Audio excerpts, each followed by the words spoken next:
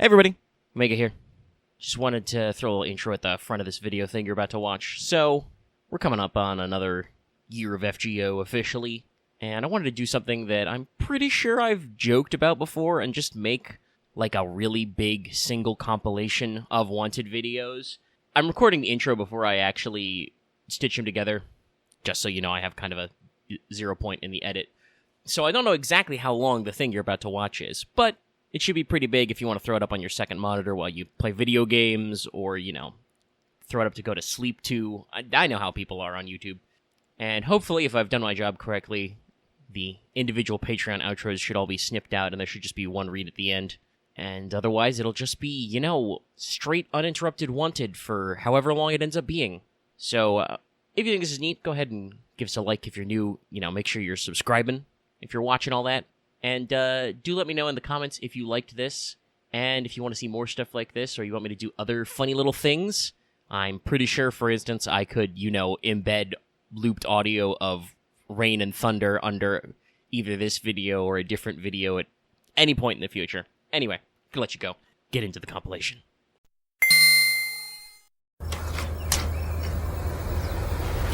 Wait a minute! Who are you? Hello everyone, and welcome back to Let's Stick FGO Wanted, the show where we let you know if you want to roll that 5-star. Been a while, huh? Back-to-back 3-week reruns will do that to you. But this is Wanted. We'll break down a servant's history, lore, mechanics, and more. And we're picking some characters who were so obscure that even JP was sometimes like, WH Omega lol? So, I'm not confident this video will do well, but on the other hand, also, maybe you need some info. So, let's bring it all together and hit you up with a Wanted on new SSR Alter Ego. And we begin, actually, with history, because this servant is a pseudo, so there is some historical basis to talk about here.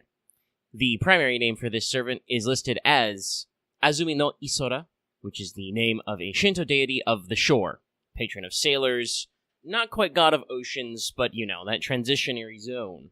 Now, not mentioned in primary text like the Kojiki and Nihon Shoki, Isora is still a very important ocean deity, especially in the region of Kyushu.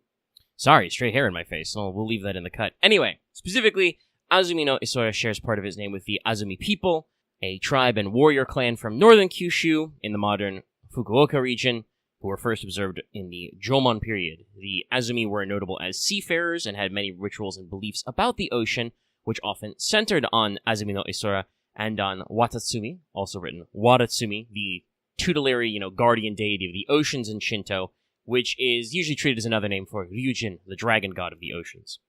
Watatsumi is also sometimes described as a triple god controlling the upper, middle, and lower oceans, the three Watatsumi.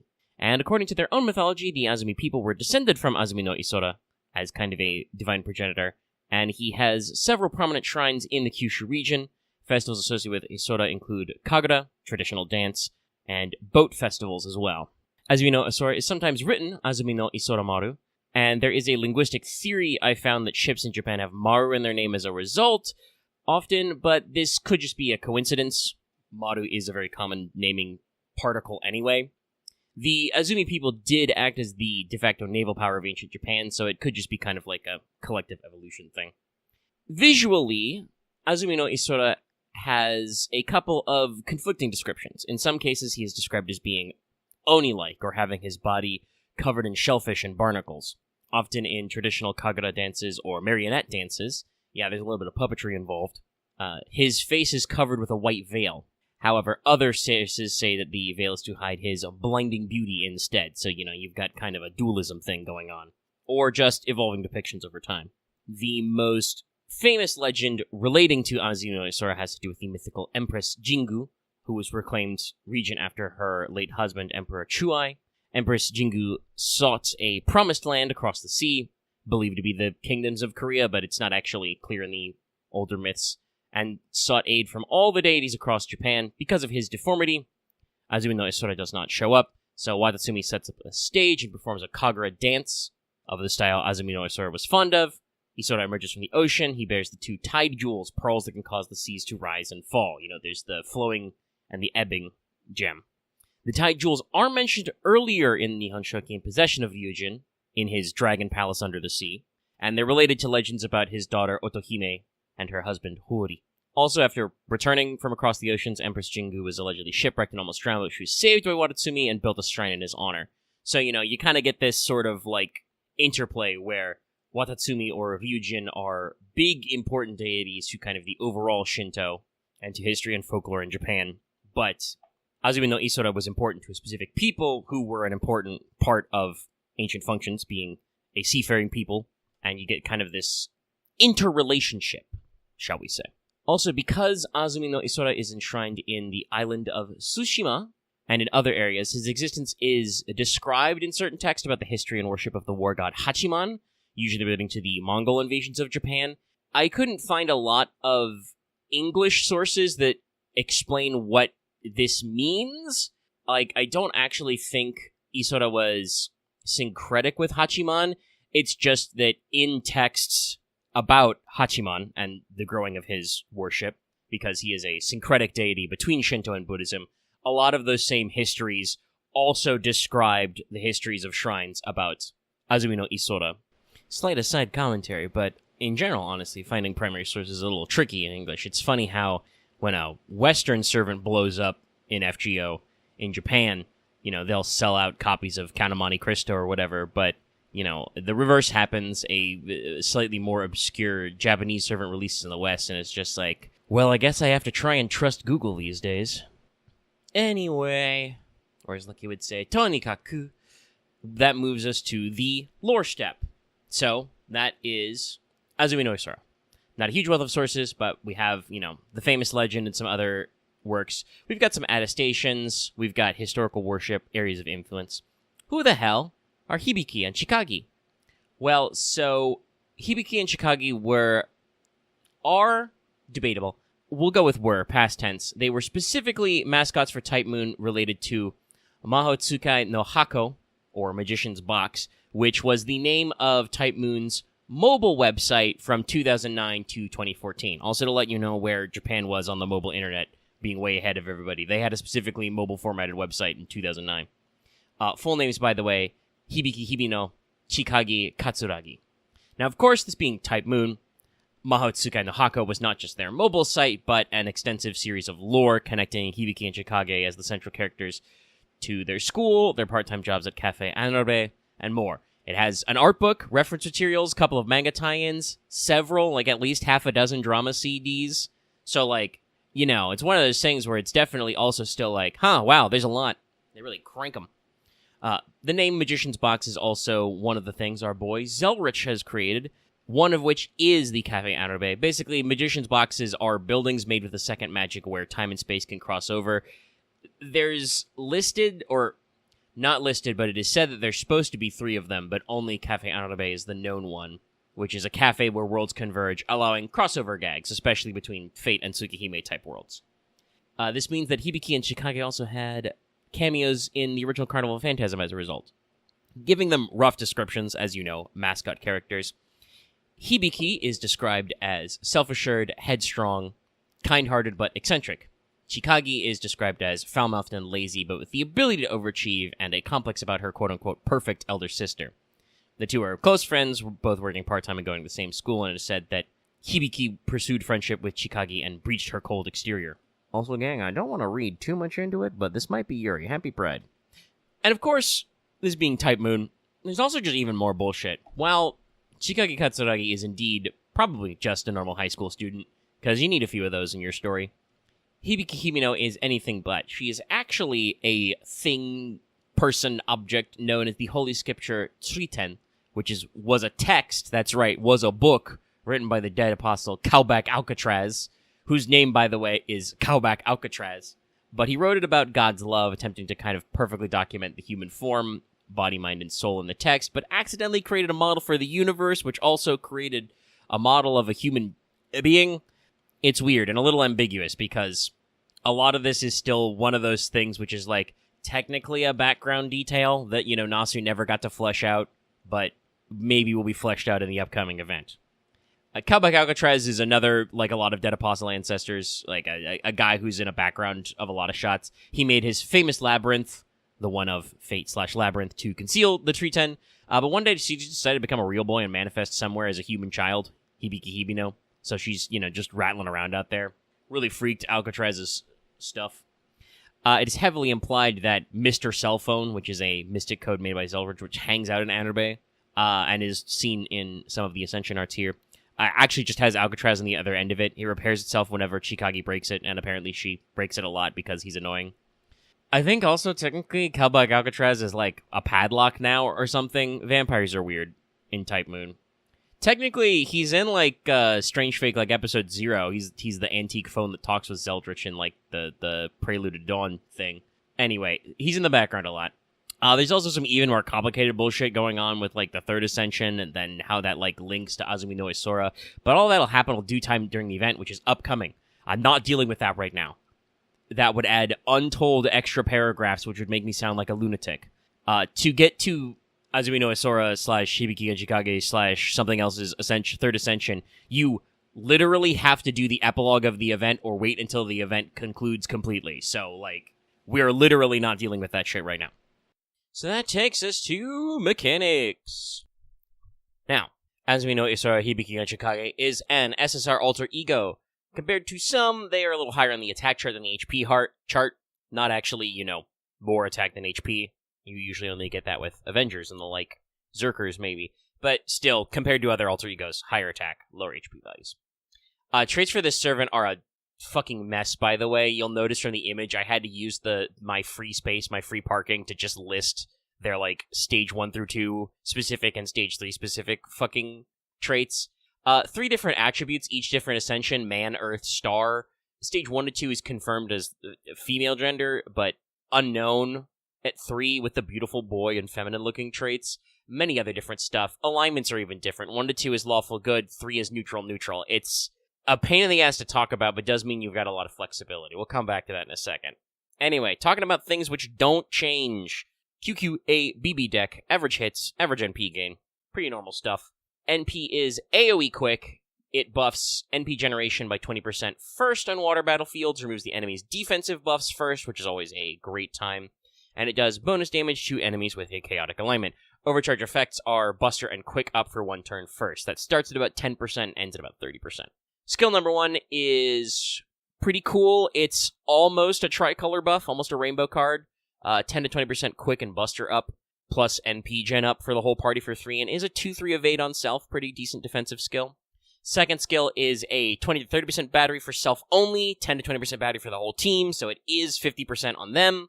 And also, 2k to 3k max HP up for the party for 3. Not a bad defensive option as well. 3k max HP up is nothing to shake a stick at. Final skill is 10 to 20% NP strength up for party for 3, and it makes the battlefield water for 3 turns. This is very important. It also gives 2 3/3, that's 3 hits, 3 turns, buffs when you use Quick and Buster cards respectively. Quick gives the enemy 10% defense down first. Buster is crit up on self. I think also first, I forgot to note it down, for 3. So, kind of showing you how the hybriding works. Lots of passives as an alter ego. You've got a Divinity variant for a small amount of damage plus, but a 300 damage cut, which for a passive damage cut is pretty good. The whole party gets 5% crit up when Isora's on the field, and also Azumi-no-Isora has independent action for 8% crit up all the time anyway. And if you're on a water battlefield, you get 5% battery and 5 stars per turn. Not bad, but again, is usually terrain dependent, unless you're cranking that third skill. Now, obviously, there is a 2-year gap in my memory, but I don't recall people banging down a lot of doors for Azumi-no-Isora, sandwiched between a Tiamat rerun and the Summer Aresh, Space Aresh coming up. The kit feels a little off to me. Not, bad by any means, but truly is divided between Quick and Buster, so it feels that it's not as broken as some of the more focused kits. There are kits out there that are a little more focused on one specific card type, which arguably, do break the normal mechanic cycle of the game. So obviously, as an alter ego with AoE NP and bonus damage, you have a pretty alright farming spread. You got a pretty decent run at that. You do have a lot of offensive buffs. Many of them are a little weaker because they're spread out to the whole team, but you got a lot of them. With an 8-hit quick NP and a fairly long run on their 50% battery, I do think Isora is designed more for Schrodinger Scotties, that's 2 to 3 Scotties, and so forth, rather than Koyan reloads, despite being billed as a pretty straight-up Quick Buster hybrid servant. Hey! Doing a take 2 for the back half of this, because I forgot to turn the mic back on after I step away. Anyway, the spot where I was saying, I think the main thing about Azumi-no-Isora's kit is flexibility. I noted earlier, depending on your ascension, you can change Isora's stats a lot. You can change traits, alignment, gender, etc. And this leads to some very interesting combinations. As a living human servant, in stages 1 to 2, you can find synergy with past units like Voyager and Archetype Earth, and several upcoming servants who may be in demand. As an example. Additionally, the Waterside buff is a very well-used terrain trait. I think it is the most called-for trait out of servants.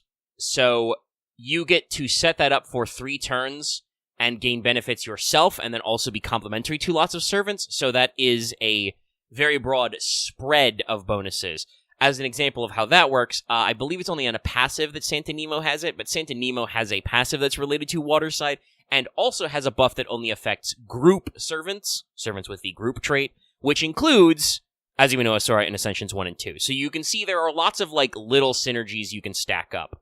Though obviously there are also several summer units and other extra class units who may or may not have rate-ups recently or in the past or soon, which do also relate to them.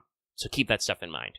The duo isn't going to be as cracked as, focused units, but you can combo them in lots of ways. You have lots of little synergies. And you do have pretty decent defensive options if you're going to plug in for, a challenge quest or story content.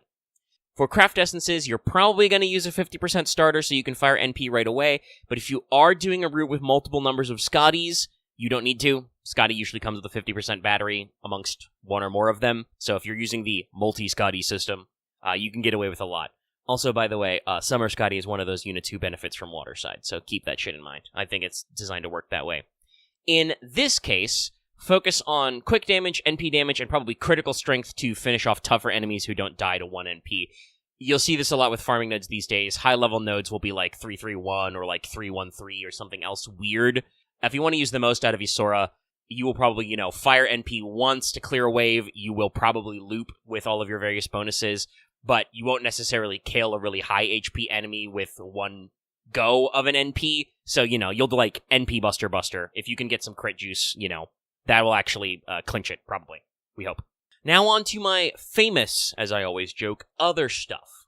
Ascensions of this alter ego should be pretty easy. You just need to mix Caster and Berserker statues. Just make sure you're cleaning out your shops, because I know some of you are spending those on class score these days. Skill levels, similarly, are only Caster and Berserker gems until the final levels, but those will demand seashells, Magatama eggs, and comet shards. Nothing brand new, but with summer events upcoming, those seashells are going to be in demand. Append skills do require brand new mats, but that's the name of the game, unfortunately. Now, for banners, much like their origins, Hibiki and Shikage are similarly obscure. They've explicitly got the Dancing Dragon Palace banner, the one that's about to start, and they get tagged in Weekly Alter Ego and the Grand Duel Extra campaigns the following year, but so far, we're about halfway through the year, so far in JP, no specific unique rate-ups. Ian does like to throw in extra banners, and I could see them as, getting a specific rate-up on, one of the anniversary, standalone banners this year in JP, maybe. We'll see, but there's no guarantees. They are limited SSRs. I don't know if I actually said that earlier in the normal spot in the intro, but they're limited SSRs. It'll be in the video description for sure. But that does mean they show up in Lucky Bag summons if you want to try and run them down, your guaranteed summons. But for banners, little loosey-goosey. And that is actually going to be about it. And hey, for absolutely no reason, I mention this for no reason at all, Lucky and I have been streaming Okami lately, and as of the time we're recording this, we're probably going to do the final episode of the stream series next week if everything goes to plan. So that'll be on Monday if you want to watch that, and like I said, go back and maybe check those out. There's definitely no crossover potential there. No reason why you would want to watch those while you're also watching this. But that is going to be the end of this Wanted video for today. Make sure you are subbing to the channel so you can stay tuned for more. If you like this video, obviously do like it. But as I said, you want to jump on the channel and check out some things. If you want to know more about the Dancing Dragon Castle event, check out last week's episode of our podcast, Let's Talk FGO. That one has a breakdown of the event along with also lots of other stuff going on. So check that out if you want to see about what's going on. And if you want to see how myself and my co-host Lucky feel about the event, story, and mechanics, be sure to check up when there's a new episode of Let's Talk FGO this week. So that's, one of your reasons to sub. You can leave your comments on this video, but also consider joining our Discord. We have rolling threads, and we have discussion channels for FGO, and also channels for lots of other discussion. Come hang out. And I think that's all the usual call to action rigmarole. Make sure to consider joining the channel memberships, and of course, consider supporting us on Patreon at our higher tiers. The second tier and higher, honestly. You could have gotten this video early. You can also listen to audio of Let's Talk FGO and other stuff early at any tier. There's a Patreon channel or a Discord, stuff like that. Things that you can check out, Gengus. So consider supporting us there. I will have more words for all of our wonderful, beautiful patrons in just a second, but first, a musical outro.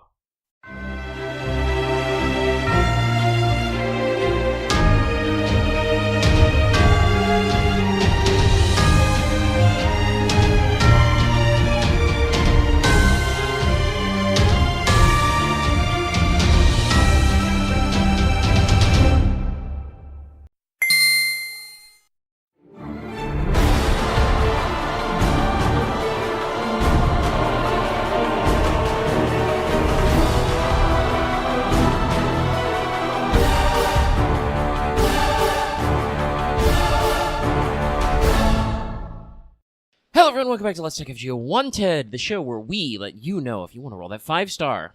Second verse, same as the first. So next in the Mahoyo collab servants, this is where I normally say that we talk about a servant's real-life history, folklore, their lore and fate, their mechanics, and more. And we will do some of that for today's SSR caster, Alice Kuonji, but since she's a collab character, that's going to be a lot more limited. Normally we have a format that works because fate's on historical characters or concepts or whatever. With collabs to other type moonworks, it's less so. It's less about that. And also, since she's from the same source as Aoko Aozaki, which was our previous Wanted episode, I'm not just gonna repeat myself. I'm not gonna, pull... That would be clever of me, I guess, but it's not the quality we want to do, so I'm not just gonna pull the script and audio from the previous one. I can have you watch 2 videos instead of 1, in fact. So we'll be summarizing some of the shared details when we get in here, but that's that. So, that means we are jumping immediately to lore. And Alice Kuonji comes from the same source as Aoko, which is Mahotsuke no Yoru, Witch of the Holy Night, commonly abbreviated Mahoyo. I expect it will be abbreviated Mahoyo all further down the line. Anyway, it started as a novel Nasu wrote in 1996, but it went unpublished until they developed a visual novel version at Type Moon, released in 2012, and updated with the remaster in 2022. Alice has fewer cameos than Aoko, mostly mentioned in asides in Melty Blood and Requiem, and mostly what we got from here is stuff from the original Mahoyo. I also have to be careful, just me personally, using only her given name because Alice is also Nursery Rhymes Master and Fate Extra, and that's thematically related but not texture related, so sometimes I write her full name, and that's why, because I feel like I need to be careful, or more specific anyway. But Alice Kuonji is a witch, which is technically a different species than humans. It's one of those urban fantasy settings. They seem closely related to fairies. They're a kind of folkloric being which is tied to nature, but also imply their nature changes as human civilization evolves. There's another character descended from witches in Mahoyo who's described as being linked to quote-unquote soot witches, for instance, which is groups of them that sprung up from the industrialization area. So, there's that. Note that witches can fall and become human, but this is considered a great disgrace, and the magecraft world will no longer associate with them. Like fairies, witches seem to be able to normally reproduce without eating mates, but they can fall in love with humans, so this is supposed to damage their soul.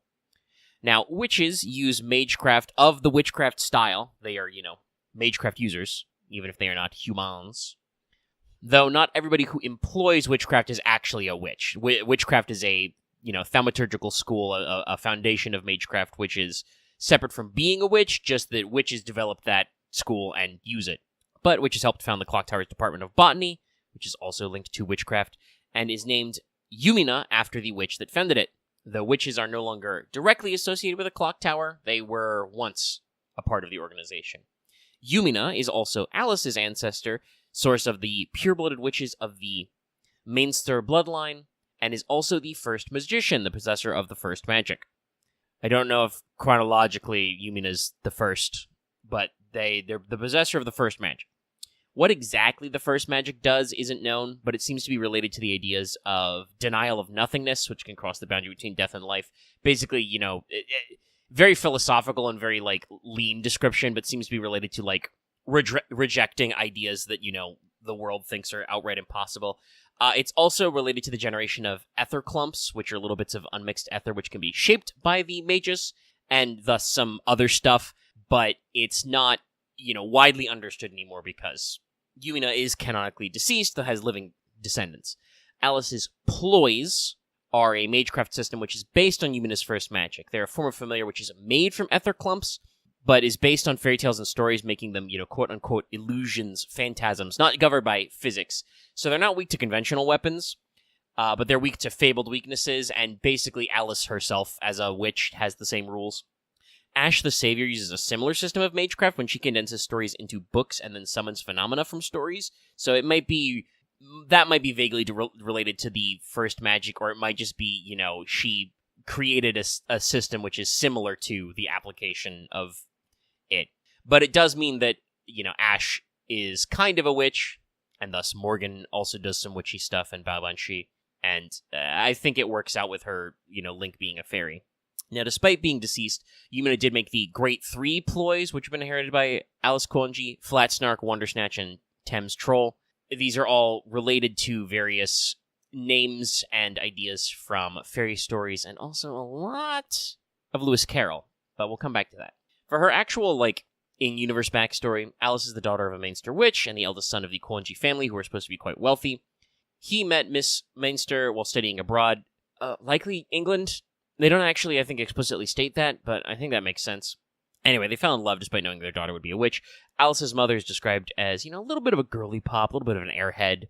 But as you might expect from a folklore-using mage, she was also a fan of pop culture, and Alice is explicitly named after Alice in Wonderland. Unfortunately, it is said that a Mainster witch should not fall in love with the father of her children, as the deeper the love, the more intense the tragedy. And this is separate from the normal damage that a witch does to themselves. It seems to be that the Mainster witches, descendants of Yumina, don't follow the same rules that other witches might.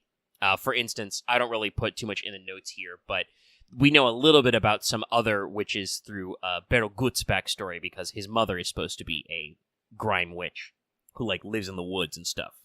Now, Mainster witches can reproduce with humans, probably due to being related to Yumina the magician, but it's said that Alice's mother broke some taboo by marrying Mr. Kuonji and naming Alice, and so she passed away when Alice was young.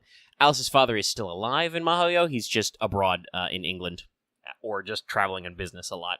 So yes, Alice's mother violated some sort of taboos of the Mainster clan, but, Alice is still a witch regardless. And Alice Kuonji is Aoko's magecraft tutor in Mahoyo, teaching her about magus stuff. She's she's acquaintances, I should say. She works with, at least definitely, both Aozaki sisters. Aoko is described later as her one friend. But Alice is already a perfected magus since age 16. She operates in the classical magi way. She has basically no close combat potential at all. She does everything via familiars. She's, distant from modern society and stuff. She tries to keep all the things spooking and going on. Her personality appears to be kind of like a cool Ojo type, being a rich girl. But Alice Kuonji is actually very serious about being a mage. Her everyday activities are just because witches need to blend in. And she's quite solitary and isolated, but she has a, creative dreamer side. Like I said, Aoko is her one friend, and she goes to a fancy all-girls school, unlike Aoko, who goes to normal high school. And it is canonical, based on her appearance in FGO, that she does not age. She looks the same at age 17 as she does at around 29, I believe, is when the Mahoyo, what her age should be in the Mahoyo event, I should say. Okay, so, mechanics. Alice is a 5-star caster, which, yeah, that's pretty right. She's pretty good at that shit. She is higher HP, lower attack. Remember what I said about close combat with a QQ deck. That's 2 quick, 2 arts, 1 buster. If you're not following that and you happen to be looking away from your screen. High hits, average NP gain. She's 0.501. So Alice is one of those servants who adjusts some stuff between ascensions, but not having a full swap thing. So in Ascension 1 and 2, she's Chaotic Good, Human Attribute. Her NP is labeled Flat Snark. In Ascension 3, she's Chaotic Evil, Earth Attribute, and her NP is labeled Wondersnatch. They have the same effect, just different animations. FGO doesn't really delineate too much. That might be in the event if we see, like, both forms, but it seems like Ascension 1 and 2 are, like, the normal Alice as she appears in Mahoyo, and Ascension 3 is kind of like the folklore, the appearance of the Minster Witch, a cold-hearted and serious enemy using her maximum powers. She does do that a couple of times in the Mahoyo story, like, get serious, get real, as they say, but I wouldn't say that it's quote-unquote her, default personality. But she is a witch who is like a supernatural existence, so, being attribute of the earth and that kind of thing makes sense. In either form, she is AoE quick, pretty cool for casters. She gets sure hit for 1 turn first, 30% damage up versus the human trait, not attribute, also 1 turn first. Gives all enemies terror, a 1-time 3-turn chance to stun, 60%, and a 20% crit down for 3. Overcharge effect is bonus damage versus the human attribute. First skill is 10 to 20% arts and quick up for 3. It's also 30% battery, and also gives the party 20-30% NP gain up for 3. Pretty comprehensive. Second skill is 20-30% attack and defense up on self for 3, which is already pretty good, but it's a further 10 to 20% on forest, city, or darkness field for both, so that's a 50% def up and a 50% attack up. Pretty solid. Now, her third skill is really fun. So Alice has a passive which gives her 13 Robin Rondo stacks in a battle. They don't really come back. If you restart a fight because you wipe, you get them back, but otherwise they're just there. But so long as she has these stacks, she can use her third skill. She gets a special substitution status, which is an anti-purge defense for 1 time 2 turns, but it doesn't count as a buff, so it cannot be buff removed or buff blocked. But it consumes a Robin stack. Also, this skill is a 10 to 20% battery and is a minimum cooldown of 2 turns. Passives are Territory Creation A, Item Creation A, so, better arts, better debuff chance. Her Folklore Defense B. This gives her a passive where she gets 400 damage cut versus Noble Phantasm and dots only. Note this is per dot stack, no cumulative, so she can negate a decent amount of damage, but usually not all of it. She also has one more unique passive. This gives her 5 stacks of an instant death guts for 1k HP. So if she's instantly killed, she revives with 1k HP. Except I'm pretty sure it's actually 3k HP because she gains an extra 2k HP from any guts that triggers on her. This also gives her 13 Robin stacks. So yeah, no, Alice is particularly immune to certain types of damage, which includes instant death. Now, it should be pretty obvious from her mob-only bonus damage. Alice is a farmer. She has, 70% battery in her on her own. She has multiple steroids, which can get pretty big, 50% attack up. And this helps offset the low damage of casters, and her NP has 7 hits. Alice juices up, she kills. Anybody not killed, probably sent to Stunland. That's a 30% 30% terror chance. I'm not going to edit that out. I'm leaving that in. I don't have time for that edit.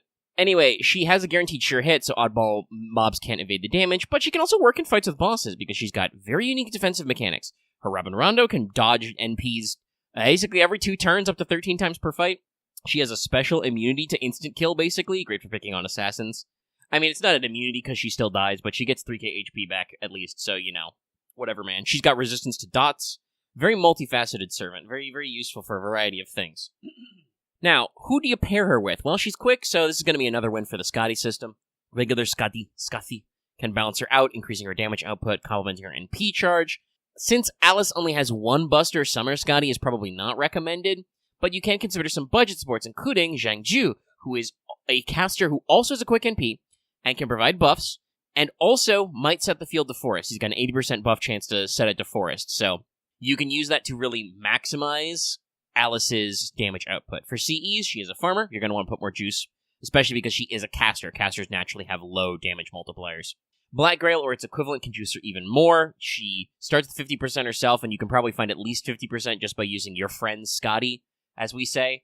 But you can skip the Scotties entirely and try a 50% charge CE like Cherry Icicle is a hip new one. Golden Sumo. Golden Sumo, Golden Sumo, Golden Sumo. I hear if you say Golden Sumo 3 times in the comments, you might summon Funo Tyson. But in general, yeah. Give her 50% because she can do 50s. Don't waste the Robin Rondo stacks on farming if you don't need the extra battery. Use that for cementing your looping and stuff. And just make sure you're amping up that damage. Generally, I would say quick damage, NP damage, attack up.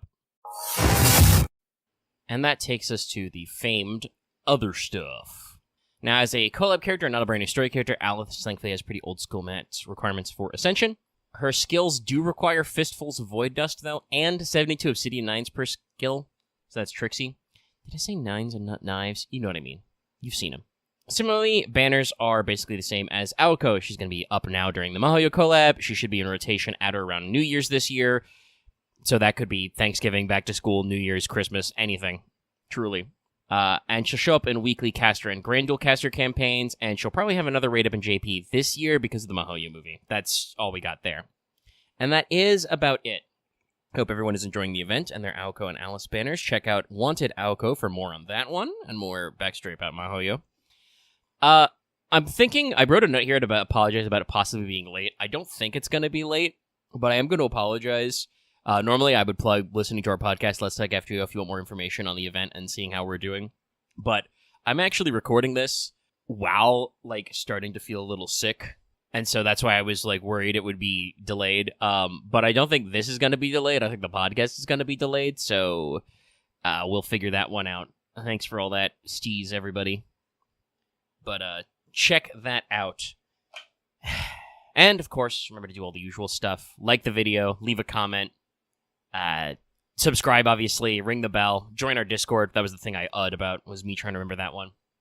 Consider joining the channel memberships, and, of course, consider supporting us on Patreon, where you can get the video a little early, and other steez, and I will give a more specific shout-out to patrons after the musical outro.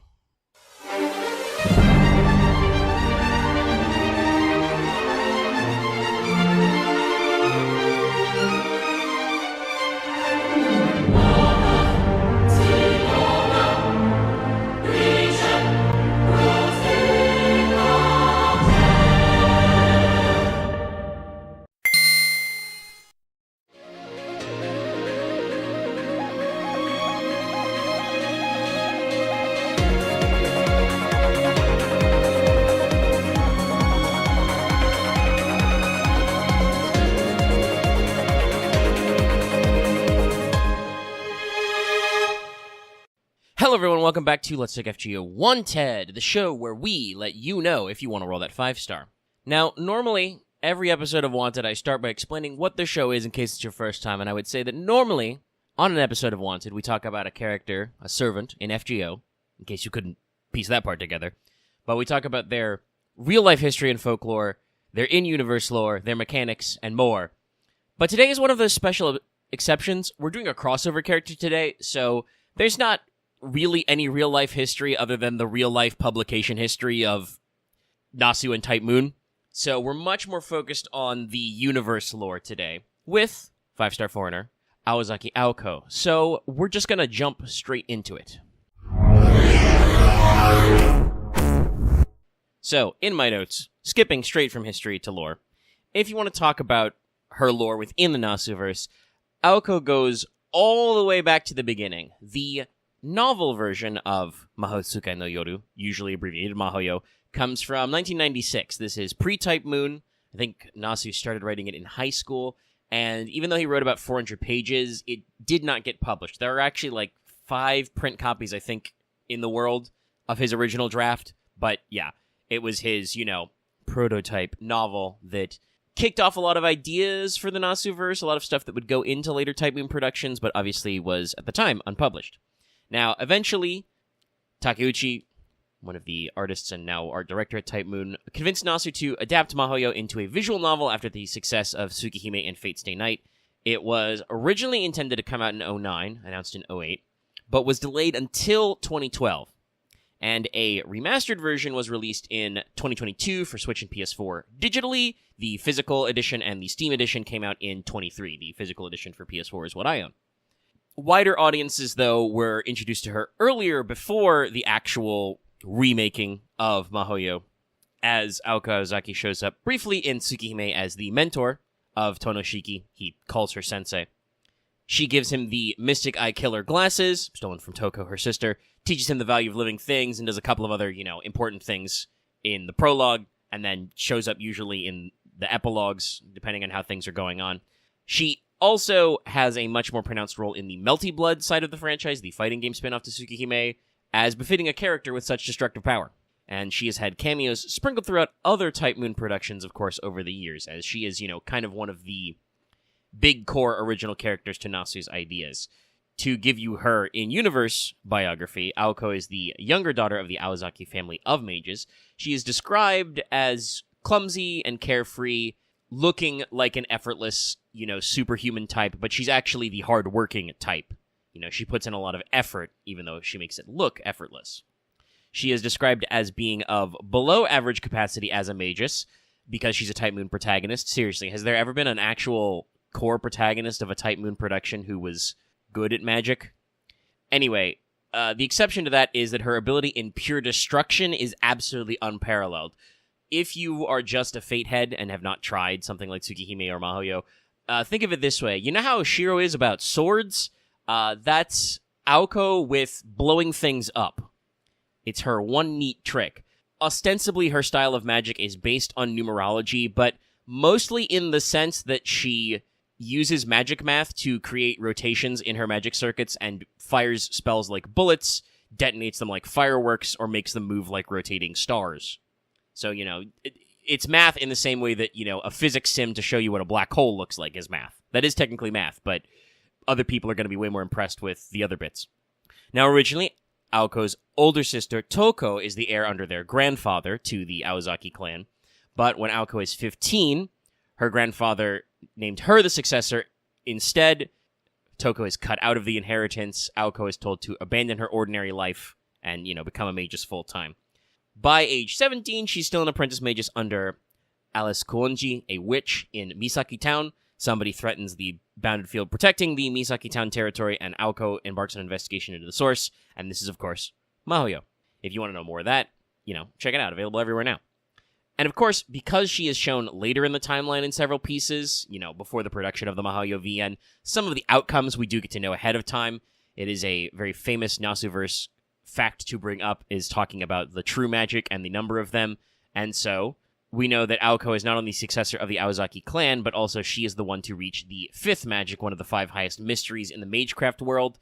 The short version of this, if you don't want to go digging through our archives for when I've explained it previously as a aside in our podcast, is that magecraft replicates things that humans know how to do just with magic. You can use magecraft to fly because humans can fly using planes. It's just that magic would let you do it much simpler and easier.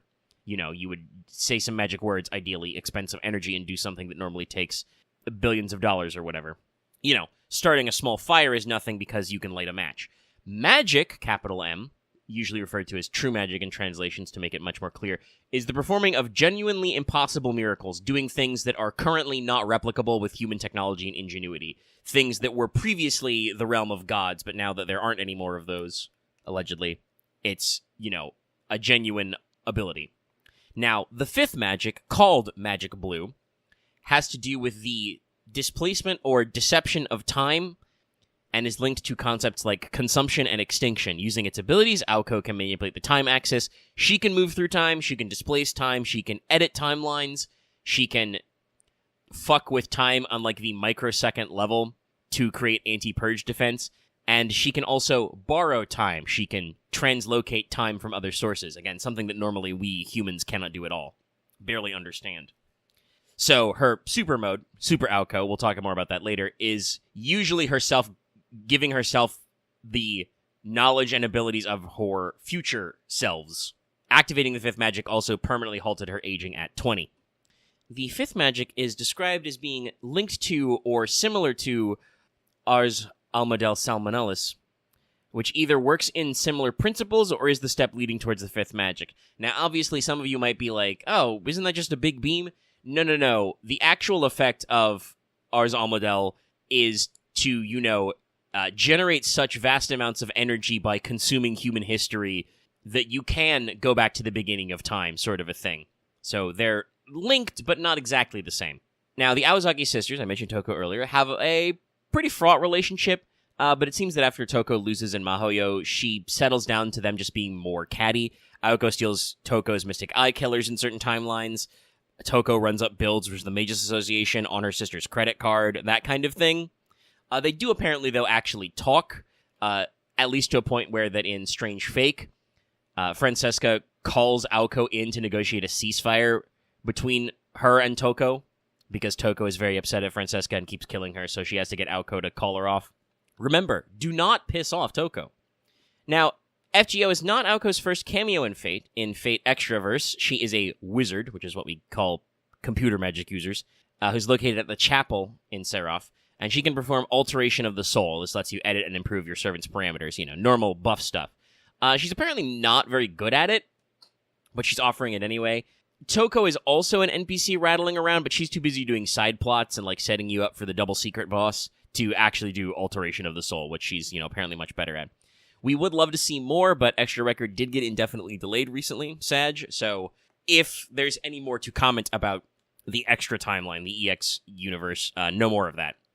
That said, do keep your eyes peeled. We will be getting a film adaptation by Ufotable of Mahoyo sometime this year. They've, recently announced that they are still working on it.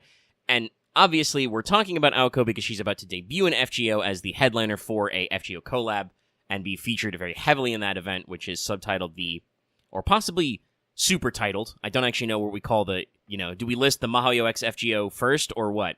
Anyway, it's the Kimono Hot Springs murder case, so she's involved in this scenario.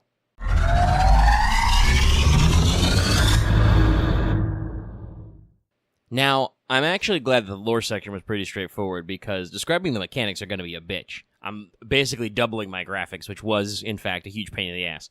So, Aoko is a foreigner because the true magic is hella outside the domain. She generally has higher attack, lower HP. She is QAABB. Average hit counts, average NP gain, 0.55. Little above average, honestly. Now, describing her NP is going to be the inflection point. That's where we're going to switch, so don't worry about that yet. The short version is going to be that she transforms into Super Aoko, which completely alters her kit, so we're going to describe the default version first. Her first skill is Magic Bullets. This gives her 3 stacks of bullets, and the way the bullets work is 1 bullet is expended whenever you land a Quick Arts or Buster attack for 50% attack up first.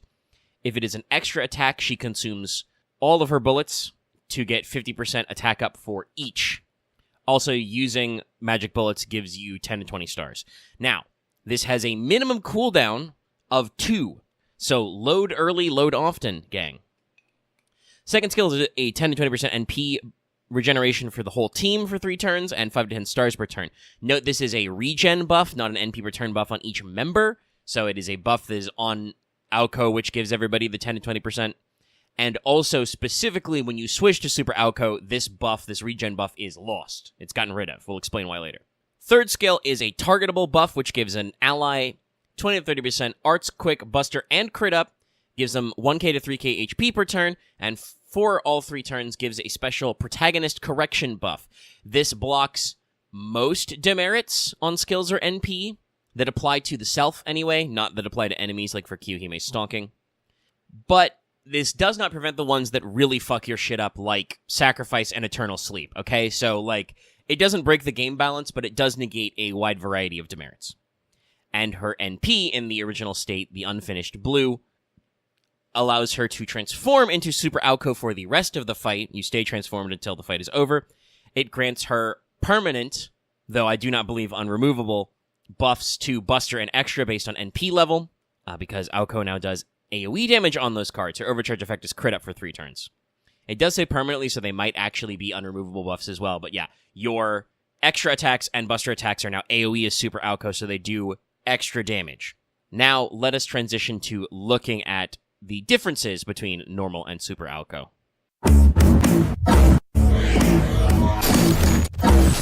Now, as Super Aoko, she has her own stats, including switching to being the star attribute, if that matters. She is better on attack than HP.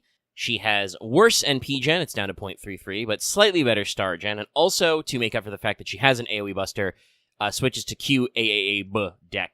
So, you cannot string multiple buster AoEs together. Honestly, probably for the better. Her first skill now grants 6 bullets. 6 bullets. More than enough to kill anything that moves.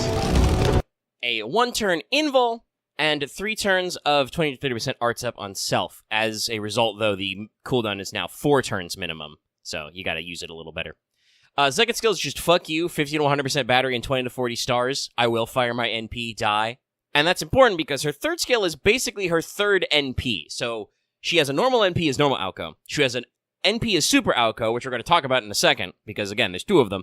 But also, her third skill consumes 100% of NP charge, can only be used when you have at least 100% charge, and gives 30 to 50% Buster up and 51% extra up for 5 turns on self, and gives the other party members 30 to 50% charge and -2 skill cooldown, and heals everybody for 3k to 5k. So, if you don't need to be using her Noble Phantasm, you can just be like, I've got a Buster card coming up, or I can string together 3 arts cards and get a cool extra AoE.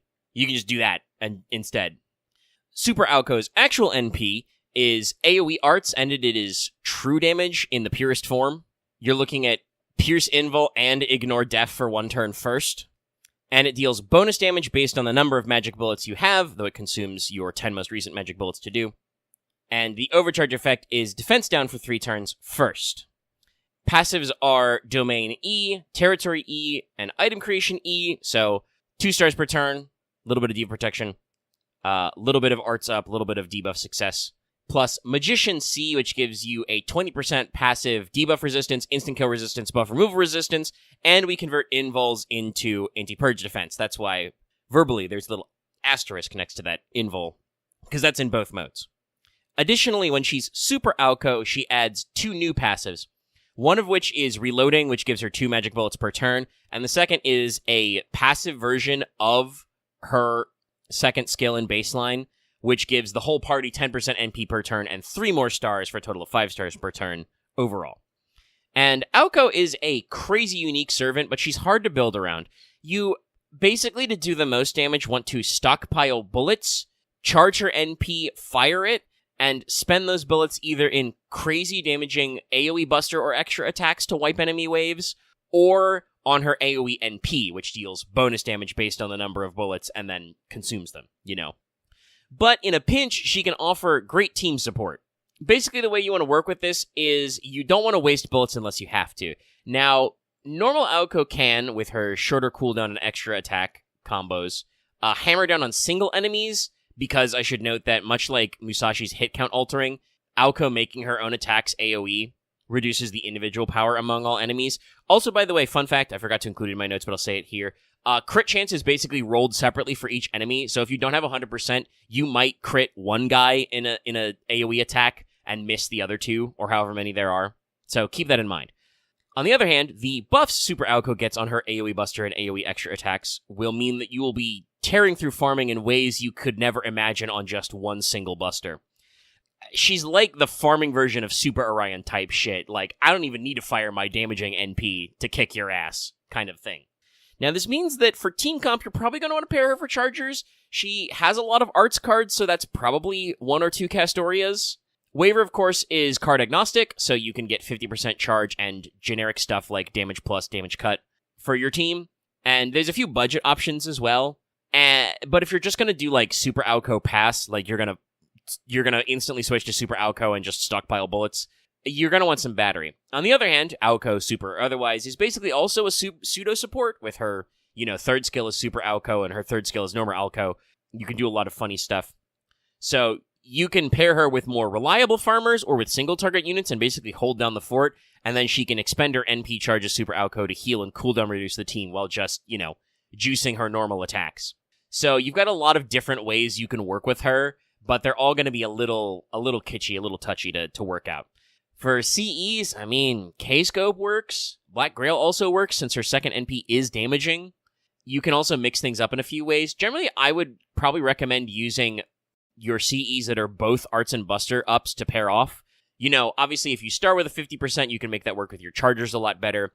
But you don't, if you're leveling all of her skills anyway, we'll talk about that in a second, you don't necessarily need to have a baseline charge if you have battery chargers for her.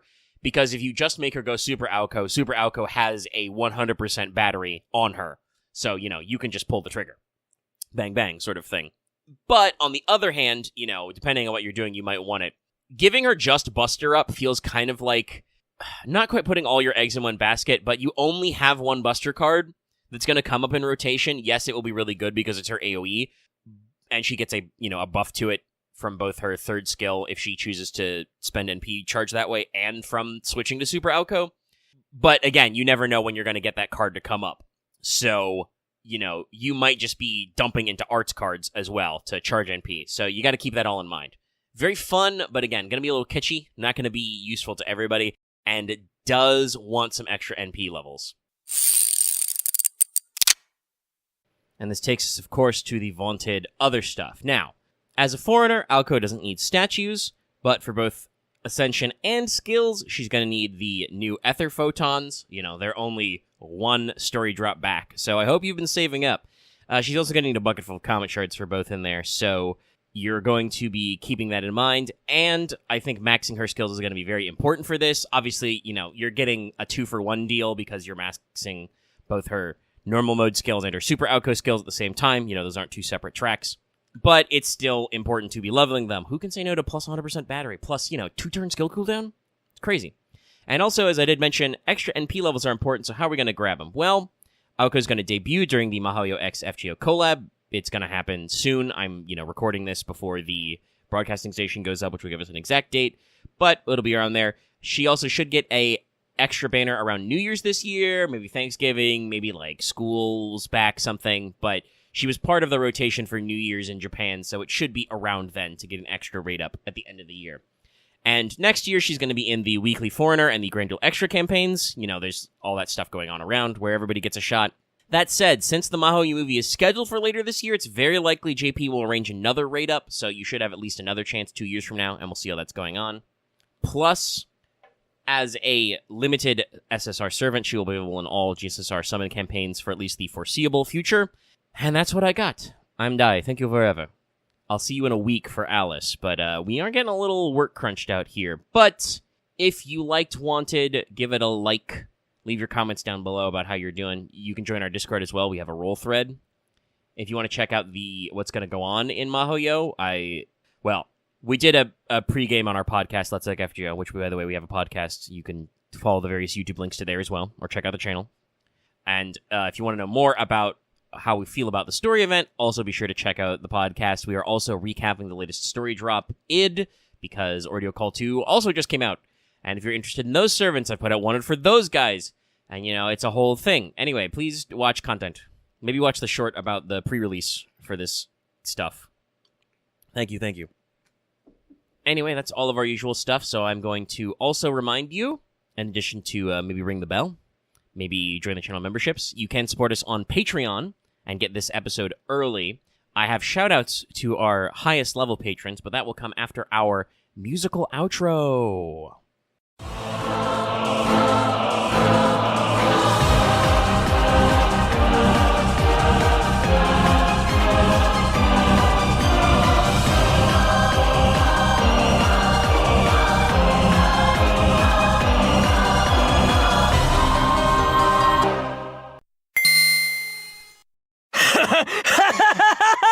Hello everyone and welcome back to Let's Like FGO Wanted, the show where we let you know if you want to roll that 5-star. It's time for a highly anticipated SSR Avenger. Wait a minute. I have the strange sense of deja vu. Twice over. It's like I did something long ago and then also did something like last week. Huh, weird. Anyway, this is Wanted, where we talk about the history, lore, mechanics, and more for servants like the Count of Monte Cristo. And this is going to have some Ordeal Call 2 spoilers, but not many, because I'm not done myself, so we'll get into it. And yes, all of today's transitions are Dante's laughing. Anyway, in case you couldn't tell from the intro joke, we do already have a Wanted on normal Edmond Dantes from a long time ago. It was one of our very early ones. So we'll take a second crack at it. Now, in the novel by Alexandre Dumas, The Count of Monte Cristo, Le Comte de Monte Cristo, it's hard to summarize in full, mostly because of its astonishing length. It was serialized and published over the course of 2 years, 1844 to 1846, and it has over 300,000 words in it. Once again, it's very long. If you want to know more, you can read it for yourself. It's on Project Gutenberg, for instance. Link in the description, hopefully, if it's not yelling me in the comments. Or watch a wonderful Overly Sarcastic Productions video that they put out last year, which is about 40 minutes long, and therefore it is my goal to have this video not be that long. Otherwise, what am I doing here? But with that in mind, we can summarize the fictional life story of one Edmond Dantes and how he became Le Comte de Monte Cristo. So, the novel starts in 1815. The 19-year-old Edmund is the first mate aboard the merchant ship Pharaon and agreed to deliver a letter carried by his captain on his deathbed. Unfortunately, this letter is Bonapartist. This part of the story is set during the Bourbon Restoration, just before Napoleon escapes Elba. This runs Dantes into some trouble. Being Bonapartist at this time period was bad. And so Dantes runs afoul of a trio of conspirators. Though they're not all conspiring together. It's funny like that. Anyway, his co-worker Danglars is dissatisfied with Dantes' rapid promotion, and he meets with Fernand Mondego, who's cousins to Dantes' Catalan fiancée Mercedes, and rival for her affections. Don't worry about that last bit. They present an anonymous charge to the court about the letter, and it just so happens that the Crown prosecutors investigating this, Gerard de Villefort, is the son of the person the Bonaparte's letter is addressed to. His political career would be ruined. Ah! There's also a fourth wheel in this, Caderus, which is Edmund's neighbor who overhears the whole thing. But despite calling Dantes a friend, decides not to stop it because he's too lazy, greedy, or drunk. It's just a more banal example of bad vibes, but, there's a lot of stuff going on in this novel. It's very deep. Anyway, Dantes is thrown in forever prison in the Chateau d'If and is said to be executed even though he's not dead. And he will never escape Chateau d'If! He escapes. Spoilers. After 6 long years of imprisonment, Edmond comes across his fellow prisoner, Abbe Faria. Abbe is just the funny way of saying abbot or monk, who is also trying to escape. Faria helps Edmund piece together that he's been the victim of a criminal conspiracy and teaches him, and I quote, reading, mathematics, science, languages, philosophy, history, sword fighting, and economics. That last one's actually more important. There's sadly very few sword fights in the story. Now, the Abbe Faria does die 2 years later, but he tells Edmund about a fantastical treasure held on the island of Monte Cristo. Edmund escapes by replacing himself in Faria's body bag. He's thrown into the sea. He escapes, makes his way to Monte Cristo, and becomes fabulously wealthy. Thus, the humble but honest sailor Edmond Dantes transforms into the vengeful, cool, and mysterious Count of Monte Cristo. Edmund has several aliases in the story, by the way, such as actually claiming to be Sinbad the Sailor, the Abbe Busoni, Lord Wilmore, many, many, many more. What follows after this fairly decently sized introductory segment, by the way, is a harrowing, adventurous, complex tale of hope and revenge, justice and mercy. It is called by some the most famous revenge story in the world. Dantes finds his allies are ruined and his enemies prosper, and so he sets out in a methodical means of enriching his allies and allowing his foes to defeat themselves. This allows him to overcome Danglars, Mondego, and Villefort in various pointed ways, and with a little bit of collateral damage, so Dantes decides to let some revenge go in the end, because he can. He's the bigger man, and also he does revenge himself on some guys. And so, at the end, the outset, skipping all the fun stuff, obviously, because once again, 300,000 words. He sails away into the sunset with the words, Attendre et espérer, aka wait and hope, a recurring theme. Now, while the story's plot is focused on a gripping and human tale of revenge, the historical fiction background for this is also very important. Dumas' father was a general in the Revolutionary Army, and Dumas claimed he picked the title of the novel in 1841 while he was visiting the Bonaparte family in Florence and was sailing around the island of Monte Cristo, which is a real-life island. It's between Corsica and Tuscany and due south of Elba. However, funnily enough, Dumas got a lot of his work under the Orleanist monarch, Louis Philippe, and actually left France for Belgium when Emperor Napoleon III took the throne. So, it's an interesting situation we find ourselves in. Dumas took inspiration from numerous real-life figures to write the novel. Edmond Dantes was likely inspired by his father's own experience being imprisoned in Italy for several years, but also bits of the narrative were inspired by several real cases, or reported real cases drawn from Memoirs of the Archives of the Paris Police by Jacques Pichet. A lot of vowels in there. He was an archivist and lawyer. He, among other things, worked at the Paris Police Department and wrote down a lot of cases and reported them in essays, some of which are bundled with copies of Count of Monte Cristo.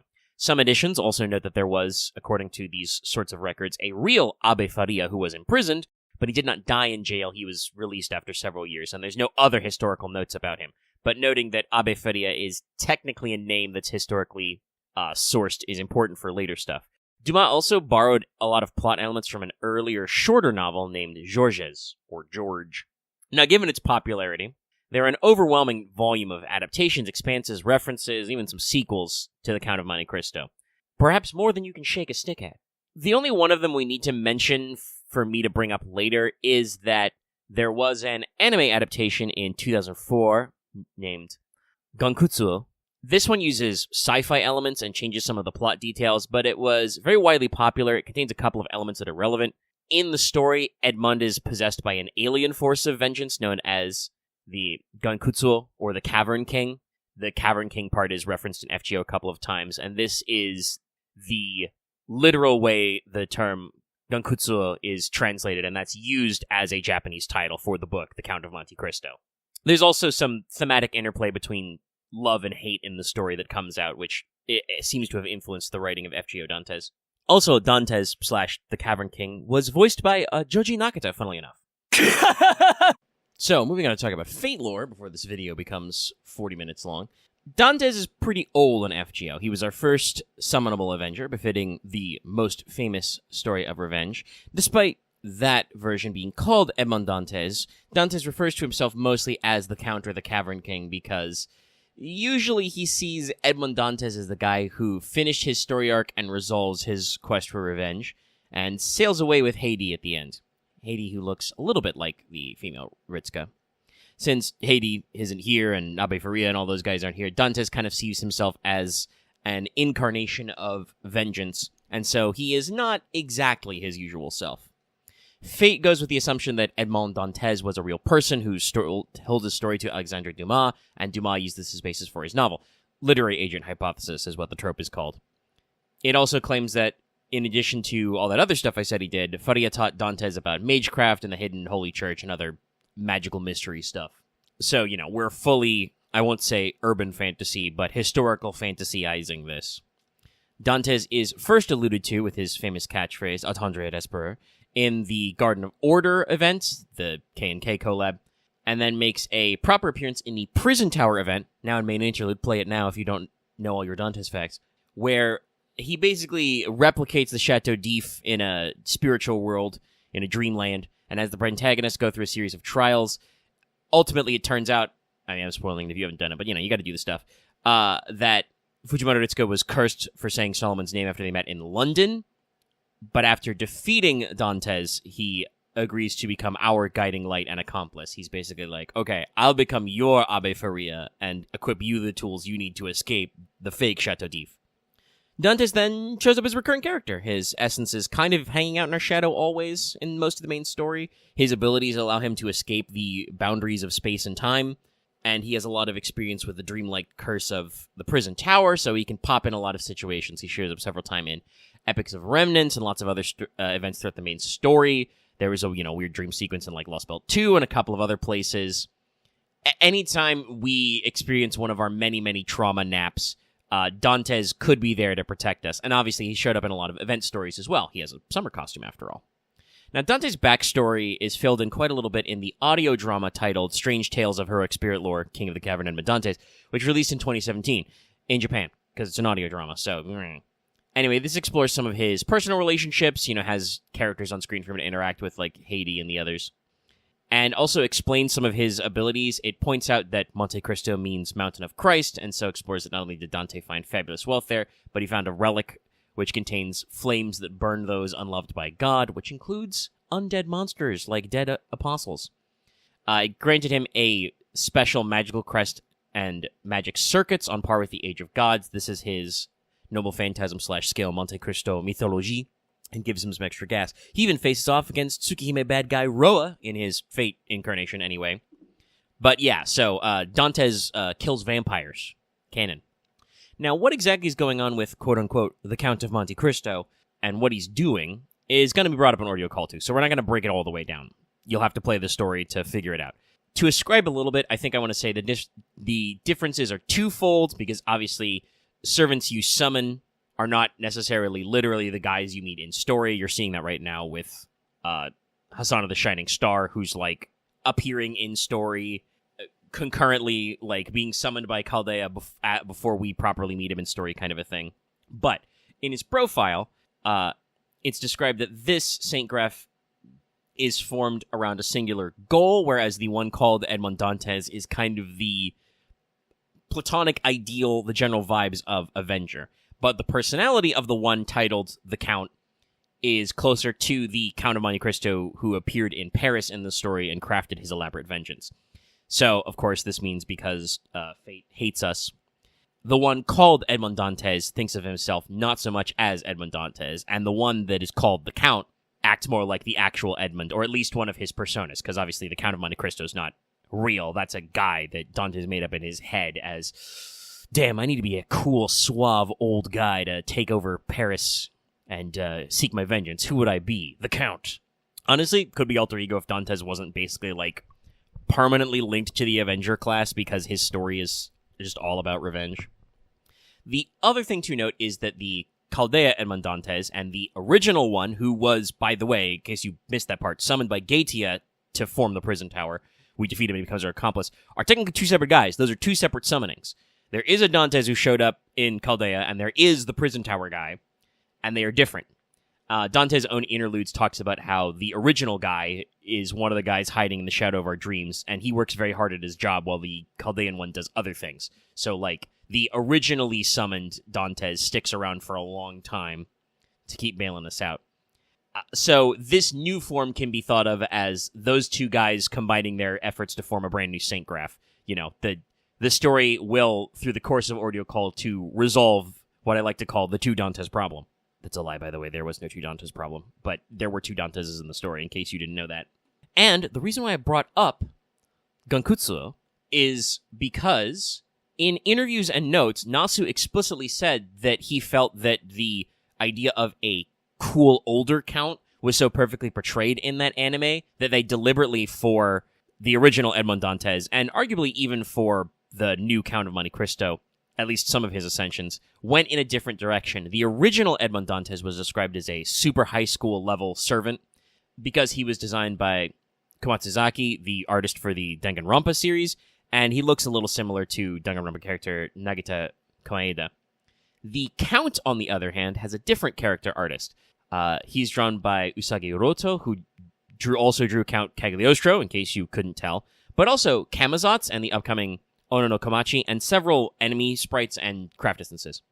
On the other hand, both Counts are still voiced by Shimazaki Nobunaga, who is also Arjuna, and also plays the male Fujimaru Ritsuka, which is very funny if you ever see Nobu at FGO events. And if you want to know more about the Count, you got to do Order Call 2. Edmund, take me into mechanics. Alright, mechanics. So, the Count is obviously an Avenger. He's obviously SSR, 5-star. He has a smidge more attack than his normal mode, and a smidge less HP, but otherwise is pretty comparable. He still has the same deck, QQA BB, 2 quick 1 arts, 2 buster, but it has more modern hit count, and actually has slightly better NP gain at 0.72. Lessons learned, right? Now, unlike regular Dante's AoE, the Count has a single target quick NP. It gives Pierce Invul for 1 turn, has an almost guaranteed stun chance. It's like 500% chance to inflict the stun. It's basically Skahawk's stun.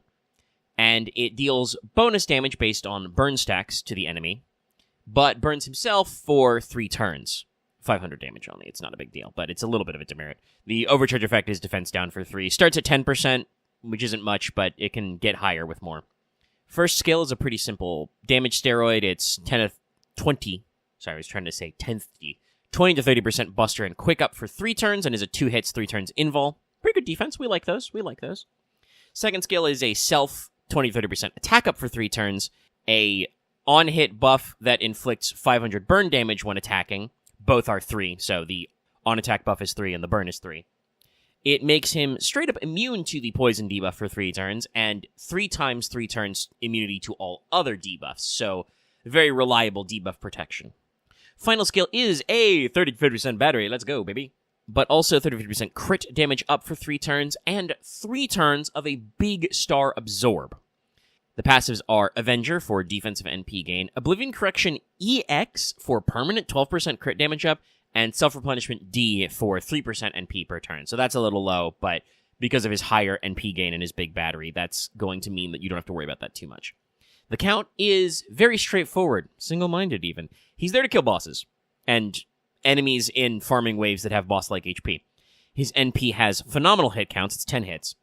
So that should get you pretty good on your NP refund, it should generate you a boatload of stars, and perhaps if you're hitting an overgauge on guys with, bars, break bars, or overkill on a single enemy with lots of HP. you can get some good refund, and obviously then the following turn, you turn that into big crits. Every landed attack gives you burns, which increases the damage up. He has decent defense for boss fights, and can maybe deal some damage in 90 plus nodes with big guys. Avengers are usually damage neutral. He has a very good attack stat, and so you can milk a lot of that out of there. The general idea, I'm pretty sure, is fire NP early. If you're fighting a boss, you're usually going to stun them if they're stunnable, which means they won't do some of the dumb stuff they do when you break their bar. And then you immediately lean into, oh, I have a shitload of stars, I'm going to crit a bunch, which are hopefully quick and arts crits. So you generate all your NP back, and then you turn it into another shot before the defense, down is gone and stuff like that. And it's auto-piercing, which is great. Now, who to pair him with? Well, boss killers get a little funny.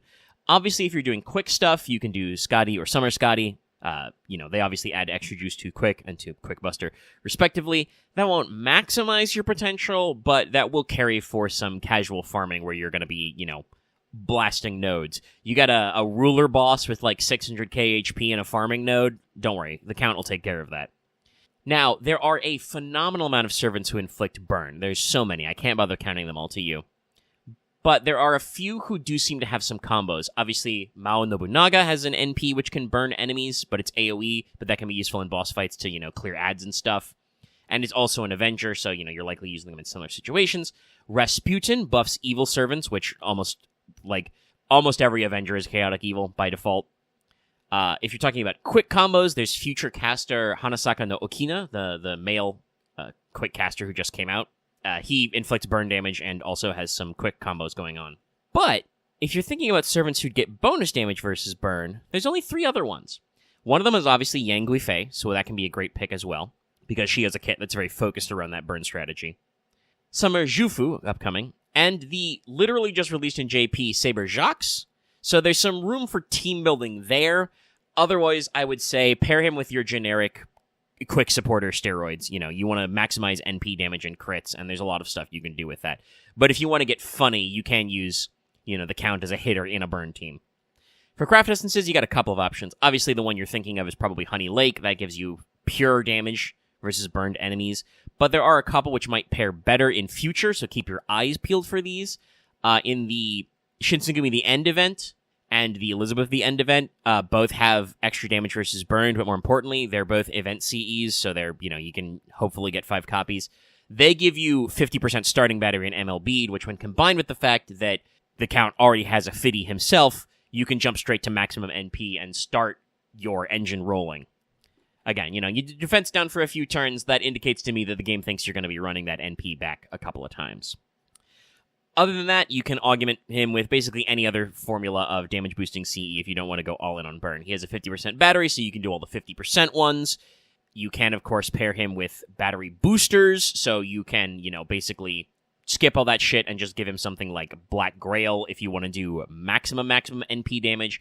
I would say, though, don't go too crazy on that, because Dante's, of course, with his 3 turns of battery after his quick NP and his passive crit buffs, he has huge potential for crit follow-up, so don't sleep on critical damage either. Now to run through my infamous other stuff real quick. Ascension is mats only because Avenger. It will take 10 bottles of ashes, but that shouldn't be too much trouble. Skills are also mats only. He'll take a few chains at the front. The more important one is that he's going to need 15 of the brand new golden cauldrons per skill. It's the other new mat from Ordeal Call 2, since Mary, uses the other one. So have fun with that one, gang. Now, the count is limited, so you're going to get a chance to pick him up during Ordeal Call 2's 4th summon banner, and of course, there will be a weekly Avenger campaign and an extra duel campaign next year. Grand Duel Extra, sorry, that was written really weird. But also, since it's pretty new, you get a couple of other chances next year, such as during the Ordeal Call 2 Clear campaign and the Road to Final Champion commemoration, because he is a limited unit tied to MSQ, and as a proper limited, he is on all future Lucky Bag summons everywhere. This is why we say limiteds are easier to summon than story locked. But that is about it. Let the flames of vengeance burn you and illuminate the path of hope, if that sounded cool. We'll be back to Let's Talk FGO soon. Get ready for our thoughts on id. We'll be working through that, our summary and recap and feelingsies soon. And be sure to check out previous episodes of our podcast, Let's Talk FGO, for info, and check out previous episodes of Wanted if you want to know more about Mary Alter. That means it's time for the full-blown outro. So, if you're watching this video, feed us a like, give a comment down below how you're doing on stuff. Like I said, I haven't finished id, so no spoilers in the comments, but you can leave your other commentations below. You can join our Discord, where we have a rolling thread, and we have a spoiler thread if you actually want to talk about the story spoilers. You can go there, among many other things on our Discord. You can consider subscribing to the channel, and making sure to ring the bell so you always know we're posting new videos, so you can watch the new videos. That's also very important. Please watch our videos and streams, because we do that too. We're streaming and stuff. Check us out. You can consider joining channel memberships too to get access to badges and emotes. Badges appear in your comments as you can use the emotes, also on live streams. And consider supporting us on Patreon. At the $5 a month level, you could have gotten this video early. You can get other videos early as well, and many other benefits. Check it out in the links below. I will have a special shout out to our most highest tier patrons after a musical outro.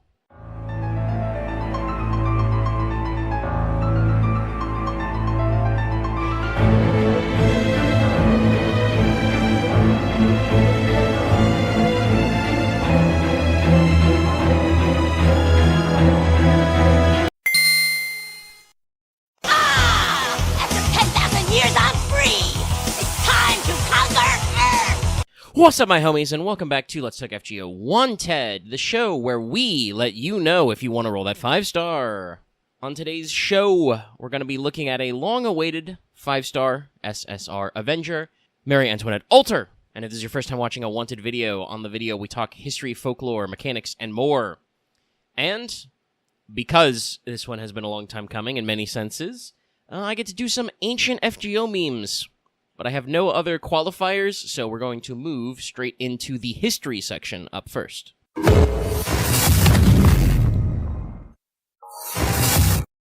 Alrighty then. Maria Antonia Josefa Johanna, yes, that's the full name, was born on All Souls Day, which is November 2nd, in 1755, died in 1793, age 37. Also, I picked this specific portrait because I thought it was neat. Mary has a lot of portraits. Anyway, young Maria Antonia was the youngest daughter of Maria Theresa, head of the Habsburg Empire, and Francis I, the Holy Roman Emperor, which meant she was styled an Archduchess. Young Maria was mostly raised in Vienna by the imperial governess, Countess von Brandeis, and spent a lot of time with her older sister, Maria Carolina, future queen of Sicily and Naples. And yes, you may be noticing there are a lot of Marias.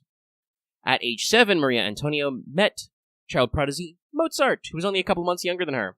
And during this time, Maria Antonia was studying a variety of subjects. She learned dancing, music, particularly noted to learn harp, flute, and harpsichord. She was commented as having a beautiful singing voice. FGO actually uses that one. But her skill with writing and speaking languages lagged behind. Keep in mind, though, her European aristocracy was like trilingual at this point. So she's being taught German, French, and Italian. I wanted to make a joke about I don't know how good I was doing in English at 7, but no, I was a very, very wordy child. But I wasn't studying 3 languages, so who knows? It is observed by her tutors that this is not because she was unintelligent, but rather she was observed as lazy and frivolous, hard to teach. You know, smart, but not enthusiastic. They did, however, say, tutors and teachers interacting with her on a personal level described her as having a good heart and character.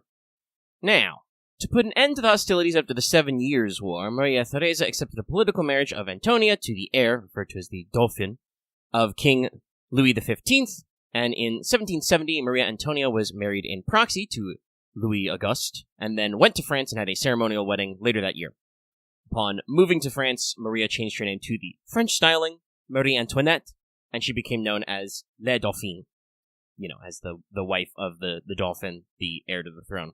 Note that to be considered more appealing to the French court, Maria Antonia underwent a few makeovers. She changed her fashion and hairstylings, her walking patterns, even had her teeth straightened, And Mary attracted a bit of controversy immediately. While there was a ceremonial wedding at her wedding, it's reported that the couple didn't actually consummate for several years, which is, legally and socially tricky. But since Mary and Louis were about 14 and 15 at this time, I can't say I'd want to get freaky with all my French nobles watching either.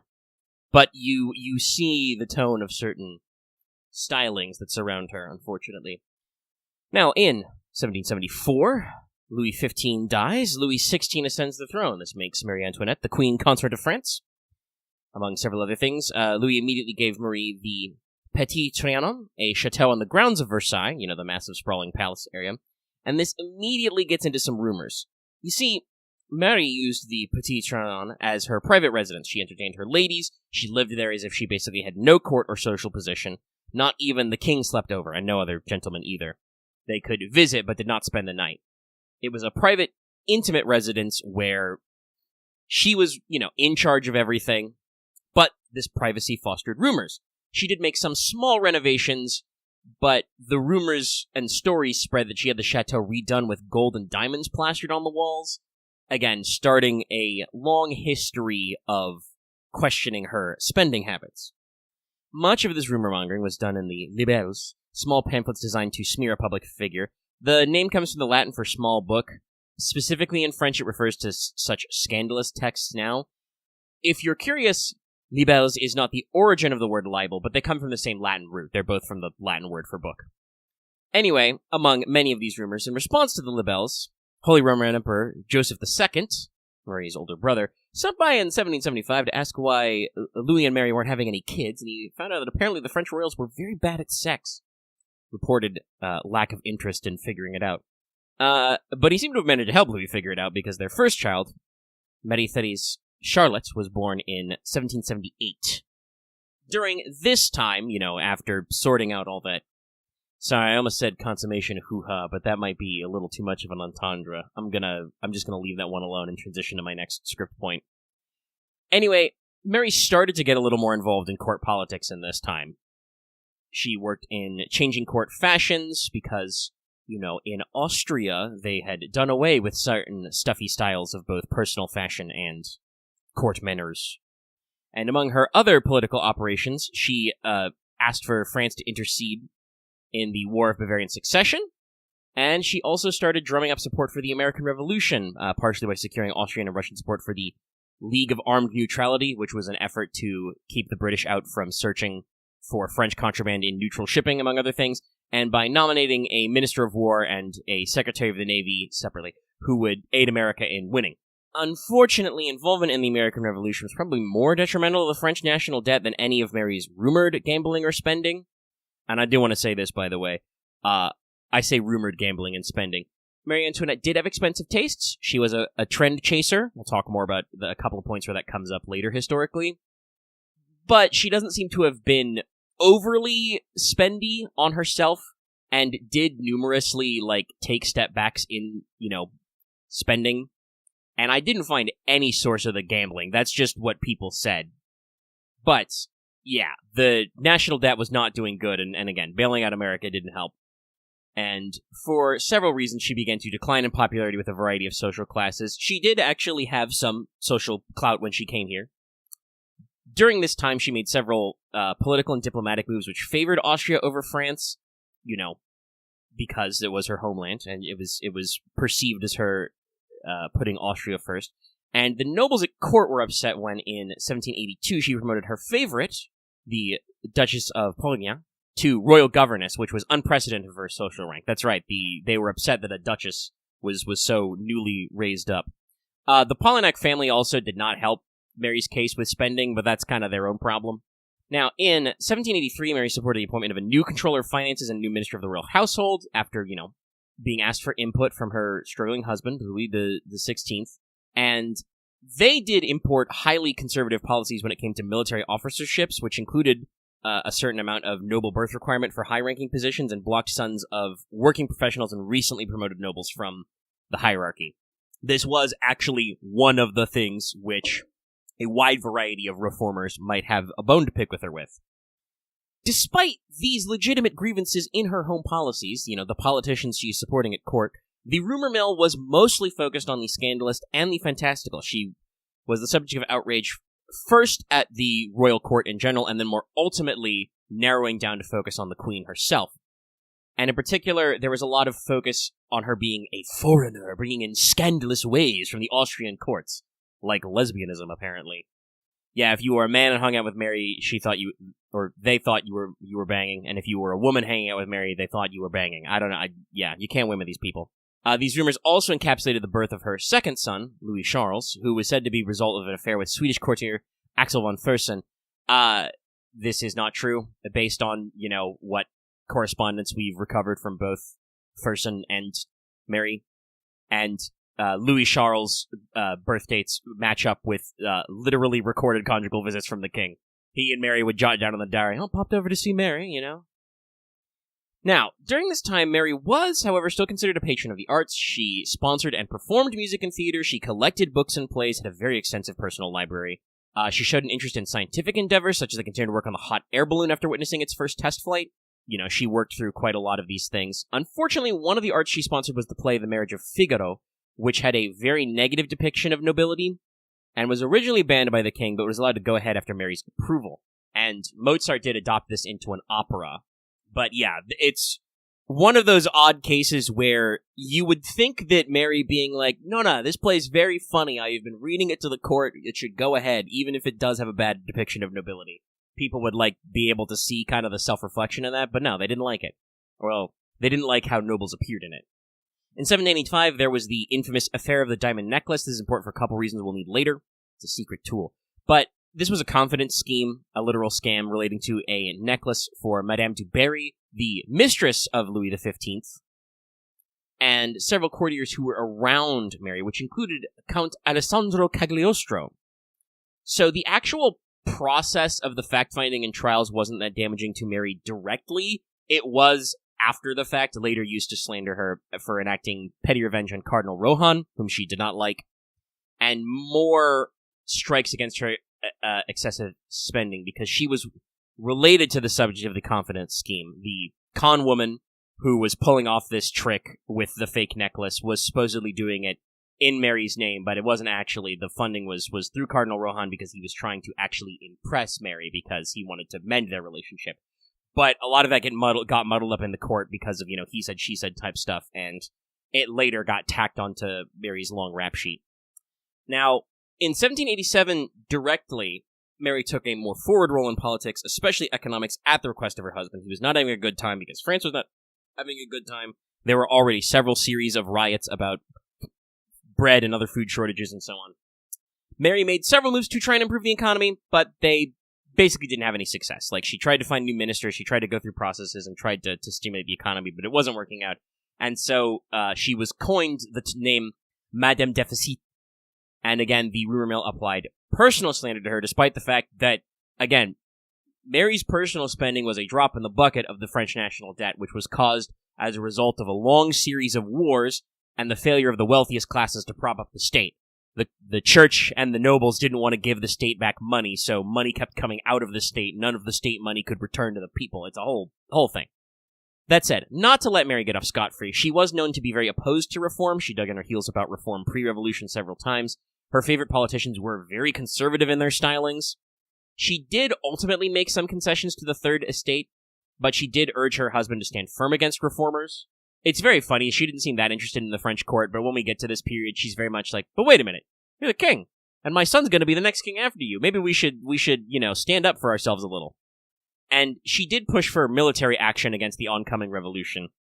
But there were an awful lot of personal attacks in this time that were completely unfounded, including of which, in 1789, Mary was in mourning over the death of her eldest son, Louis Joseph, who died of tuberculosis at age 7. And literally at this time, the Third Estate, now reformed to the National Assembly, was spreading rumors that Mary wanted to bathe in their blood while she was supposed to have been in mourning, and the nation was not. So I can understand how she might be a little miffed. It's one of those things where, yes, you are standing against the reform movement. You are backing conservative politicians who are not going to fix the problems in this country. However, that's not what the other side is arguing. They're mostly just trying to make you out to be a terrible person on a personal level. So I, could understand not wanting to reach across from there. From this stage, the revolution begins in full. I don't want to run over the whole entire affair. It's very complicated and would add a lot to this video that we don't need to get in directly. In the early stages, Mary seemed to be allying herself with the liberal aristocrats who wanted to set up more of a constitutional monarchy. She was opposed to reform, but would do it if it meant losing less, basically. But unfortunately, revolutionary fervor continued due to bread shortages and got more and more extreme. Basically, there was a more moderate position in the revolution, but it was quickly beaten out because people still didn't have anything to eat. The revolution did not immediately solve their problems, so they were still mad, and it keeps kind of spiraling. Mary did, however, stand staunchly with Louis XVI and didn't flee the country when she could have it several times, despite the fact that she was in serious danger. Again, the revolutionary government and pundits made her a personal enemy of the revolution in a lot of odd ways. There was a infamous escape attempt from Paris in 1791, but it failed, and again, while the moderates covered for Louis and Mary, the failure damaged much of the support that was left with the royals, because it's not just that she was going to, flee to, Austria. It was, we're going to flee to a royalist stronghold, and then actually, by the way, completely off the cuff, this is not in my notes, but I remembered it. If anybody's looking for cool alternate history stuff, there are rumors that Louis and Mary were going to flee to America. There was apparently a compound built in Pennsylvania, set aside, which would have been for them. So there's a great alt history fiction for you, the French royals in exile in America, because, hey, guess what?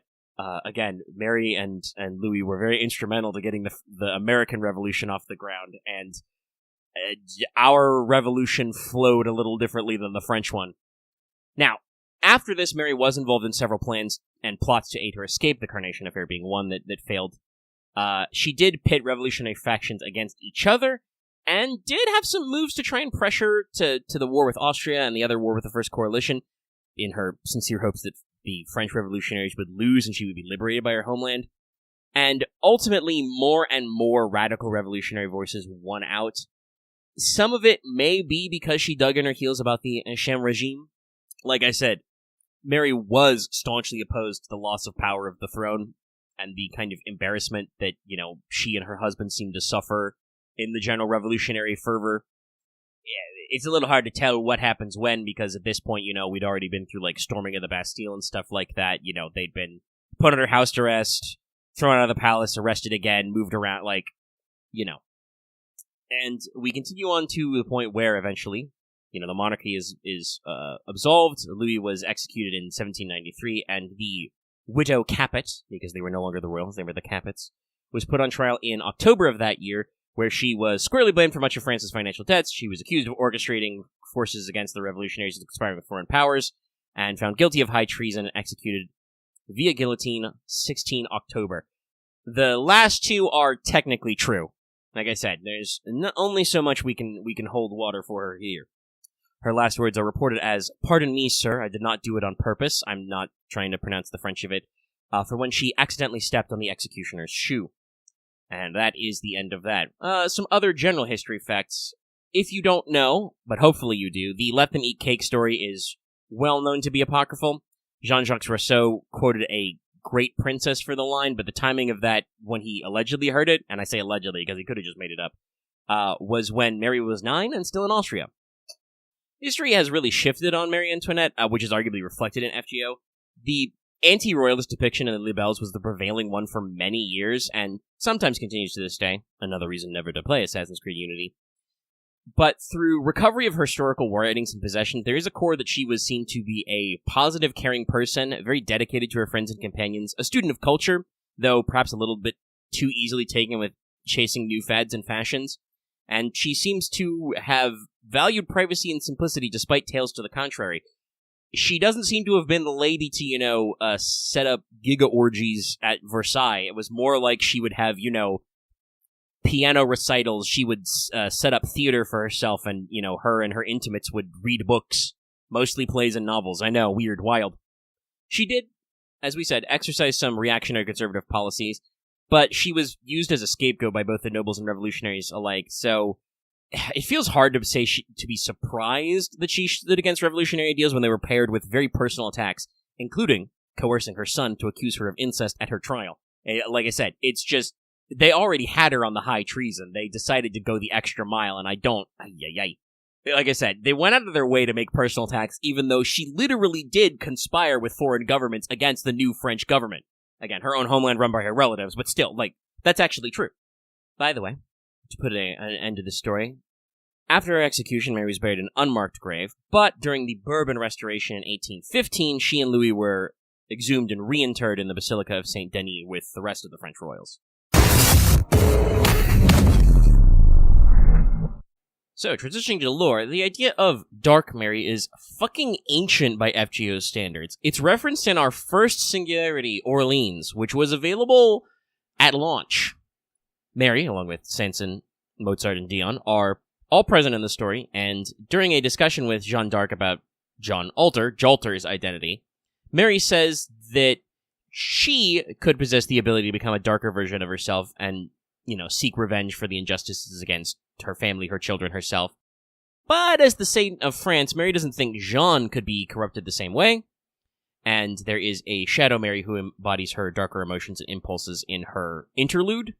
So, all the way back from the start, basically, we have this moment which is Jeanne is oh man, could there be an evil me? Is that something that could happen? Could I be summoned as a dark, twisted version of myself? And Mary's nah, I don't think so. I could be, though. Now, an actual Dark Mary sprite, involving a couple of things, including her Red Riding Hood costume, appears in the Fate Requiem collab board game Apocalypse. This Dark Mary is not actually real. It's an illusion summoned by the dark spirits dwelling in Erise, who are trying to guilt her over plot stuff in her home story that I don't understand very well because I can't read Fate Requiem in English. Because fuck me, I guess. But, actual Mary is in that story, regular Rider Mary, and she mentions that the image they create is true to life. I think at one point Aries is just that was fake. That wouldn't happen at all. And Mary's no, that seemed pretty she may have been an illusion, but she seemed pretty legit. The dress is the one she wore to her execution, for instance, is what it's based on. And in the Moon Goddess event early on, Mary makes a crack that when she eats, all the weight goes to her breasts. So, we can work on this. Now, lore-wise, altar is a term going all the way back to Fate Stay Night. I have discussed it before in our podcast, Let's Talk F2O, and in previous Wanteds. To recap briefly, there's no hard and fast rules. Sometimes servants aren't called altars despite they meet the conditions. Alcides from Strange Fake, for instance, very popular right now, doesn't want to call himself an altar despite the fact that we would probably normally call him an altar, because it seems like he's been altered. But anyway, I'm not going to tell that guy what to do. But basically, unlike an alter ego, which is a specific persona isolated and projected forward, a piece that exists inside the heroic spirit but is, isolated and personified, or various what-ifs you can run into, an altar servant has been mutated, altered natch, by some outside force to bring forward darker aspects of their character forcibly. Now, functionally, an altar is still the original heroic spirit. Many heroic spirits who can become altars possess darker instincts, impulses, etc. They have existences which make that sort of thing possible. But if they're in the same class, they would probably have roughly the same abilities. Saber Altar, for instance, doesn't have much different from regular Saber other than her personality change makes her charisma worse by a lot, and she feels much more free to fire off Excalibur Morgan, but Excalibur Morgan's not mechanically that different from regular Excalibur. But their darker aspects are focused upon sometimes as what feels like a deliberate inversion. This is seen with Kamazot's Underworld Guardians in LB7. They're altars because they forcibly contradict their own spirit origins. If you don't get that, this servant's story locked to audio call too, so you got some catching up to do, chat. Now, Mary Altar is similar. Normal Mary is kind of an idol-type personality. She's the perfect image of a princess and a queen. She's basically a martyr who forgives everybody. She wishes only for the best, even when being put upon by the people of France, she just wishes it would go better for them. But, if forcibly summoned in her dark aspect, she becomes the gloomy Dark Mary, an avenger who strongly feels the resentment for her treatment by the French court, the French people, the actions especially against her children. And it's said that her motherly aspects are more pronounced in this form. Both, her tendency to mother, but also her maternal rage. Now, interesting that because of this sort of operation, Mary Altar's hidden attribute has been changed from human to earth. This is a result of the Diamond Necklace affair, which she was blamed for but was not responsible for. So that means that Mary Altar also has aspects of innocent monster incorporated into her design. This is reflected in one of her personal skills also. Continuity and fate is really weird because the Throne of Heroes exists outside of time, but I feel like Mary Altar would have been the default Marie Antoinette heroic spirit if you summoned her, before kind of the, more modern recontextualizing of her history.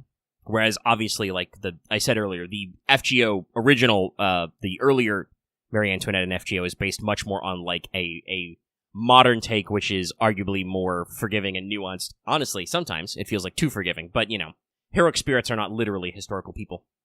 But yeah, so normally it feels kind of like Mary Alter would be an innocent monster type character, but because we've de-innocent monstered her, she is normal and then has an alter who incorporates those elements back in. Mary Alter's primary NP is named Vae Victis, which in Latin means woe to the vanquished. It's a quote that's attributed to the Gallic chief Brennus, or Brunus. In 390, when he sacked Rome, he was the only one to manage to do it until Rome was attacked by the Visigoths at the fall. Brennus was the chief of the Senones, which were a tribe of Gallic Celts settled into areas that are in modern France, Gaul, and not too far from where Paris ended up, so, some multi-layered conceptuals here. Mary also basically has her own version of Sanson's NP as Guillotine Recanement? In-game it's used as a skill, but she also has the power to summon instant death guillotines. Also, by the way, not necessarily related to Alter Mary specifically, but general design note, Mary has white hair in FGO because she did apparently go gray early.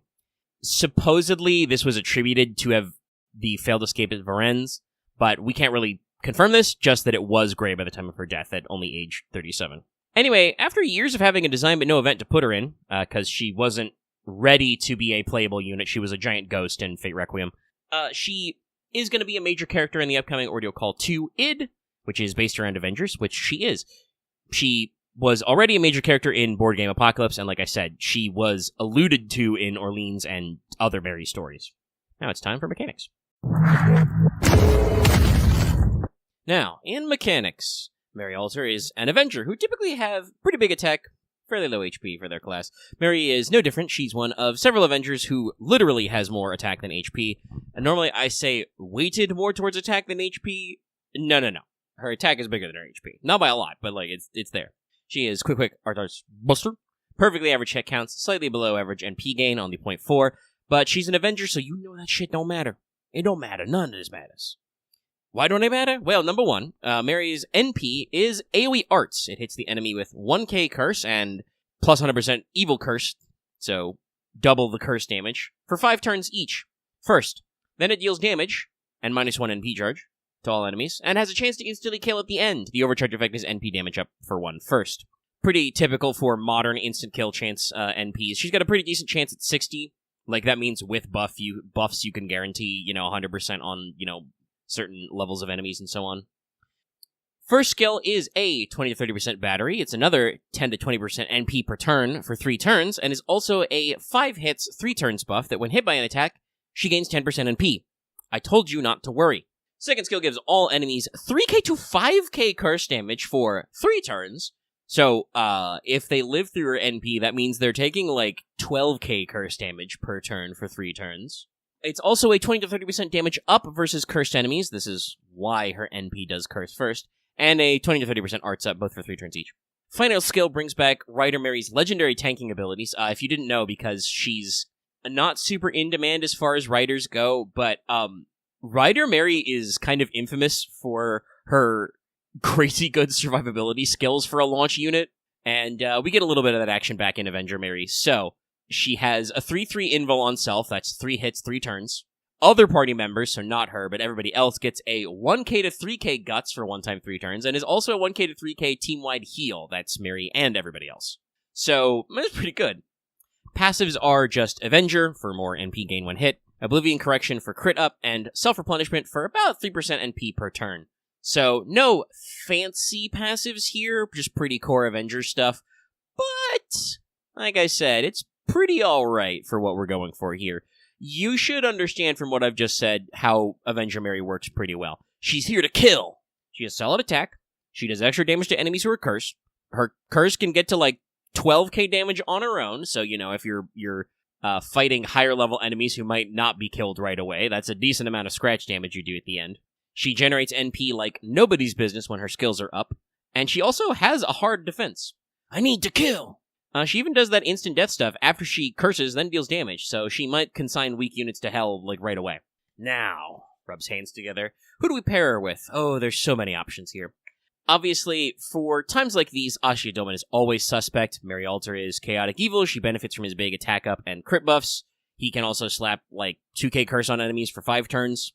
He can also play defense down. That lets you set up, if you've already used Mary's attack steroid, you can already set up to give additional curses. And if you're trying to grind down enemies, 2k curse be 2k curse.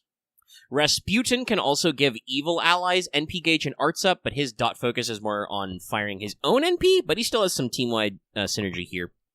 Now, Foreigner Jacques also has the ability to buff evil allies with more attack, crit, and some invuls, and also to curse enemies, but again, a lot of her focus is on her own NP to do bonus damage to cursed guys, so it's not a universal follow-through, but, depending on what sort of farming you're doing or what main story quest you're trying to clear, you can make that work out.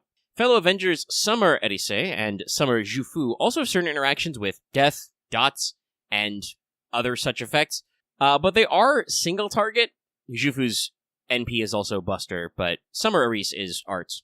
So you could work, though, to combine them for certain matchups. If you're doing, high-level farming nodes where you have, 2 guys, 1 guy, 3 guys, or something like that, or 3 guys, 2 guys, 1 guy, or whatever, you can have Mary go first, blast the shit out of some guys, and then hopefully have your single targets follow up. If you are doing more conventional setups, as an arts focused, you can basically combine Mary with the regular crew of Tamamo, Castoria, or Lady Avalon in any sequence. There are, generic supporters you can include her in. She does have a couple of quick cards, so like I said, her pairing with Jacques is not going to, die, but it definitely gives you some options here with the arts focus. Now, for craft essences, she's only 30% normally, so you might have to employ something like Imaginary Element to get instant 100%. You might also invest in her append skills. You can use a few other supporters to get some stuff. Like I said, Rasputin gives you a little bit of NP to the team, and so on and so forth. If you're going for simple loops, you can just use Black Grail and other, high-level, pure damage CEs. But there are a couple of CEs which are uniquely placed to interact with Mary. There's a Jacques CE from the Wandjina event, something about To Walk the Stars, don't remember the exact translation. That one obviously works well on Jacques because it's basically her version of Honey Lake, the burn CE that works on Yang Guifei. But that also works for Mary because it's 50% starting NP and it's 25% damage versus cursed enemies. So it gives her the battery startup that you can work with, and you got some good stuff. There's a similar CE from the upcoming, what will be 2027 Halloween for us, the Liz of the End event. That's another event CE that should proc. That gives you 50% battery and 20% damage up versus both cursed and burned enemies. Otherwise, pick NP damage up, arts up, and attack up. You need to kill! I also will say, speaking of team comps though, with Bond CEs, you can do some very funny stuff. If you have a combination of Summer Eris, Jacques, and Mary, if you give all 3 of them their Bond CEs, you can give the whole team plus 55% damage versus cursed and 10% NP damage up while they're all on field. That's very funny. It's probably not great because that means nobody's getting the stat bonuses because of the Bond CE stuff, but it's very funny. And for my famous other stuff, yeah, there's not even a King Crimson transition for this. Mary is an Avenger, so that means mats only for ascensions and skills. She is going to need 10 of the new Flower of the End, which is a spider lily, by the way, to ascend, and 15 more per skill. This is a brand new mat with Ordeal Call, so you will be spending those pure prisms or doing a little bit of farming to get that done. She also does need more than a few obsidian knives, which are a bronze mat from LB7, so you might not have a lot. You might want to be considering them.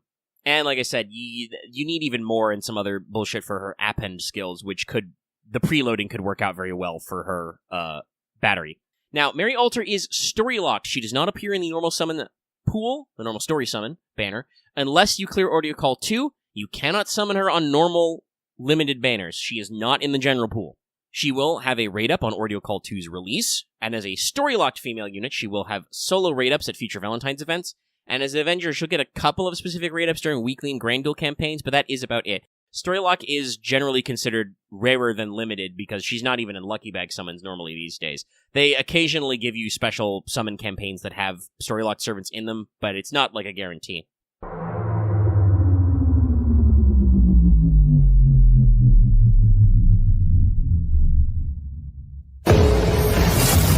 And that is about that. So, everybody have fun with Ordeal Call 2 happening soon. Mary's going to be the Student Council President. Have fun with that one. We'll see you for Let's Like FGO later this week. We'll talk about White Day in JP, and also a little bit about the Ordeal Call. Probably not far, but, we'll be taking notes and stuff. And if you need a briefing on Audio Call 2, check out last week's episode of Let's Talk FGO, our weekly podcast about FGO, and other things. And stay tuned for more Wanteds later. Anyway, I'm now experiencing critical marathon withdrawal, so I have to, go engage in altered thermodynamics. Ciao, everybody. If you're watching this video on YouTube, give us a like, consider commenting and subscribing. You can join our Discord, link in the description. You can also consider joining the channel memberships, along with ringing the bell for notifications, and consider supporting us on Patreon. Could have gotten this episode early, and could have gotten other stuff, and we'll have more about our patrons after my musical outro.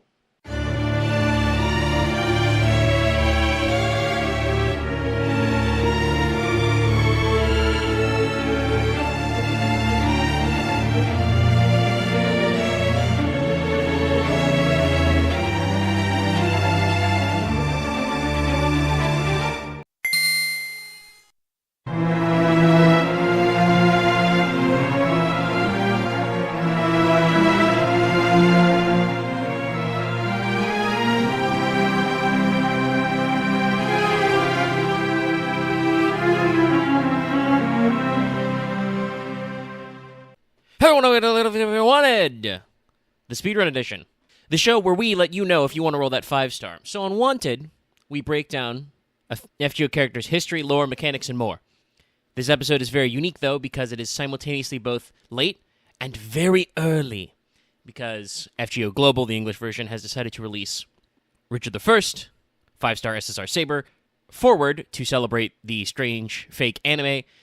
So he's like 11 months early, which is crazy. It's crazy to talk about. We'll be talking more about that on our podcast, Let's Talk FGO, later. But yeah, so this video's running very fast. I'm going to apologize if this video may be a little more sloppy than usual. We are accelerating time and space rapidly to make this video, within the time in which it is relevant and people are clicking and viewing things in pursuit of chasing that dragon. Or lion, maybe.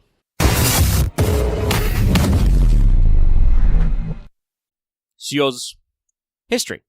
Richard I of England, also known as Richard the Lionheart, Coeur de Lion, was born 1157 CE, died 1199 Common Era. He became the King of England in 1189, and during his life was alternatively, or in addition, Duke of Normandy, Aquitaine and Gascony, Lord of Cyprus, Count of Poitiers, Anjou, Maine, Nantes, and Overlord of Brittany. That's a lot of titles. Richard was the third son of Henry II and Eleanor of Aquitaine. He wasn't originally expected to become king, but his elder brothers William and young King Henry died before his father. He was born in Oxford, in England, and spent at least 8 years there before going with his mother to Normandy. There are few sources about his education and history there. He could definitely speak French and the dialect of Occitan. He probably spoke Middle English, but there was no proof one way or the other if he could read or write it, and how much he used it is unknown. Also note that's Middle English, not modern English. Now, Richard was from a prestigious lineage in both history and in mythology. His father was the grandson of good old William the Conqueror, his mother from the long, long line of Aquitaine, and through his great-grandmother, Matilda of Scotland, he was connected to the Anglo-Saxon kings of England, including Alfred the Great, and thus, mythologically, to the biblical Noah, and to the great Woden, a.k.a. Odin. Check that shit out. Also, on the Angevin side, Richard was said to have been descended from a great fairy known as Melusine. No, the real one, not the one named after her who's Tamlin Lancelot. It's very funny, though. Physical descriptions of Richard at the time describe him as being handsome and tall, and allegedly 6'5". Though this is impossible to verify, we have lost track of his physical remains. But he was described as having red gold hair, or hair between blonde and red, and having a physique suited for combat. Now, historically, Richard is considered, by those historians, to be his mother's favored son, as when Henry II was dividing up his territory amongst his sons, Richard was set to inherit Aquitaine and Poitiers from his mother, and in 1172, at age 14, he was officially recognized as the Duke of Aquitaine and Count of Poitiers. He was granted a lance and banner to signify his office, and at the ceremony, reports say he wore a ring bearing the image of Saint Valerie, the patron saint of Aquitaine. Now, young King Henry was set to inherit the throne of England and the territories of Anjou, Maine, and Normandy, and he decided to break with his father in 1173. He fled to the court of Louis VII, if we're checking how early we are in the Louis, of France, along with his younger brothers, Richard and Geoffrey. Richard was knighted by the French king there, and they all started to work together. Because Henry II still had overall authority over their lands and purses as kind of like the over-king, and so with France's support, they rebelled, along with the help of supporters back in England and Scotland. The rebellion didn't last long. It only lasted until 1174. It collapsed when Henry II met Louis in Rouen, and after the French lost that skirmish, the two monarchs drew up a peace terms, a peace treaty, which excluded Henry's children. So Richard is said to have journeyed to his father's court and thrown upon himself his mercy and received a lesser settlement. You know, they couldn't necessarily limit their direct inheritance, but Henry could limit which properties they had access to immediately. From then on, Richard was charged with removing the barons who had risen up against his father, primarily in Aquitaine, so the guys who had supported him, but still saw merit in rebelling against Henry II. This is where he got the appellation Lionheart. Descriptions of it at the time said, "This is our lion," from fighting fortified castles and siege battles in Aquitaine. He fought fiercely in multiple battles, including taking the supposedly impregnable fortress of Tailborg? There's two L's and like all the vowels in that. I think it's Talborg. Anyway, his barons revolted several times, but Richard took strong punitive actions. But he also, despite, staving off rebellion, ended up refusing to honor Henry II or young King Henry. Obviously, this all became moot in 1183 when young Henry died, making Richard the presumptive heir to the crown of England. Henry II kept trying to get Aquitaine back because he planned on giving to his youngest son, John, but Richard refused, and allied with the young Philip II of France, in 1187. They managed to defeat Henry's army in 1189. Richard was named heir apparent, and Henry died only a couple of days later.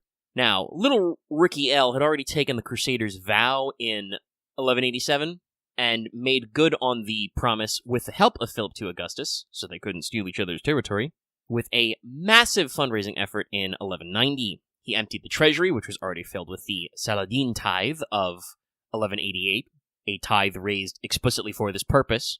He ransomed the King of Scotland back, he sold official positions for money, and he's quoted as saying at the time that he would have sold London if he could find a buyer. Needed a lot of cash for a lot of armed forces. After positioning his forces, leaving some to maintain a watch over their holdings in France, he set out for the Holy Land in the summer of 1190. Along the way, Richard and Philip arrived in Sicily, which caused some problems because William II of Sicily was married to Richard's sister Joan, and he had died a year previously. William's cousin, Tancred, had seized the throne and imprisoned Joan, and Richard was displeased, obviously. Joan was eventually freed, but Richard had to raise and occupy Messina before she was given compensation for her stolen inheritance, and they basically came to a peace treaty where it was said that Richard named his nephew Duke Arthur I of Brittany as his heir, and Arthur would marry one of Tancred's daughters, eventually. Also, speaking of marriage, during this period, Richard and Philip cleared the air over some disagreements in Messina. They, were feuding and fuming and plotting against each other and eventually aired out some stuff. And after this, supposed private discussion, Richard broke off his betrothal to Alix, sometimes styled Alice of France, who was Philip's sister.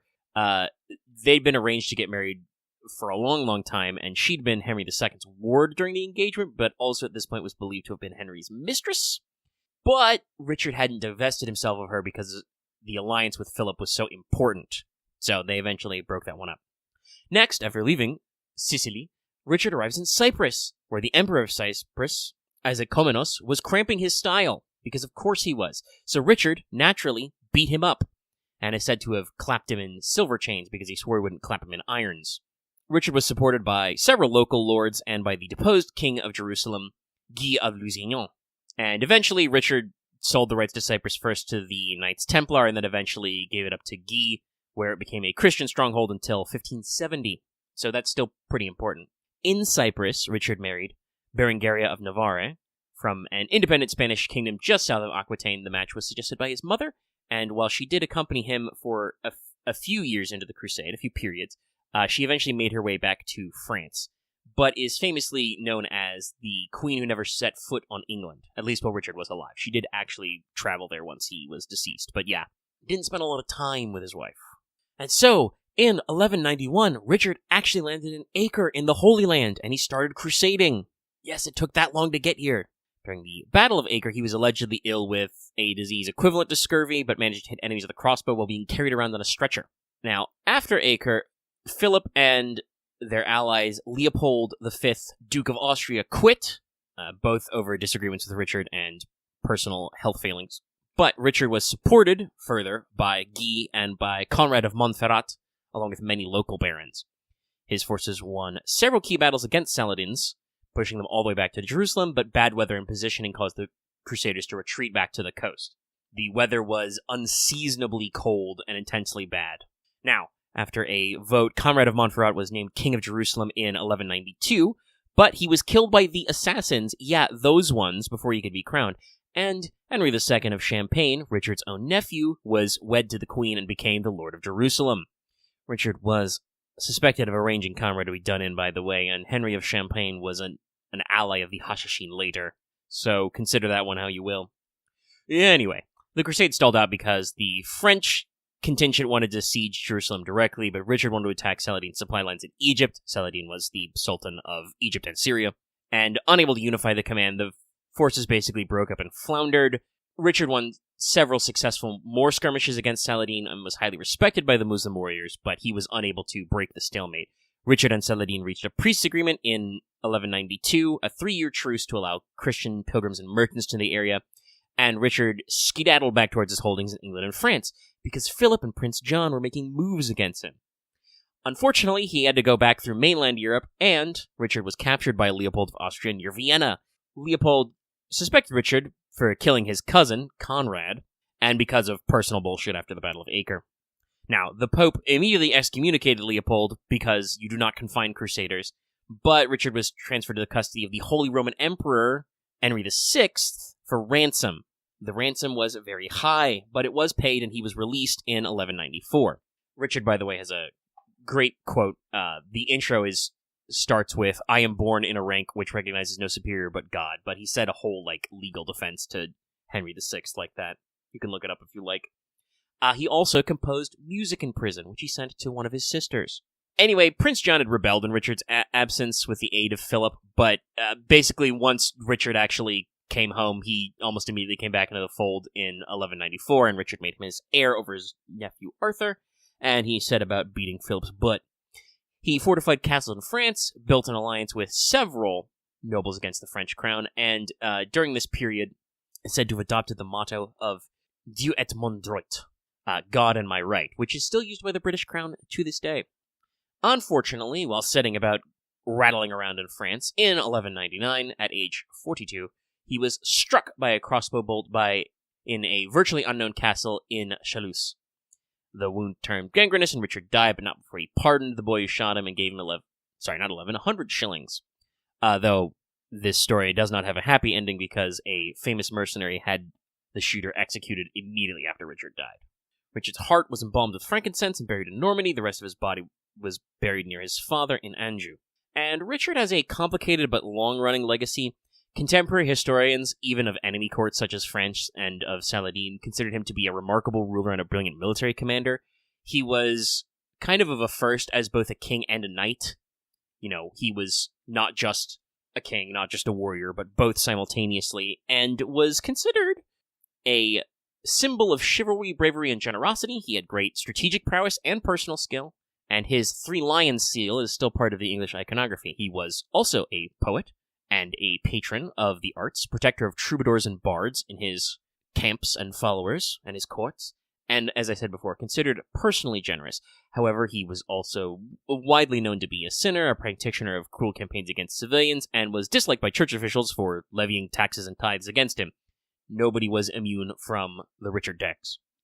Later period scholarship hung him with the description of a bad son, a bad husband, and a bad king, but a gallant and splendid soldier. And in particular, English historians began to feel a very negative opinion of him because he spent so little time in England. But in more recent decades, yes, that close to now, this has been, or started to be considered a bit of an insular opinion.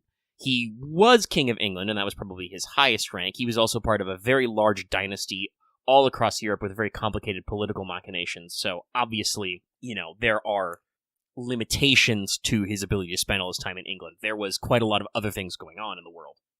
And to round out our historical notes, by the 16th century, speaking of Richard's role in pop culture, he had been cemented into the myths of Robin Hood. The Robin Hood fought Prince John and the Sheriff of Nottingham while Richard was away on the Third Crusade, and, in some forms of the fiction, Robin himself is returned from the Crusades. You know, one of the classic backstories is that he is a knight who took the Crusade. He returns to England to find that his lands have all been stolen by the Sheriff. Womp womp.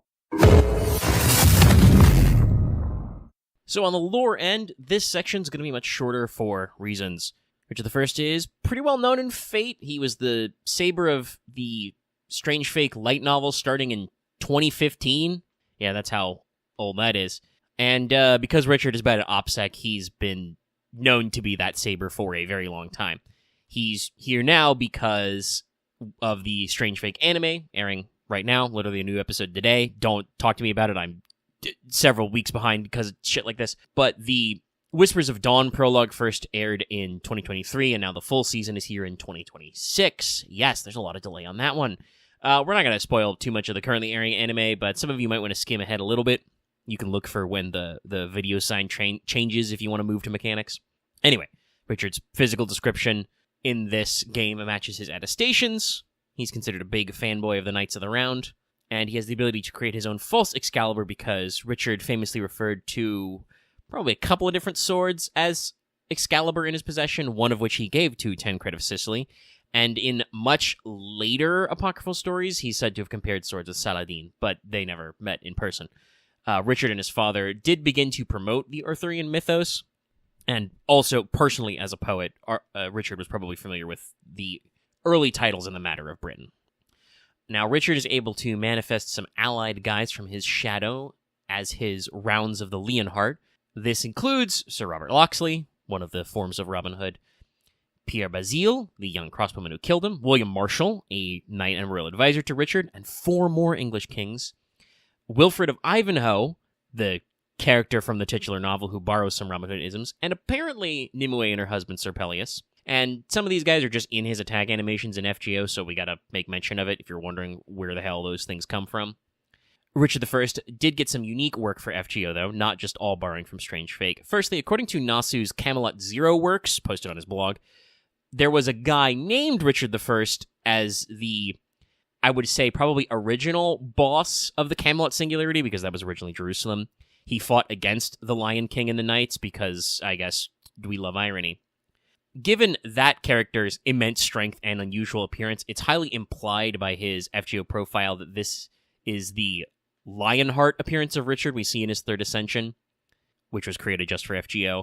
Probably summoned as a rider or berserker that brings his less chivalric aspects to the fore. And this ascension is said to be burned by the flames of purgatory, which, I shit you not, has its basis in history. Several bishops, at least 2 of them, in 1232 claimed that they received a vision of Richard ascending to heaven after presumably spending 33 years in purgatory to atone for his sins. Several guys said this. His NP in FGO is also original and shouldn't be appearing in Strange Fake. Utopie Purgatoire is a manifestation of those flames of purgatory and a crystallization of his fighting style leading from the front sort of a thing. Not normally his saber-type NP, but, something we included for the game to mix and match it up. So Richard was a New Year's servant, but he's been launched as a special commemoration of Strange Fake anime, again, 11 months early. So he's not really in the story of FGO at all. The bet this year is on the Strange Fake collab for Golden Week, but who the fuck knows? I'm swearing a lot more than usual in this video. Hopefully that's not a problem.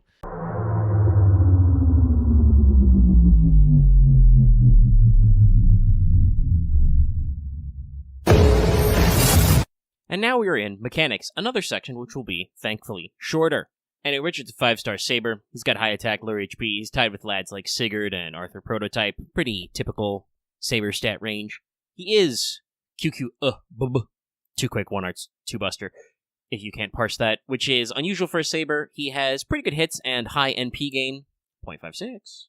As a result, his NP, the aforementioned Utopie Purgatoire, is a buster AoE. It buffs his crit damage by 50% for 3 turns. First, it gives all enemies 2k burn for 5 turns, and its overcharge lowers their card resistance, all 3 colors, for 3 turns, 10 to 30% depending on your NP level.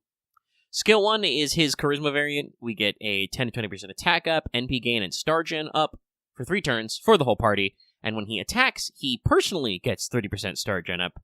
Both the on attack and the effect of the star drop rate are 3 turns. And it starts first, before damage is dealt, obviously. Second skill is a hell of a steroid. It's a projection type skill, so it's 10 to 20% for each card type for 3. It's also a 20 to 30% NP damage up for 3 turns. And also reduces a targeted ally's skill cooldowns by 1, which could, of course, be himself, since it doesn't say, one other ally. Final skill is 20-30% battery, a 3 turns big star absorb on buster cards, and 30-50% crit up on buster cards as well. Also generates 10 to 20 stars immediately. Passives are very simple. He's got MRB and writing A for normal stuff. Nothing fancy. His quick cards are going to be pretty good. He's got a little passive debuff resist. So, Richard is a wave sweeper. This much is pretty self-evident. He's Buster AoE, he has a shitload of self-buffs. His big crit gains and star gen boosts are also pretty good for 90 plus. This is a joke. Nodes, so he can, beat the shit out of a single enemy with crits remaining. You pop NP and then you generate a shitload of crits. You can use it for a follow-up turn on a guy who's like a singleton or something. But also should mean that he should be good for story bosses with the overcharge effect on his NP. Sweeping is the easiest, but he has some versatility in how he deals damage, and he can support your allies a little. Don't you just love it? Supporting your allies? Your friends? Your nakamas? So I would say that team comp should be painfully obvious, but Buster has been less and less hip as the time goes on. So Merlin is pretty perfect. He's got a 20% battery, which slots in with Richard's 30%. He has strong defenses, which Richard lacks. That is probably the one thing he does lack as a servant, is just the ability to cover his own ass. And of course, Merlin brings the big Buster crit stonks. But of course, there's more. I'm pretty sure, don't call me an expert because of how not hip Buster is, but I'm pretty sure you can't Coin of Light reload with only a 30% battery. I think you need a servant to have a 50 on their own to do double Koyan reloading. So you can't reload Ricky like that, but she can give him a lot of extra gas in terms of generating NP on his Buster cards, giving him some starting juice, shit like that. Units like Oberon can juice him to really guarantee a kill, and since he has 2 quick cards, Osaka Hime or Summer Scotty can reinforce a little, since they do quick and Buster support. And there are some more funny Buster supporters waiting in the wings, like future Dante and Hebi Nyobo. You can even stack him with Constantine. Also, as a complete aside, somebody in our Discord did catch this out. It's funny that they moved him up to release immediately after Samurai Remnant. You could use Yui Shosetsu as a budget support as well, because he has a projection buff for all 3 card colors on himself. Now, for craft essences, with only 30%, you'd have to go to the K-Scope or something like Imaginary Element to instantly proc, but you might try a 50% and another unit's battery, or just not bother and let support batteries sort everything out. In general, Richard is kind of talented in all. So, attack, NP, Buster, and crit buffs are all going to be useful. As such, I don't have any specific recommendations for what you want to slot into your craft essence. This isn't a case where, there's a custom-made craft essence for this guy. It's just whatever your best offensive one that includes some number of those buffs will work.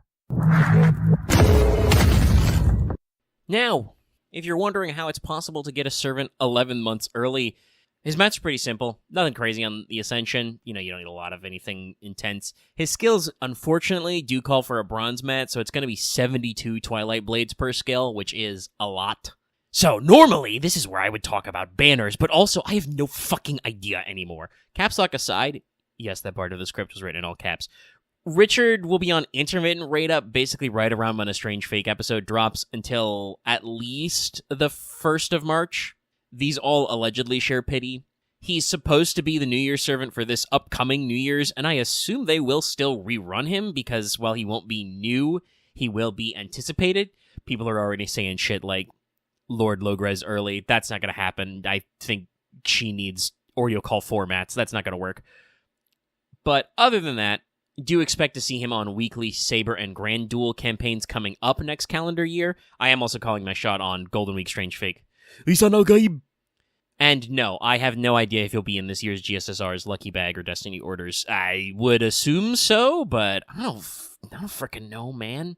Anyway, that's the end of this video. Sorry to speedrun everything, but times must. I did this script in 4 hours, Friday night / Saturday morning. So check out Let's Talk Fate Grand Order. It'll exist sometime. Support me on Patreon for whipping out this stuff so fast. Check out our heckin' Discord. All that keynotes. Like, comment, subscribe, please. Watch some other shit we do. I don't know. Listen, just help me help you, chat. Fire me up. Check out Mailbag. Yeah, actually, I think I did the YouTuber outro there. It was also speedrun. So, also, like I said before, consider supporting us on Patreon. I will give our patrons a shout out after the musical outro bit.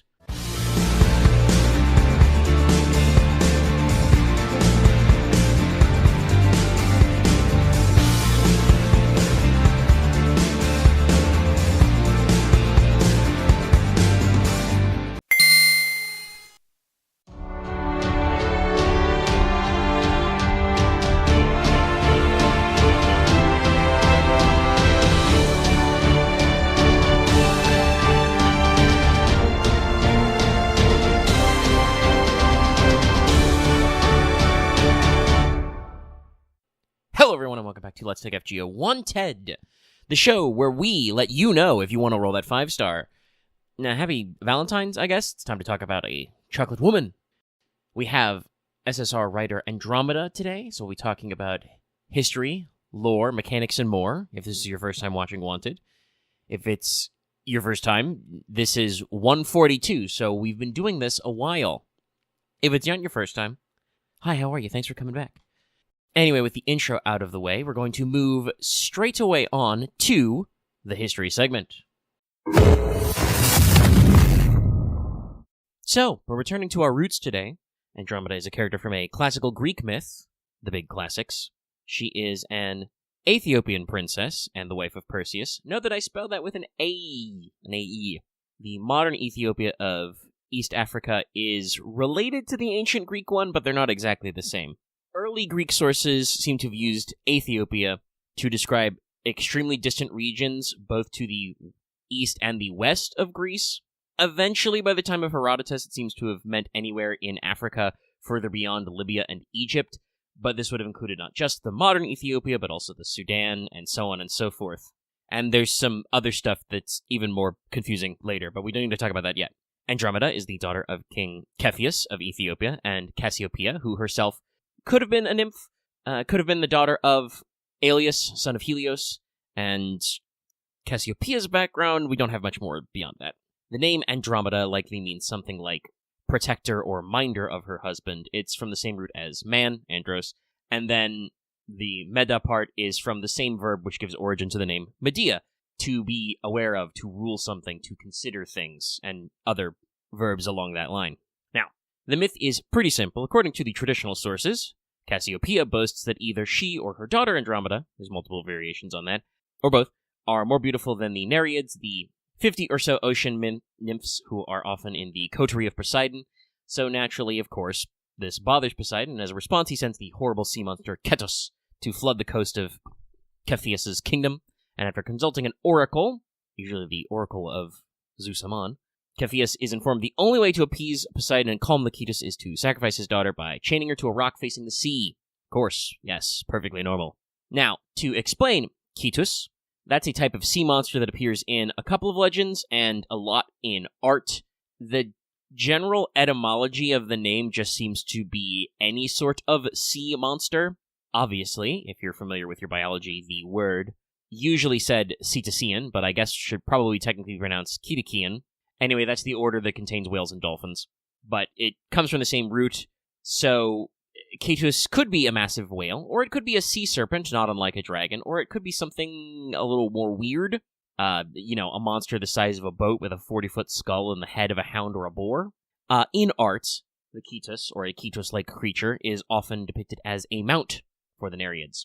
Also, to add to our geographic range and further confuse this myth, typically, traditionally, in more current versions of the myth, Andromeda is supposed to have been chained to a rock at the port of Jaffa, which is the coast of modern-day Tel Aviv. This is moderately far from where Herodotus would have placed Ethiopia, though is connected to the Phoenicians, so it's not crazy out of the way, as we might discuss in a second. But yeah, it's a whole thing. Also, she's usually described as being chained naked to the rock. That's not important right now, other than that it made finding images for this video very tough. So, she's chained to the rock, she's going to be eaten by a horrible sea monster. Enter, in a huge coincidence, the hero Perseus, returning from having recently slain the Medusa somewhere on the island of Sarpedon, which might be beyond Gibraltar. Watch my Medusa Saber video from like a year ago if you want to untangle that one. Anyway, he's passing over North Africa using his flying sandals after petrifying King Atlas to form the Atlas Mountains, not the god Atlas, and spots the bound Andromeda. He is struck by her beauty and flies down to ask her who she is and where she comes from, which is a little awkward, but after finding out who she is, he asks for her hand in marriage. This conversation is usually interrupted by the giant sea monster, upon which Perseus applies his new universal off button and turns it to stone, though in some versions he kills it with his sword harp instead. Again, the exact order of events depends. Sometimes Perseus asks about marriage before the sea monster crops up. Sometimes it's like, oh, well, if there's a horrible sea monster, I'll deal with that. If I get to marry her. Anyway, almost immediately arrangements are made for their marriage, and at the event of the wedding, he recalls his legendary slaying of Medusa, though during the happy nuptials, there is a slight wrinkle in that Andromeda was previously promised to marry her uncle, Cephas' brother, Phineas. To resolve this, Perseus once again has them talk to the head. You may notice that the head of Medusa is kind of a universal problem solver once Perseus is done with all of his annoying hero stuff. Anyway, Andromeda returns with Perseus to Seriphos. They bail at his mother, Danae, with another use of the Medusa head. They return to Argos, which is his birthright, but after he accidentally kills his own grandpa, the couple decides to move to the nearby Mycenae. They have several sons who rule the Mycenaean region for a long time, and through one of them, Electron, with a Y, become ancestors to Heracles, our boy. They also have at least one daughter, Gorgophone, which means Gorgon Slayer, who was at different times married to both the king of Sparta and to Messenia, and depending on which marriage it was, had several children who would go on to be important. Gorgophone is supposed to be the line of Tyndareus, the mortal father of the Dioscuri and Helen of Troy, the ancestor of Icarius, the father of Odysseus' wife Penelope, so Gorgophone is Odysseus' grandma-in-law, and Leucippus, grandfather of Asclepius. So a lot of our Argonaut-related pals and our Trojan-related pals also are connected through this family line as well. After all of this is said and done, when mortal life comes to an end, Andromeda is placed in the heavens by Athena to form the constellation Andromeda, which contains the Andromeda Galaxy, hence the name, and she is located in the sky near asterisms attributed to Cepheus, Cassiopeia, Cetus, and Pegasus. I think Perseus is also somewhere close by, but there's lots of asterisms we're looking for. Now, for this, we have a couple of different historical sources on Andromeda, including obviously our pal Ovid in Metamorphosis, but also the unfortunately lost plays of Sophocles and Euripides, and various depictions in classical art. Andromeda seems to have influenced many princess and dragon sort of narratives which come from this, and then this, when Ovid was basically rediscovered during the Renaissance, led to some blending of sources. Parts of the structure of St. George and the Dragon got mixed into that. Usually from the Renaissance period onward, Perseus was on the back of Pegasus at the time, which is not how most of the Greek versions go, because he has flying sandals. But, the Renaissance painters and poets were like, ooh, flying horse, we can combine these. Additionally, if you want to talk about confusion, Ludovico Arisotto basically lifted the events of Andromeda and Perseus and put him in Orlando Furioso with Ruggiero rescuing Angelica. This leads to a lot of confusion in art history because depictions of that scene from Furioso are incredibly easy to confuse with Andromeda. Also, as kind of a interesting historical note, because it will segue into our discussion of the character design later, there's actually a little bit of debate on the skin tone and ethnicity you should depict Andromeda as. In the Renaissance and on, she is, guess what, usually depicted as white. And this is probably because of some confusion from Metamorphosis and the fragments of Euripides' play we have, where Andromeda is described as looking like a marble statue. Marble is obviously pretty pale in its natural state, but we have rediscovered a lost common knowledge that during Ovid and Euripides' time, marble statues, especially of deities, were painted, so it could have been any coloration. The statue-like quality was more talking about, she's chained to a rock.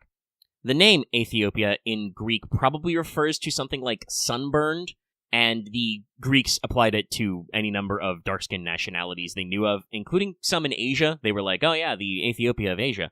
writer Philodemus in the 1st century BCE describes her as Indian, and in non-metamorphosis sources, so does Ovid. And obviously the placement of Jaffa is in the Levant. It's in modern-day Israel and, the region where the Phoenicians were. There's some depictions in, pottery and the like, which might have suggested that she's mixed race. That scans because Cassiopeia is supposed to be a daughter of Aeolus, and that's the founder of one of the 4 big Greek tribes, the Aeolians. They originally come from Thessaly on the Greek mainland, and they spread out to further islands. He's called the king of Ethiopia. Cepheus' own parentage is ambiguous. There's a couple of mythological sources for him, but he's probably descended from Poseidon and Libya, the mythological figure from which the region of North Africa is named, or several other legendary Phoenicians. He's usually brother or son of a mythical king of Egyptus and that sort of thing. So he could be North African, maybe? I don't really want to dig too deep into that, but it's a thing to consider because it is very interesting to note that, I read the whole Ethiopian thing and I was like, wait a minute. I'm pretty sure all the pictures I've seen drawn of Andromeda are white. So it's something that people have been catching throughout modern history. And of course, as we move into the lore section, FGO mostly uses this to explain why they made a tanned tomboy princess. No, seriously, in her profile they mention that she is, of tanned skin, but that the ancient Greek Ethiopia probably isn't literally modern Ethiopia, but could be, thanks Herodotus. On that point, there's not really much else to say about her design other than that Lack, her artist, really likes drawing Andromeda. The gallery on the wikis has a lot of just art Lack has posted, not necessarily apropos of anything. And her Fate-related history is pretty straightforward. Perseus is a character we've known in Fate for a long time. In Fate Prototype, he was writer, and is supposed to have existed as a writer and Lancer in FGO's code for, forever, but is still unused. He also appears in some flashbacks in Hollow Ataraxia, so his design has been through a couple of variations. I believe at one point in Hollow Ataraxia, Medusa describes him as a successful Shinji, a kind of, out of his depth, down on his luck type guy who's, a little scummy, but could be a better person. Obviously, Medusa is a little biased, though, but, there's some design notes about him going on out there. The Ketus appears to be a kind of giant mechanical whale in her noble phantasm, which fits our current vibes of the Olympian gods, though they do say the actual Ketus could be a dragonkin. I believe Andromeda's response is Ketus. Also, further throwing the locational trick out of whack, this may just be that, I don't know, maybe the research team thought it sounded cool and didn't think too hard about it, but they say that the original Ketus, being turned to stone, sank into the Ethiopian Sea, which is an old-school way to refer to the South Atlantic Ocean off the coast of West Africa, and modern Ethiopia is on the Horn of Africa on the other side. So, man, what's geography? Also, the logic here is that because he got turned into a rock, that's how Andromeda can use it as a noble phantasm, because Chi is connected to the oracle chains which bind her to the rock. So Ketus is now a rock, so ipso facto, she's changed to Ketus. Ketus is also mentioned in Gorgon's NP, Pandemonium Ketus, where she unleashes her full Eldritch Monster powers. This probably does just mean sea monster in this context. It could just be that, about, I want to say 7 or 8 years of art direction, they've changed some things, but it could also just be that, like I said, Ketus is kind of just sea monster. Despite everything, Andromeda still likes to swim, and she's going to be a major character in this upcoming Valentine's event, Beyond the River of Chocolate, which should feature her backstory and characterization pretty heavily, so you're going to have to read that one if you want to know more. Let's go to mechanics. And now we make the jump to mechanics, which will be even more straightforward. So, Andromeda is a 5-star rider. She's pretty strongly weighted to HP over attack, pretty big HP numbers. Her deck is QQ. Average hits. NP gains a little higher at 0.6 something. It's 6.2 or something. You can see it on screen. Her NP is AoE Quick. Hits all enemies with Skill Seal for 1 turn. Raises Andromeda's defense by 50% for 1 turn. And the Overcharge effect is defense down on enemies for 3 turns. It's 20 to 40%. First skill is 5 to 15 stars now, 5 to 15 stars later for 3 turns. I just wanted to say it like that. A 500 to 1k damage cut, flat for 3 turns, and is a 20 to 30% battery. Second skill is a taunt for 3 turns, a 2k to 3k guts 1 time 3 turns, and a buff where when you are hit with an attack, you get 5 to 10% NP, and also 10% crit up for 3 turns. Final skill is just her NP steroid. It's 20 to 30% up arts, quick, and NP damage for 3 turns. It's a little funny that that one's the last one, but yeah, it's just the simple one. Passives are riding A+, so the quick is good.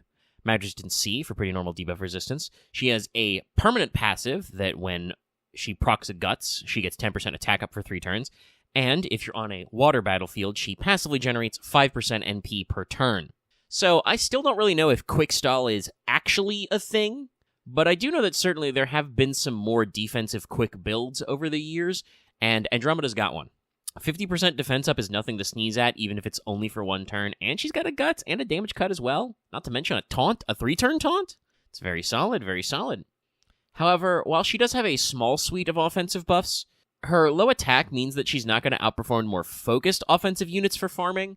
She's just got pretty normal, NP steroid stuff, and the defense down thing, it does activate first, but that's still basically just like an inverse of attack up, so she has all the normal spread of offensive buffs. It's just that they're on a unit that has pretty low attack for her class and rarity slot. So, she probably can do fine at farming, but other more dedicated units are going to outperform her. What she will be pretty good for, though, is going to be story quests and challenge quests where some endurance is needed. With high HP and very solid defenses, she will weather fights which you need to stall out for so many turns, or that have lots of enemies you need to grind down. Basically, any sort of grind game scenario, she's going to be pretty good at because she has very solid defensive options going on. And then turns that into buffs with stuff like getting, crit up when hit, getting attack up on guts proc, that sort of a thing. Now, the main thing is this is going to make team comp a little unusual. Obviously, as a quick NP with a decent number of hits, you can make her loop some weaker enemies with a closed Scotty system, but in the days of 90 plus nodes, that's probably not going to cut it if you want to do extreme farming. While either of the Scotties do have some defensive buffs, Osaka Behime is a lot better at setting up tanking. The main problem there is that Andromeda doesn't really benefit much from the additional buster support that Hime's gotten, or that Summer Hawk Scotty has, because she's only got 1 card and she has no other buffs for it.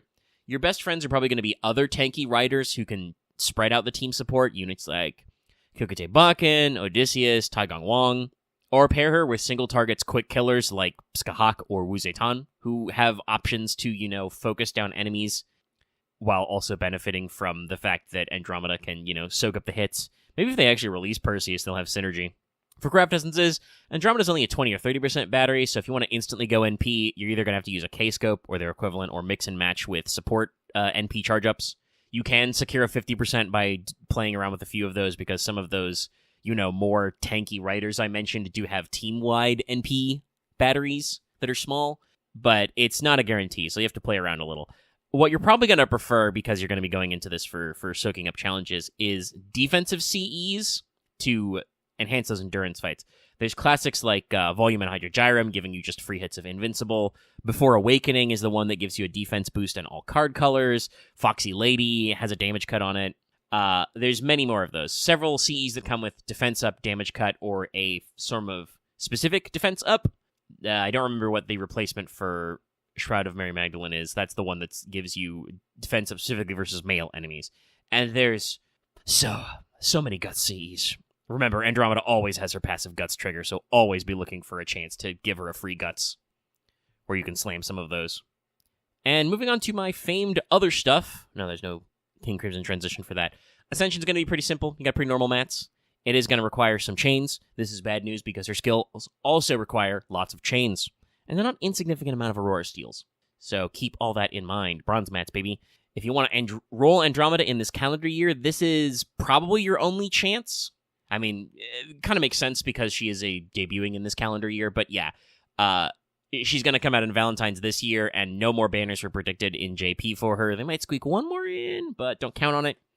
But the next calendar year is the year of everybody gets 99999 banners, so you will have way more chances to roll for Andromeda, either on the Grand Duel or on the weekly cast campaigns, and many other things.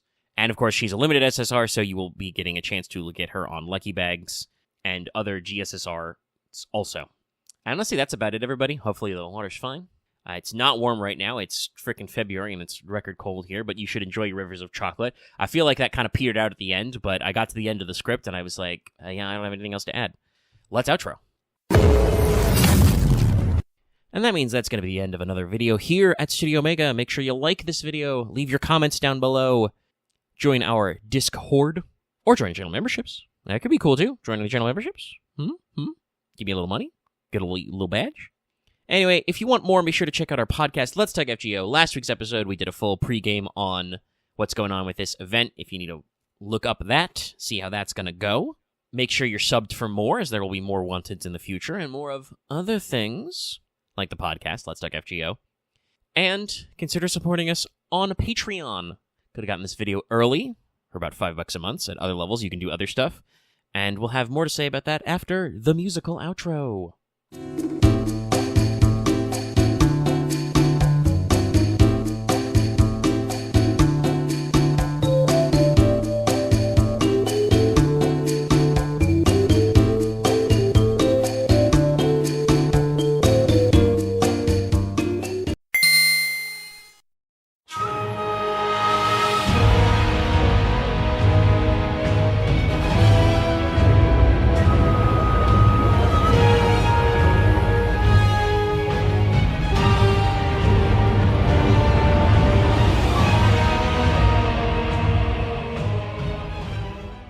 Hello everyone and welcome back to Let's Talk FGO Wanted. That's Let's Talk FGO Wanted. The show where we let you know if you want to roll that 5-star. So we have our first Wanted composed entirely in the new year already. Albert making me work harder, faster, better, stronger. But we've got SSR Avenger, Ushi Gozen, or Minamoto no Raiko / Ushi Gozen, but we're going to use the shorter of those to avoid confusion. And this is Wanted. If you've never watched this video series before, we're going to go through history, lore, mechanics, and more. Give you a rundown whether or not you want to be rolling on that servant, or if you just want a little extra luck in your rolls. Also, once again, this is for the Fate Samurai Remnant collab. There will be Samurai Remnant spoilers below. You have been warned. The game came out several years ago now, but they'll be there. Now, beginning at the history section, I do technically have a Wanted video on Minamoto no Raiko, also commonly known as Minamoto no Yorimitsu. That is a previous one that came out, but I can't recommend backtracking there specifically because that was like 8 years old, and it comes from when Wanteds were much shorter and rougher. I'm pretty sure 8 years ago that would be before I even, scripted them. I just, read my notes and improv, loose notations. So, that means we're going to summarize that half of this, the Raiko half, and do that right now. So, Yorimitsu, born sometime 948 CE, died sometime 1021 CE, was the son of Minamoto no Mitsunaka. Yorimitsu was a commander and governor during the Heian period. At the time, the Minamoto served as regents for the Fujiwara. They employed the military force when the Fujiwara would or could not, doing a lot of ruling in their place sort of a thing. And Yorimitsu was one of the first of the Minamoto clan to have their exploits actually recorded. Yorimitsu was known for quelling bandits in Oeyama, being the governor of several provinces, serving as a commander in the Imperial Guard, and being a member of the Ministry of War, being a minister in that department. So, fairly prestigious, serious positions taken and recorded. However, in legends and folklore, the Heian is a much more mystical, spiritual time period, so Yorimitsu, or Raiko, both names, is recorded as a legendary monster slayer accompanied by the Shitenno, the Four Heavenly Kings, which borrows from a concept from Buddhism. And those are Watanabe no Tsuna, Sakata no Kintogi, Urabe no Suetake, and Usui Sadamitsu. And with the Four Heavenly Kings, Yorimitsu is associated with several famous legends, some of which you probably know, either from playing FGO or just in general. I smacked my pop filter with my nose. Yorimitsu is a supporting character in the legend of Kintaro, aka Sakata Kintogi. He, while both a historical figure, also had a whole legend attributed to him. Basically, Yorimitsu finds the grown lad on Mount Ashigara, was so impressed with him that he brought him back to Kyoto to serve as one of his Four Heavenly Kings. Yorimitsu is depicted in several versions of the Tsuchigumo, the Earth Spider, or Earth Spider Demon story, including at least one case where Raiko was mysteriously ill with what is described as malaria. A giant monk, a couple of meters tall, tries to capture him, but Raiko cuts him with a sword, pursues him to Kitano Shrine. and finds an enormous spider there with the kill with iron spikes. In other version, it's Suna who wounds the spider, but Raiko then follows Suna to help finish slaying it. And probably the most famous one, which we are going to be telling in super mega brief, probably the most famous, is Raiko's part in the myths of Shuten Doji, the Oni boss of Mount Oe, or Mount Ibuki in some traditions, has been kidnapping, young ladies in the capital area. Raiko and the Shitano are dispatched to slay them. They eventually discover the Oni's lair, feed the Oni divine wine, and then cut off its head, though the cut off head is able to bite Raiko and would have killed him if not for the helmet. Now, for things that are still relevant to this, Minamoto no Yorimitsu is associated with several famous and high-quality swords. The famous is probably the Dojigiri, the Doji slaying sword, which is considered one of the Tenka Goken, the 5 swords under heaven. It's a Tachi-style blade, if you know anything about Japanese sword types. If you don't worry about it. Just know that it's not technically a katana. But it's a national treasure housed in the Tokyo Museum. There are other ones, such as the Onikirimaru, the Oni-cutting sword, also thought to have been the one that beheaded Shuten Doji, which is at the Tada Shrine. There are several of Yorimitsu's supposed sword, Hizamaru, which was renamed Kumokiri, Spider Cutter, from the Tsuchigumo legends. There are literally 3 swords claiming to be that sword, so they're all over the place. But there's a lot of these myths, legends, and etc. going around. Now, the Ushi Gozen side of this is a little trickier. Finding formal sources in English is tough, so I apologize that I've basically cobbled this together from what I would say are similar quality sources to my own Wanted, which is basically fans doing research and collating. It is a more obscure story that I think is only specifically brought up in English because of FGO, and isn't even brought up that much in Japanese from what I could find. But the Ushi Gozen story goes through a few different versions, and it seems to be related to that of the Ushi Oni, Ox Oni, or Ox Demon myth, also known as Gyuki. The Ushi Oni are a type of yokai which have the head or horns of an ox. They're drawn usually with spider-like bodies, similar to the Tsuchigumo, which does translate roughly literally as Earth Spider, but is not necessarily supposed to be a spider. I'm using an image of a Gyuki or Ushi Oni as the bed image for this section of the video. And in some, historical texts from the later period, the mythologizing scrolls, Ushi Oni are said to be a thing that Yorimitsu has defeated in some stories. They are also associated with Gozu Tenno, the ox-headed heavenly king, a Buddhist deity who was later syncretized with Susanoo, the storm god. And I will go back to explain kind of how we got here with certain things later in the lore part. But there is an old written account called Ushi Gozen's Original Place. That story relays, again, in brief, that the wife of Minamoto no Mitsunaka, Raiko's father, in case you forgot that part earlier, but his wife dreamed of the Tenjin of Kitano Shrine again, and that's the deification of Sugawara no Michizane, who became the patron kami of scholarship and learning. Anyway, she dreamed that he came to dwell in her womb, and after a pregnancy of 3 months, a son was born during an ox year, on the ox day, at the hour of the ox. Do you get it? It's an ox child. But the boy, who is described in the story with the phrase that literally translates as younger brother or younger sibling of Raiko, has ox horns in the face of an Oni, so Mitsunaka orders him killed, but his mother has him whisked away to the mountains instead. Eventually, Mitsunaka learns that the Oni child has survived, and sends Raiko to kill their sibling. The pair battle it out fiercely. Eventually, Ushi Gozen tires and is defeated and falls into the Sumida River, which is now in modern Tokyo, and transforms into an enormous ox 30 meters tall and rampages around the area. Now, how exactly we get to that Ushi Gozen tale to the character you see in FGO, we will cover in the next bit. But that is the extremely compact version of Raiko and Ushi Gozen's stories.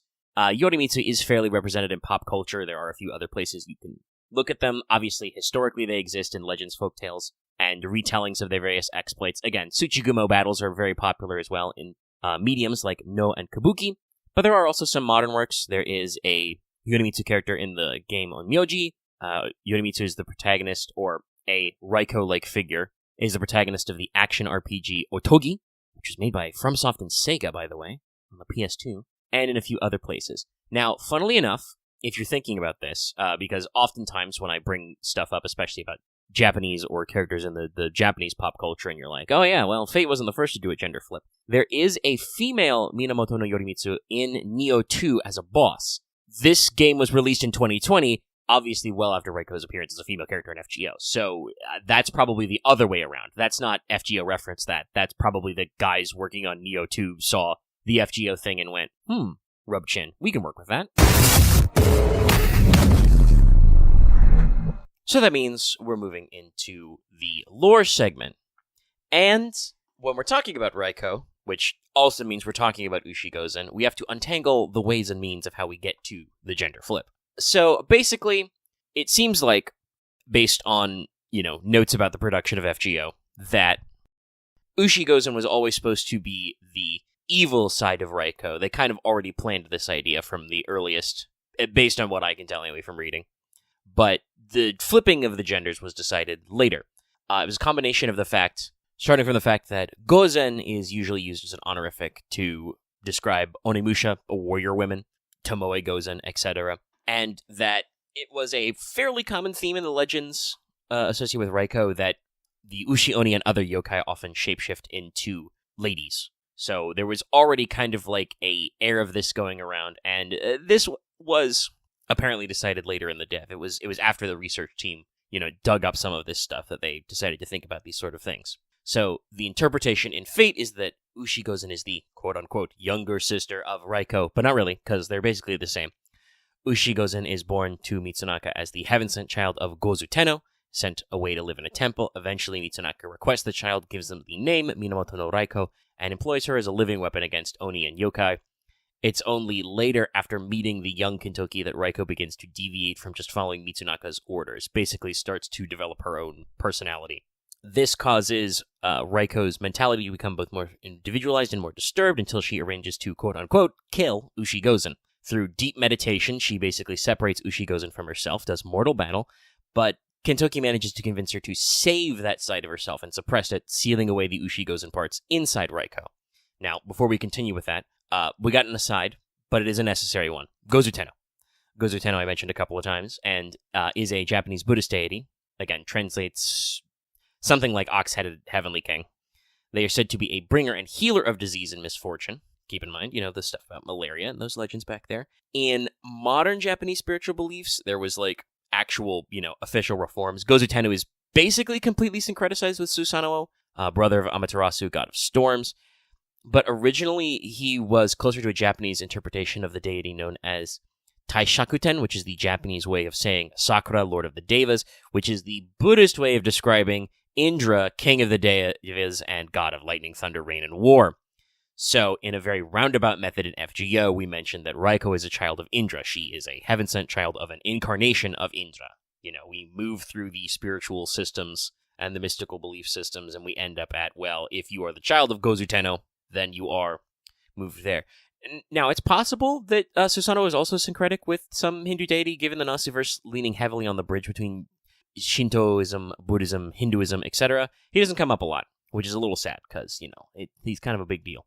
That said, it would be great character stuff, to bring up an interaction between Taomo, who is a mortal incarnation of Amaterasu, and Reiko or Ushi Gozen in that case. I'm pretty sure original Reiko has a line for regular Tamomo, but it's just kind of like she pointedly doesn't talk about them, and other stuff like that. Anyway, to move back to following the Fate lore, Ushi Gozen has technically already appeared in FGO, just as a mirrored sprite. If you didn't know, because it was a limited time event you can't access anymore, this was during the Onigaishima event, and Ushi Gozen was basically Reiko with her sprite slightly spookier, and some different lines.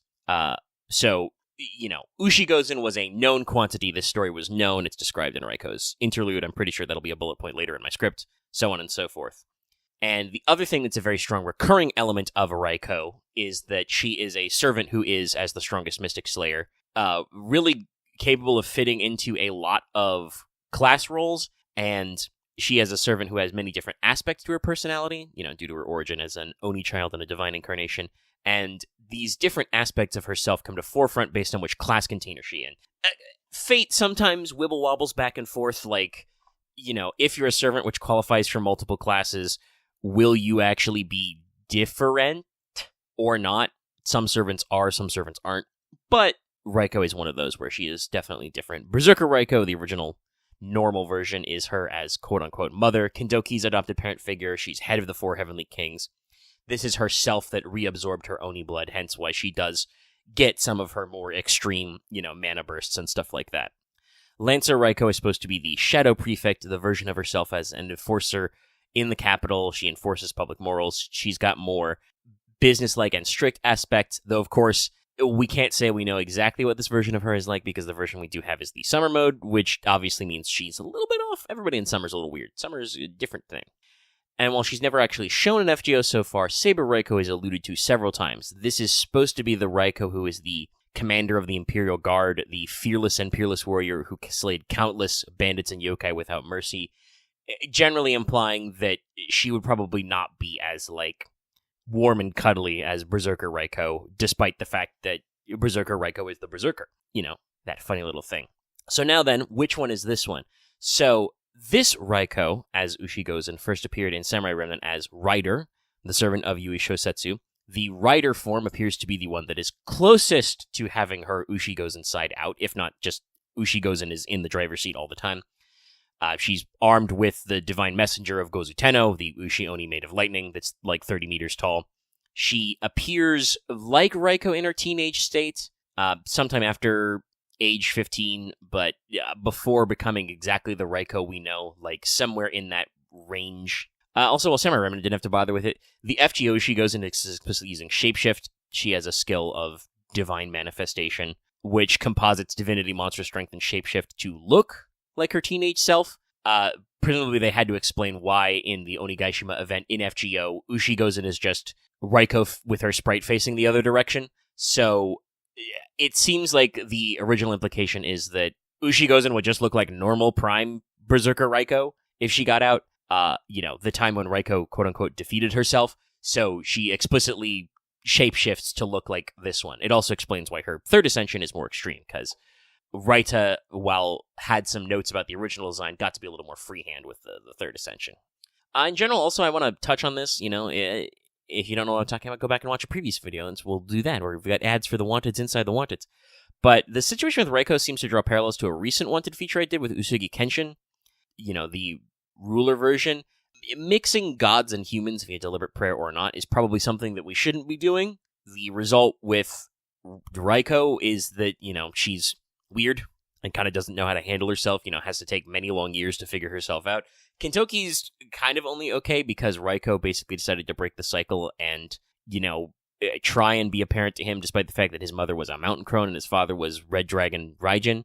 And also, he was a wild child. Nobody ever really asked him to do anything, so he kind of, figured out his own spot.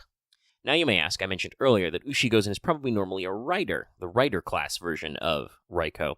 Why are we an Avenger in FGO? Well, the Samurai Remnant collab canonically will take place sometime after Samurai Remnant's events, hence the spoiler warnings earlier. So Ushi Gozen remembers the Waxing Moon, or some version of it, because there are, multiple routes in the game. And even aside from that, there are branching decisions as well. But Ushi Gozen remembers something like the plot of Samurai Remnant, and has deliberately manifested as a Demon of Vengeance, hence her class swap. Her skills, abilities, and personality are all basically the same as the Rider, but she's an Avenger, so maybe we can be a little bit more mechanically interesting in FGO. Also, might be a soft setup for the next audio call. Genuinely don't know with these people. Anyway, if you want story feature, Ushi Gozen's going to be in the Samurai Remnant collab, and was obviously in Samurai Remnant. If you want some more, you can go back and, if you can, anyway, go back and check out the Onigaishima event and Raiko's own interludes for the backstory as well. So, mechanics. The mechanics part. Now, typically, Avengers have pretty high attack and pretty low HP. For Ushi Gozen, those two numbers are barely 200 away from each other. But that's still pretty high for an Avenger in terms of HP. There are a couple of Avengers that literally have more attack than they do HP, which is crazy for an SSR. But she's also, quick, Arts Buster, and the only one in the SSR slot that is that way. The only other Avenger with 3 quick cards is Summer Chloe. And she does have higher hit counts, 6 on quick. I believe she's the first triple quick unit to have 6, but also average-ish NP gain. Her NP is AoE quick, which reduces enemy crit chance by 30% for 3 turns and has a 40% chance to stun.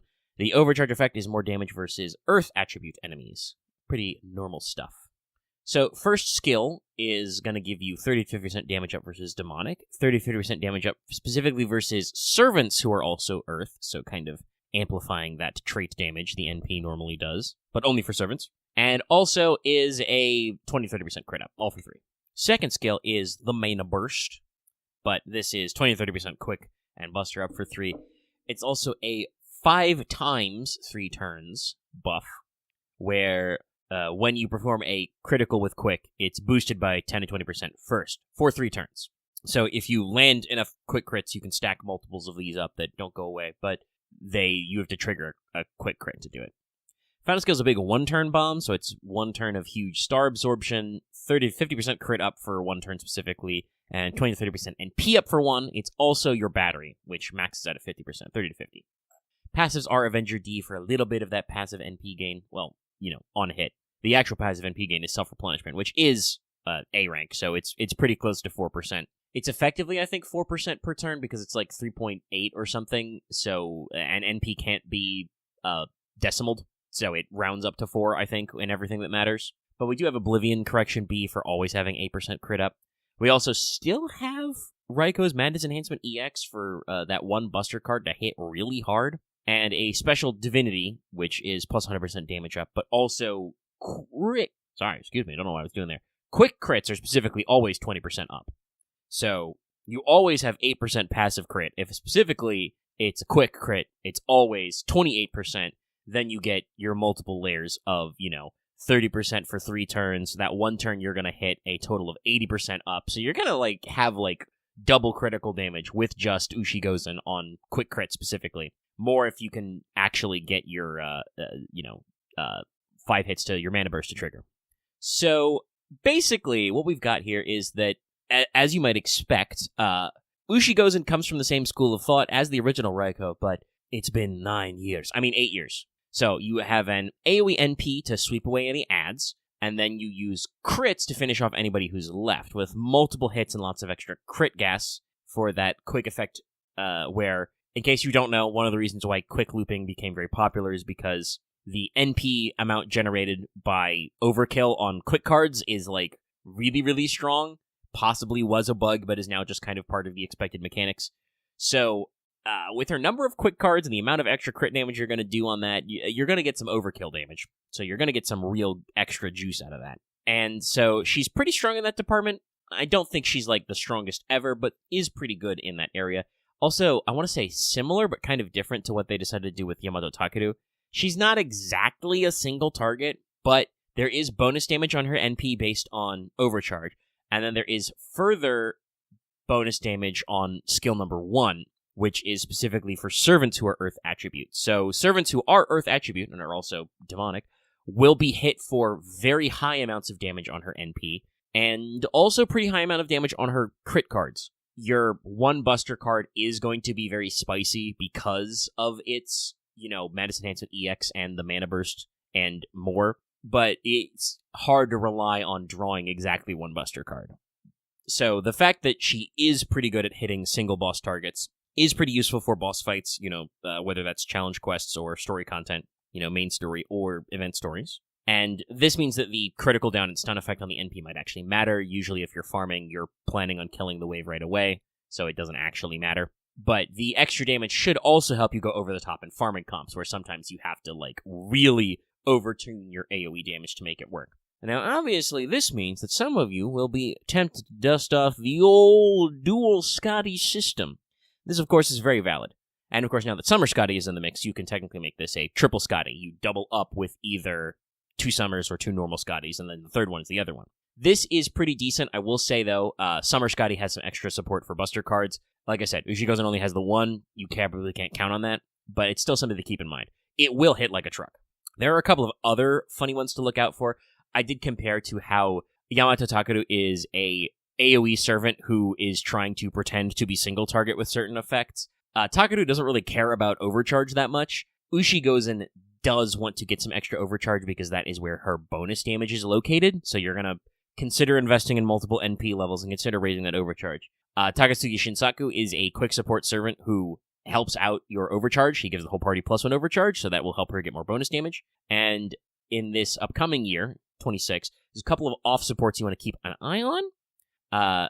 The June event will have alter egos Hibiki and Shikage, which gives the party NP and NP battery and NP gain up, a big max HP buff, in addition to raising quick up, so that can be very helpful to kind of pad out your defenses a little. Avengers are kind of frail. And the winter event with Lohi is another berserker who gives the whole team quick up, NP, and some evade, but also strips enemies of defensive buffs on a skill, which is a thing that you might want to consider for that. So there's a couple of incidental synergies out there. If you're looking for like a single target hitter, you might be able to make Kagekyo work. But yeah, in general, you're going to want to focus on slotting in the normal quick supporters for AoE sweeps. And like I said, if you get a little bit of extra spice, consider adding some overcharge levels or some defenses in there. Other than a 40% chance to stun and a 30% crit rate down, Ushi Gozen does not have any defensive skills. Now for CEs, again, spoiled for choice. Very good selection so far this year with servants who have good CE comps. Ushi Gozen does have a 50% battery, so you have a strong selection there. That is also your one-turn like NP damage up, so you might want to save that for a particular wave, but you can start with 50% CEs if you're going to battery right away.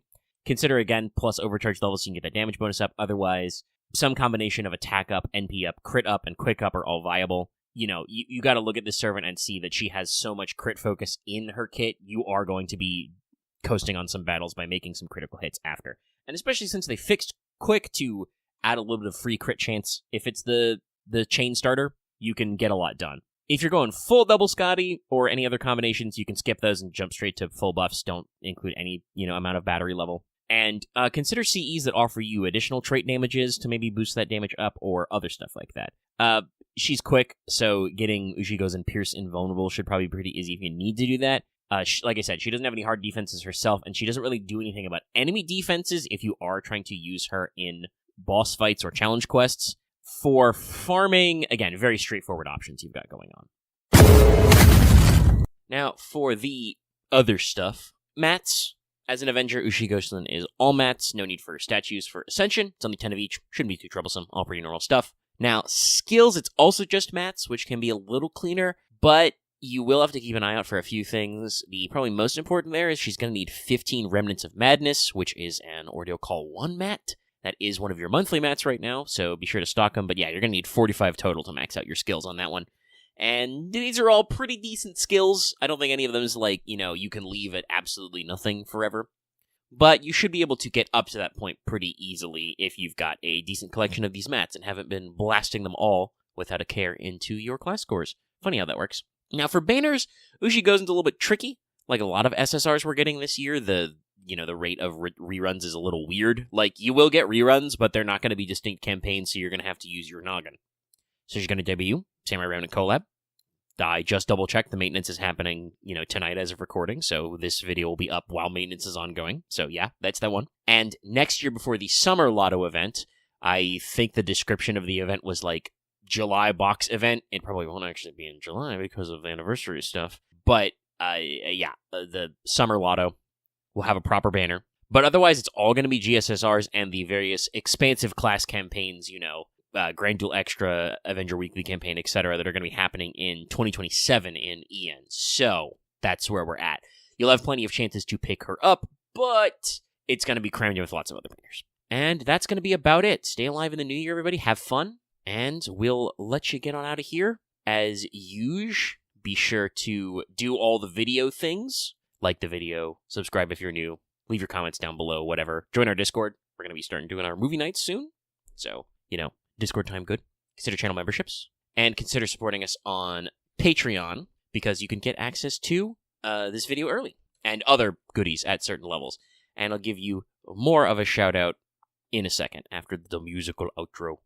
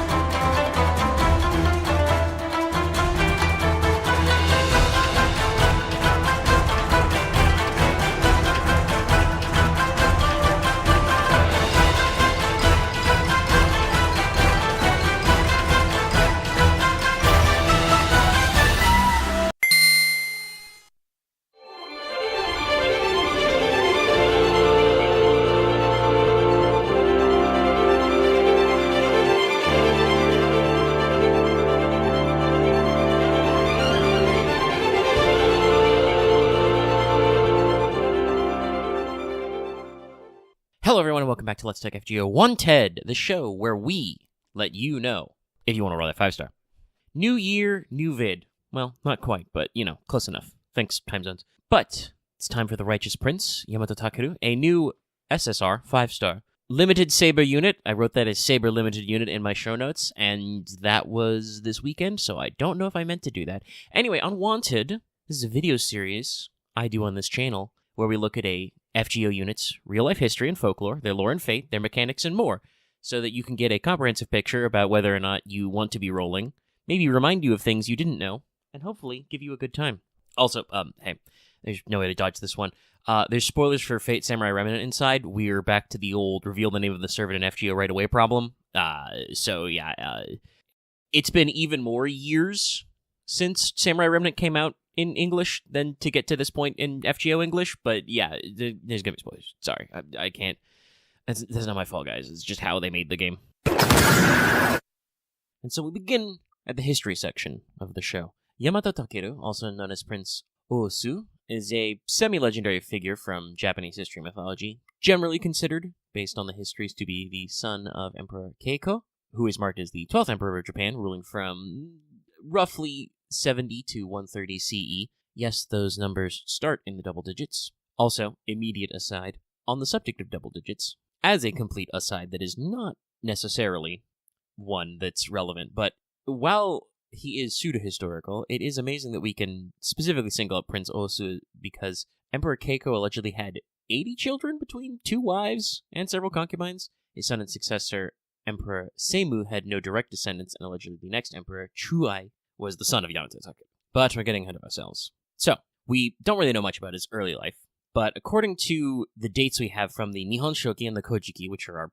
primary sources about this, the major works of historical myth in Japan, the Prince Oosu was born sometime around 72 CE and died sometime around 114 CE. The legends state that he had a fearsome temperament, which worried his father, the emperor. At some point, he killed his brother, also known as Oosu, but written slightly differently. I guess when you have 80 kids, you reuse some names. So in order to keep distance, the emperor sent the prince to fight rebels in Kumaso, which seems like it translates roughly as the bear-punching tribe. They were in mostly southern Kyushu, and the namesake of the modern Kumamoto province, and also later sent the prince to the Izumo province. This is where we get some of our first anecdotes about the prince, said to have defeated one of the Kumaso by exchanging swords before a duel, and the prince gave them a wooden sword, so, he got a real sword, the other guy got a wooden one. In another story, he ambushed the Kumaso leaders dressed as a maidservant while they were drinking, and then according to these texts, vaguely, he defeated several deities. During this period, one of the prince's enemies gave him the title Yamato Takeru, the Brave of Yamato. Now, interestingly enough, how this is spelled in kanji differs between the Kojiki and the Nihon Shoki, but the meaning is still the same. They just wrote it with slightly different characters. Anyway, his father was still a little freaked out by this lad, so he sent him to the east, vaguely, to defeat rebels and wild deities which didn't submit to the imperial court. At this period, Takeru visited the Aesc Grand Shrine, the senior-most shrine of Amaterasu Omikami, to visit his aunt, Yamato Hime no Mikoto, who was both the high priestess of the temple and also founded the shrine. She was the one who said it needed to be done. According to the stories, Takeru grieved that his father apparently kept sending him on suicide missions, and out of compassion, Yamato Hime lent him the Ame no Murokoma, the cloud-parting sword, which Susanoo had received from, under the tail of the Yamato no Orochi, gifted to Amaterasu, that whole deal of the founding sequence of Japan. And then, in the Kojiki, there are several listed myths about and legends about his expedition to the east. First of all, there's the story of his first wife, Ota Tachibana Hime, who sacrificed herself during a storm at sea to calm the anger of the sea god, and move their passage on. That's a fairly important one in this context. He is said to have defeated the local god of Ashigara Pass. Yes, that one. The one around Mount Ashigaru, where Kintoki is from. He and a local old man are said to have composed the first Sedoka poem in Kai province. Yes, that Kai. Sedoka is a form of waka poem where the pattern is 577-577. And probably the most famous anecdote from this period, an enemy attempts to trap Takeru by burning him alive on an open grassland, lure him out to a grass field, light it on fire behind him, kind of surround him in flames. So desperately, he draws the Murakumo to try and cut the grass and stop the fire, and discovers it has the power to command the wind. So using fire strikers, which he also got from his aunt, he fans the flames hotter, redirects them towards his enemies, and then renamed it the Kusanagi no Tsurugi, the grass-cutting sword, the name you're probably more familiar with. After all of this, Yamato Takeru returns to central Japan, marries Miyazuhime, but is said to have challenged the god of Mount Ibuki, but didn't bring his sword for some reason. Tuck that one away for later. And so, supposedly, the god cursed him and he died, approximately in the 43rd year of Emperor Keiko's reign. After his death, his soul is said to have turned into a great white bird, and then the imperial mausoleum in the Aesc province dedicated to him is known as the Mausoleum of the White Plover, which is a type of bird, a plover. Note that all of that above is supposed to be the version that's in the Kojiki, which is supposed to be the older and more loyal retelling of the legend. The version in the Nihon Shoki is, I don't want to say cleaned up, especially since I'm not literally referencing these side by side. Watch this video like 5 million times so I can, buy copies and stick them on my shelves. But the Shoki version is said to have had a good relationship with his father. So, pick whichever one you like. I think the Kojiki version being older is generally what FGO and Samurai Ronin's working with. So, Miyazuhime collected his belongings and venerated them first in her home until they were relocated to Atsuta Shrine, which is where the Kusanagi is supposed to be enshrined, and deifies the 5 great gods of Atsuta, which includes Amaterasu, Susanoo, Yamato Takeru, and Miyazuhime among them. Because his soul was transformed into a bird, Takeru is sometimes worshipped as the Otori-sama, the great bird, and there are Otori shrines dotting all of Japan. And in November, there's a festival known as the Tori no Ichi, the Market of the Bird, which is pretty popular. You get a bunch of stalls and other celebrations going on. So in addition to Atsuta, you can find major shrines like Kanasana and Yaizu, dedicated to Yamato Takeru. The Hanazono Shrine in Tokyo also has a very famous Tori no Ichi festival, though it is primarily an Inari shrine, but obviously Yamato Takeru is still a big deal in the history and spirituality of Japan. And Yamato Takeru is not unknown as a pop culture figure. He's appeared a couple times in Atlas games. There's a boss he can be in SMT4. It's the evolved version of Naoto's Persona in P4. I think all those 4s, huh? The One Piece character is definitely named as a reference. There was an award-winning fantasy novel trilogy known as the Jade Trilogy in Japan, which was first published in the 80s. The 3rd book is not available in English. Don't know how that one worked out. But it's a retelling of Yamato Takeru's legend, so there is a lot of still pop cultural reference. Not quite as grippy as, we've talked about with, Takeda Shingen and Uesugi Kenshin, but still there. And I did at least find some sources where some mythologists did make a comparison between Yamato Takeru and King Arthur, though, some of the exact theorists are talking about stuff like, oh, they're both from a Proto-Iranian source. That's probably bunk. But it's not something we haven't heard before, so it is one of those moments where you can kind of go, oh yeah, other people have noticed that some of these things are interestingly similar. Now, while I did use that as a segue, I should note that Takeru's FGO profile actually explicitly states that they are not a saberface with the MHX seal of approval. They are, however, truly gender ambiguous. Gender, yes. Official gender is question marks. They have both the feminine and pretty boy traits, and for simplicity, we'll be using they, them, but you could interpret that as who give a shit, because Saber doesn't correct anyone, assuming they're female in Samurai Remnant, doesn't really discuss their own gender. Nobody really brings it up. Other than an androgynous appearance, which befits anybody in Fate who has a single cross-dressing anecdote, it's a pattern, it's happened a lot, Yamato Takeru truly is, like the legendary format, they're a cheerful killing machine, describing themselves as a person who cannot change, a relic from a mythological age where fighting humans, yokai, and gods is all too common. So, Yamato Takeru is the saber in the Waxing Moon Grail War of Samurai Remnant, is Miyamoto Yori's servant. FGO is not afraid to reference it directly, as Takeru recalls basically every character who appeared there in FGO, has dialogue with everybody. Now, since Takeru is basically the, and I'm using scare quotes in my script here, the Japanese King Arthur, they give them the full treatment.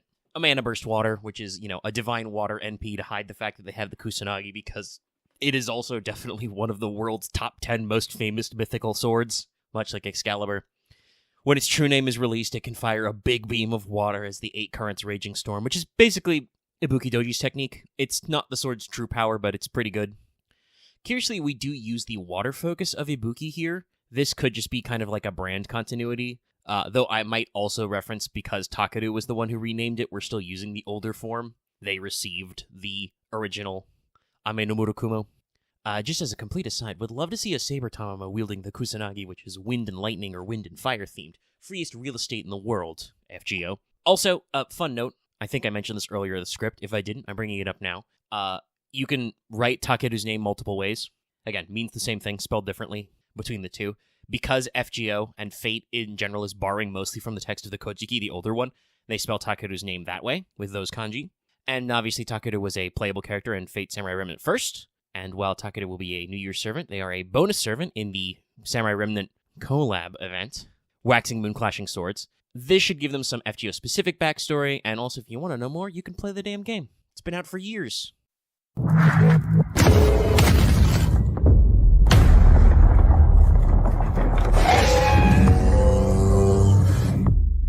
And now into mechanics. So, a saber, but blue, or azure, if you will. Takeru has relatively high attack and lower HP, seems about right. QAABB, it's 1 quick, 2 arts, 2 busters, the iconic saber deck, with average hits and relatively low NP gain. You'll see why in a second. The first reason is that they have an AoE arts NP, which is like 8 hits, and it also has a basically guaranteed chance to reduce the targeted enemy's arts resistance by 50% for 1 turn first. It's not exactly switching to a single target, but it still makes it pretty good for bosses, and the overcharge effect is defense down for 3 turns, so stackable. All of that does mean that you're getting some pretty decent NP refund out of that.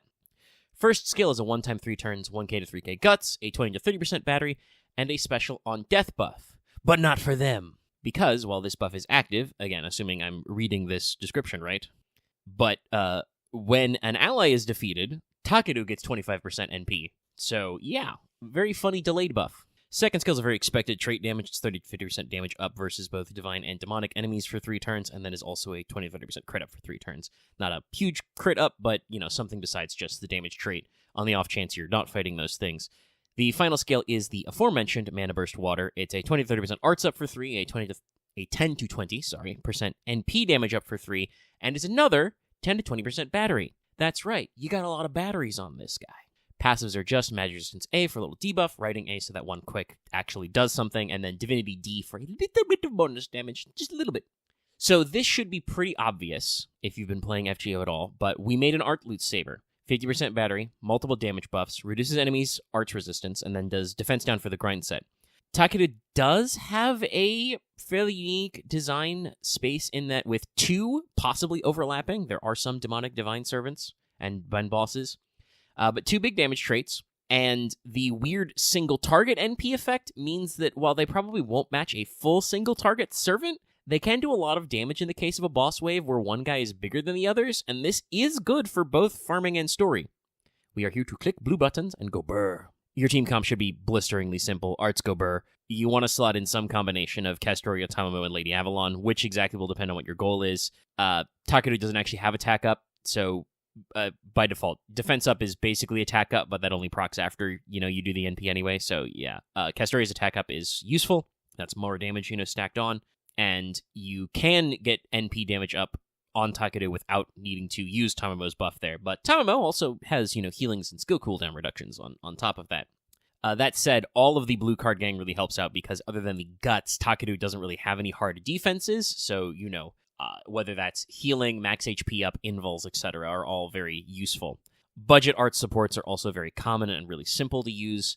You can use Paracelsus for extra guts and, some single focus on the arts. Caskill really helps out because he gives you defense up, lots of arts up, and also has that huge star gen buff, which you can actually utilize for critting. Now, your CE selection here is going to depend a little bit on what you're doing. You got a self 50, so you can do any 50%er like Golden Sumo, or another which is boosting, NP and arts as well. There's a few different combinations of that. And you can basically leave the rest to looping. Or you could go for 0% and assume that you're just going to make up your 50% either on Takeru or with double Castoria.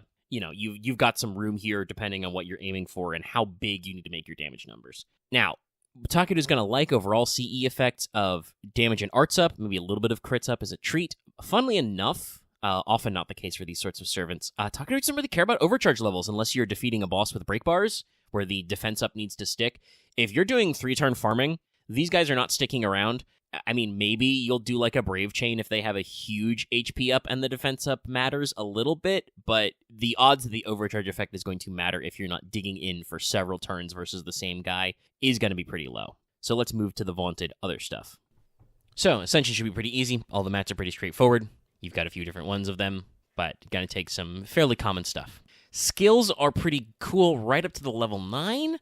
That level takes 72 Twilight Swords per skill, so I hope you were farming during the lotto. Other than that, everything should be, like I said, fairly straightforward. Now, funnily enough, Takeru is fairly rare. This New Year's banner is basically the only time they're going to have a solo banner to themselves so far. We don't really know what FGO is doing in the future, but yeah, it's pretty open-ended. The remaining banners so far are just all the, what will be, I should say for us, 2027's rush of rotations like Weekly Saber and Grand Duel Saber. I would probably expect like one more added in 26 by EN, but that's not a guarantee. They have been pretty good about bringing some extra banners in so that, you know, there's not a dead year before the big rush. But it is still kind of open-ended. Obviously, limited units get put in all GSSR formats, so you can watch out for that. But yeah, that's Yamato Takeru, and that's the last wanted of 25 / the first wanted of 26. Happy New Year, everybody. Have fun. Buy Samurai Remnant. Unlike all the light novels that FGO is an advertisement for, you can actually do that. That's nice. Check out the podcast if you want to see how things are going. Also, want to apologize if the audio level of this particular video sounds slightly off.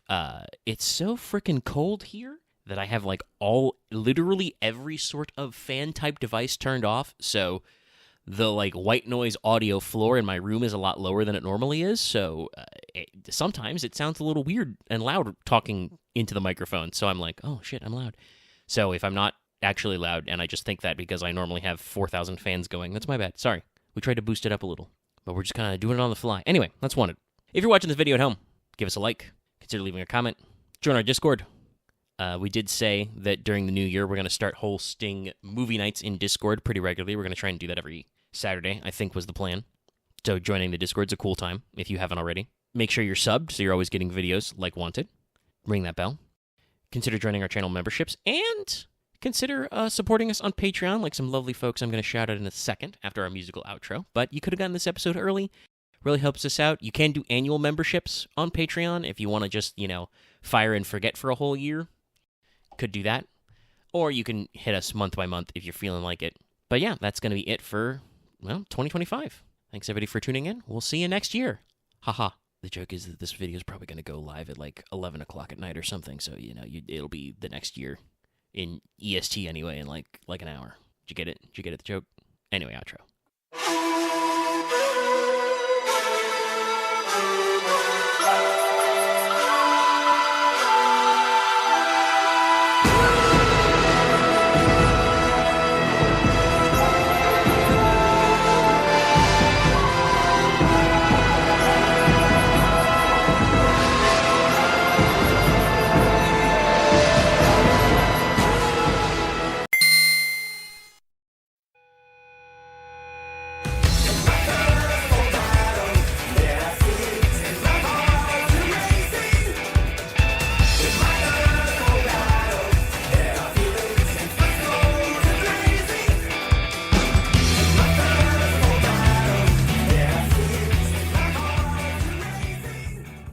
Hello everyone and welcome back to Let's Take FGO Wanted, the show where we let you know if you want to roll that 5-star. This is effectively part 2 of 2 here, so if you missed Tiger of Kai, which you did, because scheduling stuff really ruined my SEO.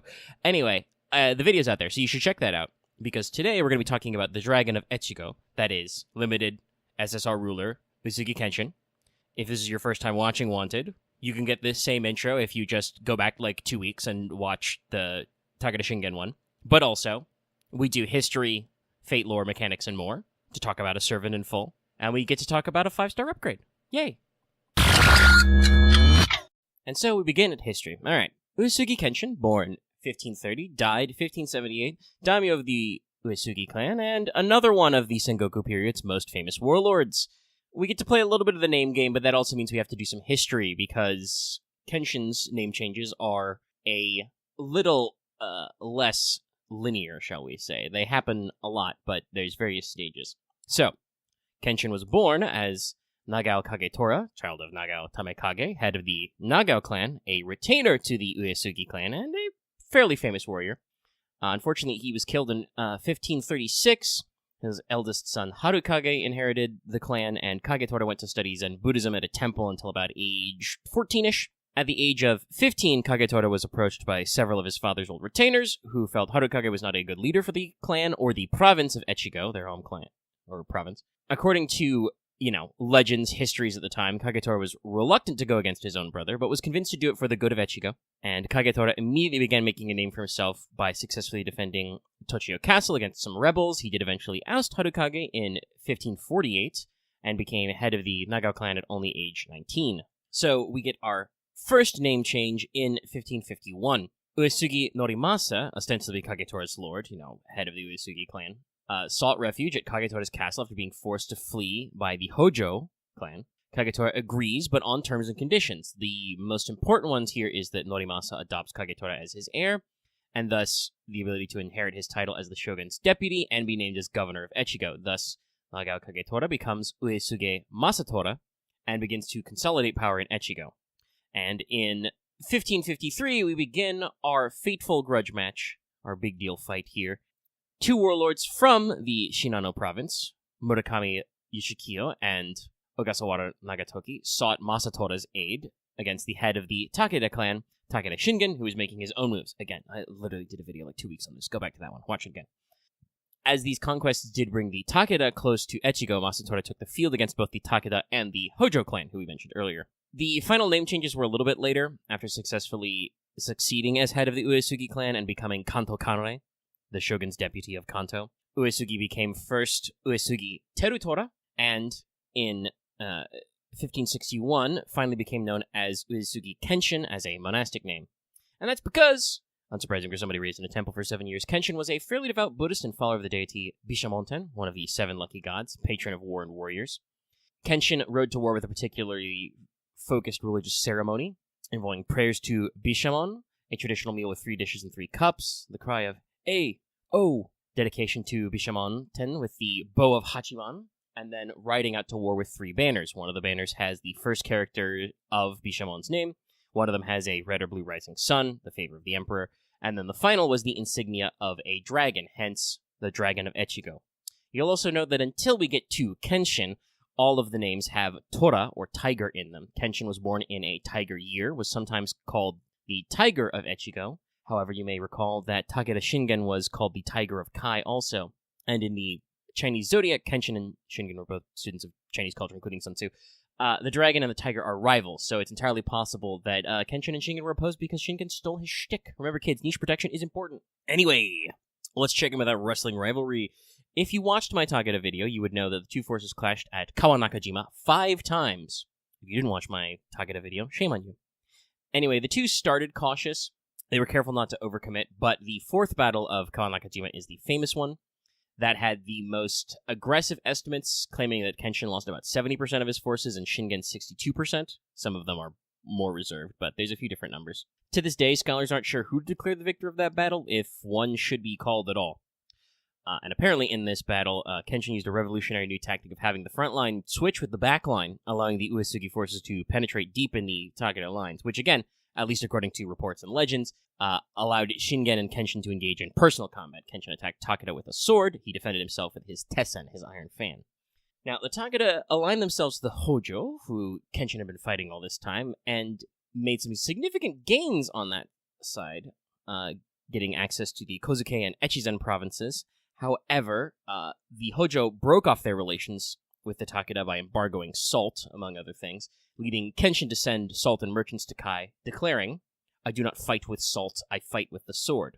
That said, Kenshin was not above diplomacy, though, as Kenshin managed to form an alliance with the Hojo, then with Tokugawa Ieyasu, who was a Hojo ally, and Oda Nobunaga. The Takeda were also working with the Oda, so this managed to lower the temperature of things at the time, kind of balanced everybody out. There were a couple of, well, would have gone bad for Takeda anyway. But we have a brief chilling period as Nobu kind of consolidates some things, and thus in 1573 we start to heat up again. Nobunaga deposed the shogun, Ashikaga Yoshiaki, who I'm pretty sure he was responsible for picking anyway, but Yoshiaki rally the powerful Takeda, Uesugi, and Hojo clans into an alliance against Nobunaga. While Takeda Shingen managed to thrash Ieyasu, he unfortunately did die in 1573, and upon learning this, Kenshin allegedly wept and wrote, "I have lost a great rival. We will not see a hero like him again." Anyway, Kenshin managed to rally an army of 30,000 dudes, you read that right, 30,000, and launch a campaign against the Oda, culminating in the Battle of Tedorigawa, sorry, I missed a syllable there, in 1577. Kenshin defeated a statistically numerical force of the Oda of 50,000, which was led by Nobunaga's then best generals, Shibata Katsue and Maeda Toshie. Unfortunately, despite forming an alliance with Takeda Katsuyori, Shingen's son, Kenshin was delayed from the field by bad weather to press upon this great victory, and died in 1578, allegedly of cancer. There are reports that his health was failing for a while, but there were also claims, as early as 1582, by the way, that he was assassinated by shinobi. There is also an urban legend that he died on the toilet, which can be funny, but that is not super well attested. You know, the exact phrase used was, became dead in a private place. Kenshin wrote a death poem, so sudden death seems unlikely. Kenshin's death poem, by the way, reads, "Even a lifelong prosperity is but one cup of sake. A life of 49 years is passed in a dream. I know not what life is, nor death. Year in, year out, all but a dream. Both heaven and hell are left behind. I stand in moonlit dawn, free from clouds of attachment." Very zen. Kenshin's death unfortunately caused a little bit of a succession crisis for the Uesugi. He had no biological children and had 2 adopted sons, Uesugi Kagekatsu, his nephew from Nagao Masakage, and Uesugi Kagetora, son of the Hojo Lord, who he ended up adopting. Kagekatsu ended up marrying Takeda Katsuyori's sister and securing his position in Echigo, but this divide let the Oda forces get right up to Echigo's borders before they were stopped by Nobunaga's death. Kenshin has a fairly remarkable legacy, not only hailed as a god of war by his followers for being undefeated in 50-some battles. By the way, that number of undefeateds also fluctuates a little, I think, depending on what we're counting. But also as a masterful administrator with reforms in trade, markets, and taxations, including planned tax breaks for war fatigue. There's a Kenshin festival in Joetsu, which is located in the historic region of Echigo, every August. And Kenshin has been portrayed numerous times in pop culture, very popular for anime, video games, and live action. I think I mentioned this, but there's a few live action adaptations about Takeda Shingen, where there's obviously also a Kenshin. You can't leave that going. And funnily enough, for reasons that will be relevant later, but also maybe something that some people following the channel may have heard of before, Kenshin's been portrayed a couple of times by musical artist Gact, so that's pretty funny, if you think about it.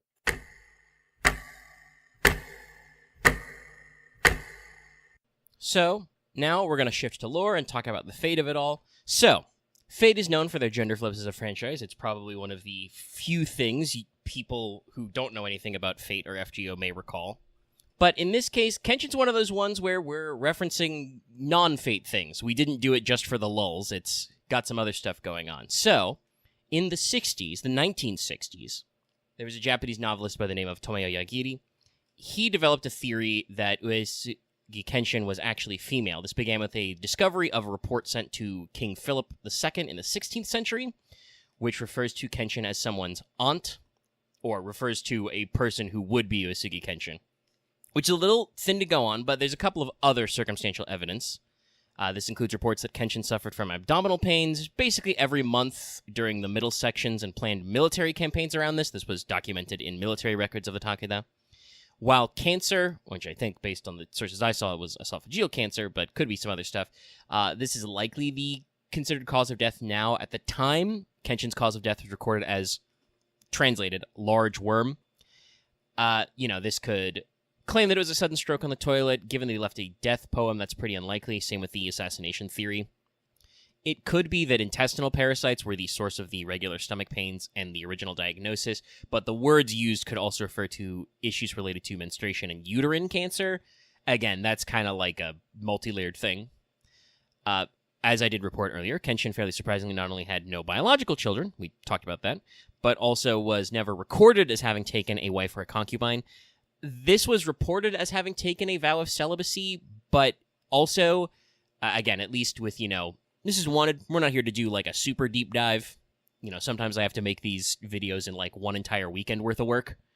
But if you want to hit the books and study deeper, but none of the references I found to this indicated that it was, like, attested at the time Kenshin was alive. This may have just been made up in the later Edo period to make Kenshin seem cooler. Kenshin was said to have many personal hobbies, which were more feminine, including reading historical novels, poetry, calligraphy. We also do know, though, that that doesn't mean anything. There have been plenty of people who have hobbies that are not conforming to gender stereotypes in history. But, you know, it's one of those things that you add all these up, and you have a decent framework for a theory. Now, the theory isn't widely accepted. There's just not an overwhelming amount of evidence to support it. Critics like to point out that leading a major clan directly as a woman would be very unlikely. There were a few female military commanders during the late Sengoku, so, you know, it's not out of the question, but it seems a little unlikely. We may or may not ever actually know, because, funnily enough, Kenshin's physical remains are actually preserved. They were not cremated, but obviously the current descendants of the Uesugi family feel pretty strongly about Kenshin's body. It is, you know, the physical remains of a not only very famous but also very important ancestor with spiritual context, so academic research has not been permitted at this time. Perhaps we will continue to advance in areas of science that non-invasive examinations may be performed. Still, this was a known theory, and it's existed obviously way before Fate, and has influenced other portrayals of Kenshin, either straight up as a woman or as more gender ambiguous. That includes, I told you I was going to bring it back, the role where Gact played Kenshin in the 2007 TV drama that was Furin Kazan. He went out of his way to appear as clean-shaven and long-haired. So, you know, like I said, while Fate Stay Night was around by that, you know, Kenshin wasn't actually arted up until a little bit later. Now, as you might expect if you've been following FGO for a while and doing, you know, your pilgrimage festivals and stuff, Kenshin previously appeared in FGO as Nagao Kagetora, which again was a name used until it would be like her 20s, I think, as the Lancer of 8 Flowers. That was in Koha Ace, and then obviously in Guda Guda. She was also name-checked in the original Guda Guda Hanoji. Uesugi Artoria was a bonus boss there. So, you know, kind of playing the roles before we got sprites for these people. And as I mentioned, as Lancer of 8 Flowers, Kenshin did appear as Kagetora in Guda Guda Final Hanoji, was the event servant, what we in the biz call welfares for that one. Given her abilities, you could probably say that Kagetora will be normally summoned as a Saber, Lancer, or Rider. In fact, it's mentioned in her Lancer profile that she shouldn't be able to summon her horse because she's not a Rider. But Kenshin loves that horse, or Kagetora version of her loves that horse so much, so, you know, she's a horse girl at heart. And because this is Fate, where things are real if you believe in them hard enough, and so do other people, and they write down that they believed it, Kenshin is regarded as something who is not human and becomes an avatar for Bishamonten, wielding his sacred weapons, gaining divinity. To explain a different way, you know, at least in the version that was in Guda Guda, this one I wrote the script before we actually played the event, so there's some Kagetora flashbacks that do make it seem more like the divine visitation type thing. But originally, Kenshin wasn't really portrayed, at least as Kagetora, as having been inherently born with divine powers, other than maybe being really cool at swords and stuff, but did have troubling inhuman, quote-unquote, unchildlike behavior, and then ended up basically being deified while alive because people couldn't help but thinking of her as a living god of war due to her prowess. And this probably explains Kagetora, who has a very low level of divinity, better. Kagetora is regarded as hopeless with all forms of ranged weapons, so don't want to be an archer, but does develop her signature 8-weapon style by mastering multiple melee forms, allegedly inspired by a depiction of Bishamonten wielding 8 swords. So we get to the 5-star upgrade to Kagetora, which had been planned for a few years, but as her character artist, Takeuchi, one of the key illustrators for Type Moon, but was Kagetora's artist, was unsure what to do for new Ascensions. You know, kind of that moment of like, okay, well, we drew an armor, and, you know, we got, like, the hood, so what will we do? You know, wasn't struck by inspiration. But when they announced that Takeda Shingen was picked for this new Guda Guda event we just have started, he knew he had to do something. You know, it was kind of the moment of realizing of, like, well, if we're doing Takeda Shingen, we have to do the 5-star Kenshin. But he did a little bit of, you know, asking around with the rest of the team and decided he had to do something, and apparently his decision was turrets. This is a pun. Of course it's a pun. It's a Japanese thing. Of course it's a wordplay. Bishamonten is often depicted as holding a pagoda in one hand. You can write the phrase treasure pagoda in the same way that you can write the phrase, the, you know, 2-word compound gun turret, hoto. So, hey, pagoda is turret. Cool. Great. Thanks. Kenshin also gets a motorcycle because it was already decided that Takeda would have a slick red sports car. So, Ruler Kenshin is embracing her legend as the god of war and avatar of Bishamonten, who is the Japanese form of Vaisravana, one of the 4 heavenly kings of Buddhism. Bishamonten, again, is a warrior king and war god, but is also known as the one, at least in Japanese myths, who listens to teachings because he is the god that protects places where the Buddha is heard. By the way, Vaisravana is known as the protector of the north, as one of the 4 heavenly kings, and Bishamonten is also the guardian deity of those who obey rules and follow propriety. And you wonder about the classing. A lot of the accessories here are all Bishamon themed. We've got simplified forms of his sacred sword and spear. I've explained the pagoda. Bishamon is also often depicted with a hoop of fire, etc., etc. Kenshin's Noble Phantasm sword is called something different because Kenshin is a freak. It is supposed to be a gift from Takeda Shingen as thanks for the salt situation we discussed in history.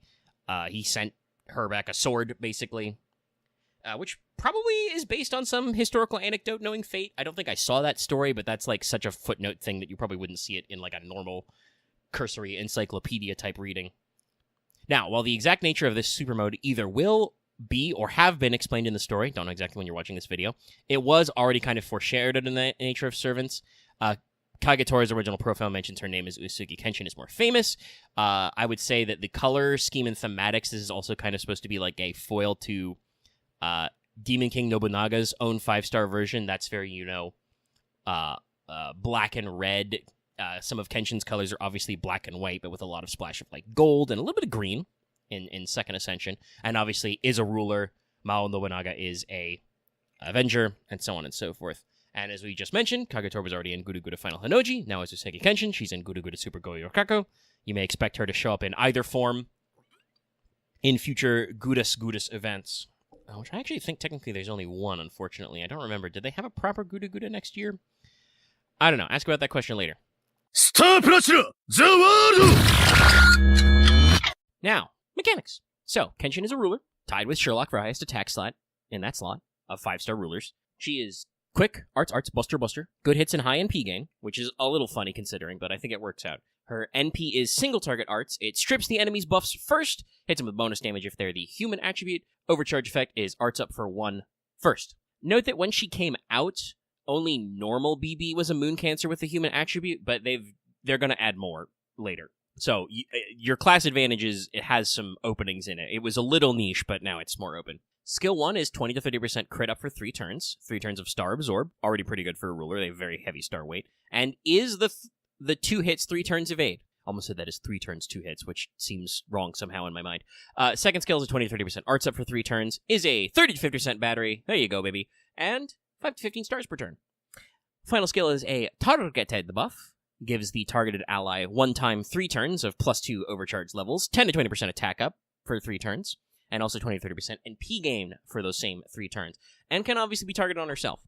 Passives are magic resistance B. So you have a little bit of inherent debuff resistance. You have writing A, so your 1 quick card slaps pretty good. A buffed divinity to A, so you have a little bit of that free damage plus. And a unique passive, it gives a permanent 10% resistance to buff removal and instant death. So just some fun little tricks there. So, Kenshin kills boss-type enemies. There are no bones about this. She has class advantage against moon cancers and berserkers, and does neutral damage to everybody but Avengers and Space Arash. Human is a pretty common attribute, and obviously there will be payoff later. Like I said, there's going to be more moon cancers in that slot. Her NP removes buffs first, so not unlike her fellow ruler Amakusa, but is single target now. And this means that generally you don't have to worry about pesky things like guts, evades, invuls, most of the time. Obviously there are some unremovable buffs, and there are some other, specific kinds of stuff to worry about, but most of the time, strip them. Strip them and rip them. She is also no slouch in the attack department, and if you use her 3rd skill on herself for free overcharge, you will have plus 60% arts up for 1 turn all by yourself. That's your 3rd tier of overcharge level there. But she should also generate critical stars for follow-ups after you shatter that first bar. And of course, Ruler has good defensive class advantages, being, resisting most of our original Core 7. And Kenshin does have a hard defense, even if it's only an evade, so no slouch there. Now, Arts is a pretty easy card to support. Obviously, Castori is a great ally with her attack up, her arts up, and the bonus damage to threat to humanity, plus more hard defenses. Kenshin also does some of that on her own, so you may get even more damage by pairing her with the likes of Tamamo, who will add NP damage up, healing, and skill cooldown to the mix, and Lady Avalon, who will give you a huge critical damage expansion onto things, and also can give you big stonks for max HP, which, since Kenshin is already fairly tanky inherently as a ruler, And even being more attack-focused, her HP stat is not, like, awful for a 5-star. You will get rewarded for those stonks. And of course, since Kenshin already wants Stargen, you can't go wrong with the humble Casgill. Yes, that is a joke. But yeah, Casgill gives you crazy high boosts to Stargen for arts users that can be very useful in this context. Budget art supports are also available, so you basically have a buffet of choice. You have crazy high choice. And again, for CEs, there are also a bunch. You can stick her with anything that has a 50% battery since she has that on a skill. You can immediately fire her NP and clap cheeks. But also, you can do that to roll with stuff like Dive to Blue, Ocean Flyer, other art CEs in that vein. There's usually a couple of these associated with Summer you can go for. But also, if you're going to use I'm misspeaking. Alternatively, if you are going to use allies to get her battery up anyway, provide the other half of the 50%, you can go with Black Grail, Heaven's Feel, or any other pure offensive CEs with no starting charge to maximize your damage output. You have a wealth of opportunities here.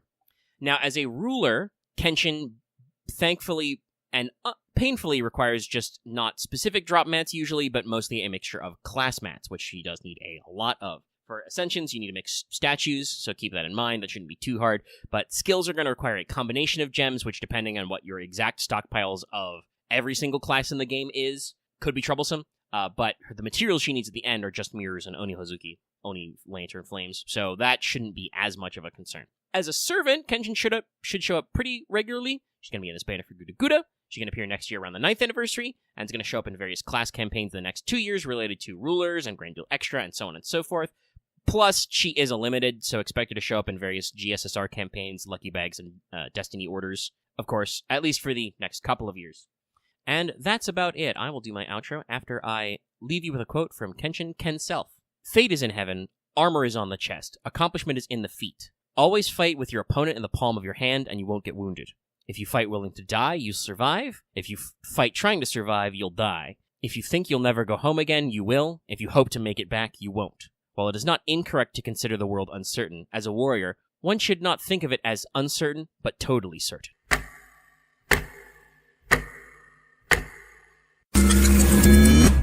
And that's gonna be this Wanted video today.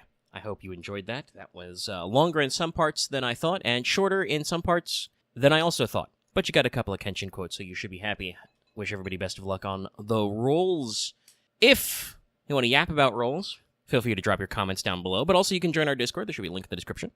Make sure you're liking this video, you're subscribing to the channel for more Wanteds, and also other stuff, like our podcast, Let's Talk FGO. Stay tuned to this upcoming week where we're going to talk about the event in full, along with lots of other stuff going on, so make sure you're subbed for that. Ring your bells for notifications, too, since you never know when I'm going to post a Wanted. I could do it literally anytime. You don't know. Of course, you can also support us on our channel memberships, but consider supporting us on Patreon as well. Could have gotten this episode to preview early. Could have started preloading your luck. You know, you get that fun, special, extra early access. And I'll have more to say about our patrons after our musical outro.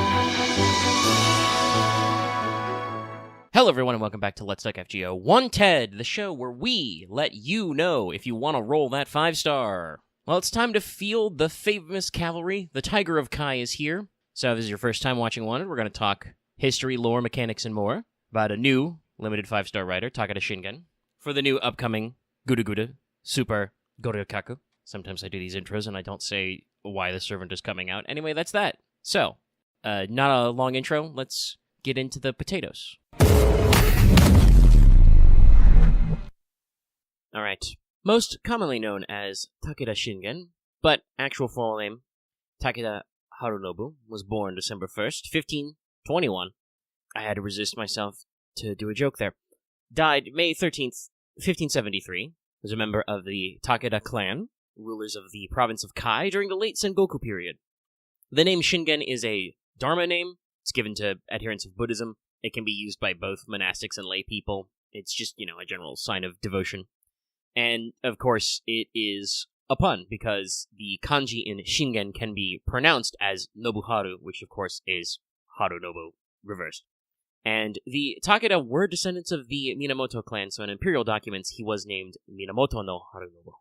So, Shingen was the firstborn son of Takeda Nobutora, and he won his first battle at Unnokuchi in 1536, approximately age 15, in a daring case where his men at the rear guard held out during a retreat, and then waited until the enemy's garrison were out of their castle pursuing them, then immediately turned around and pressed them once they were free of the defensive formation. So, had some early military strategy already.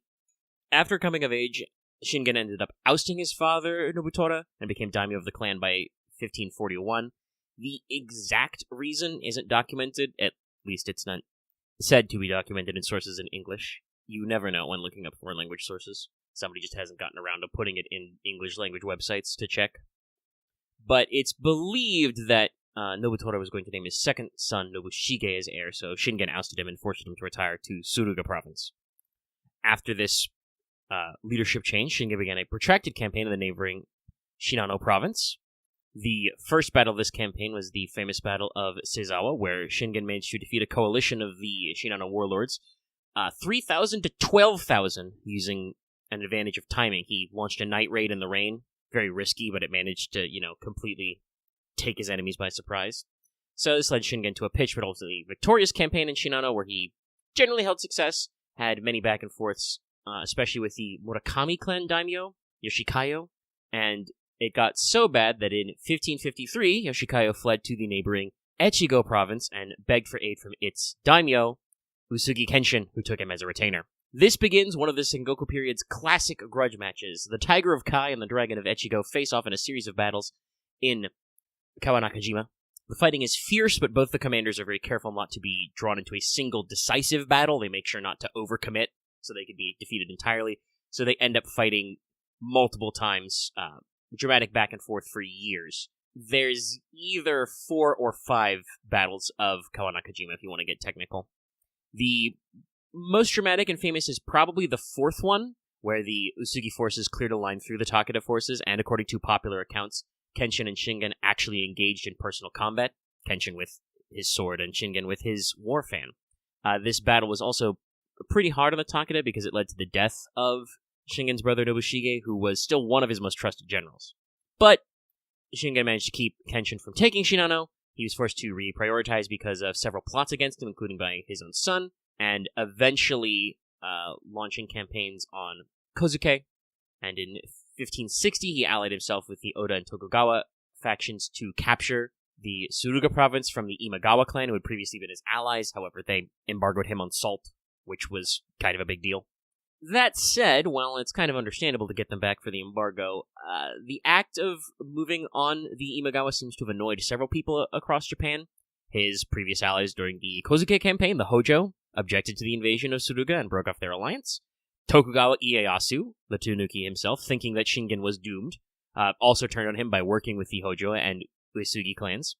And Shingen was only able to escape being surrounded on 3 sides by asking for intervention from Oda Nobunaga himself, who managed to mollify Ieyasu and get the Uesugi to back down, leaving only the Hojo to conflict with, which Shingen and the Takeda ultimately won with.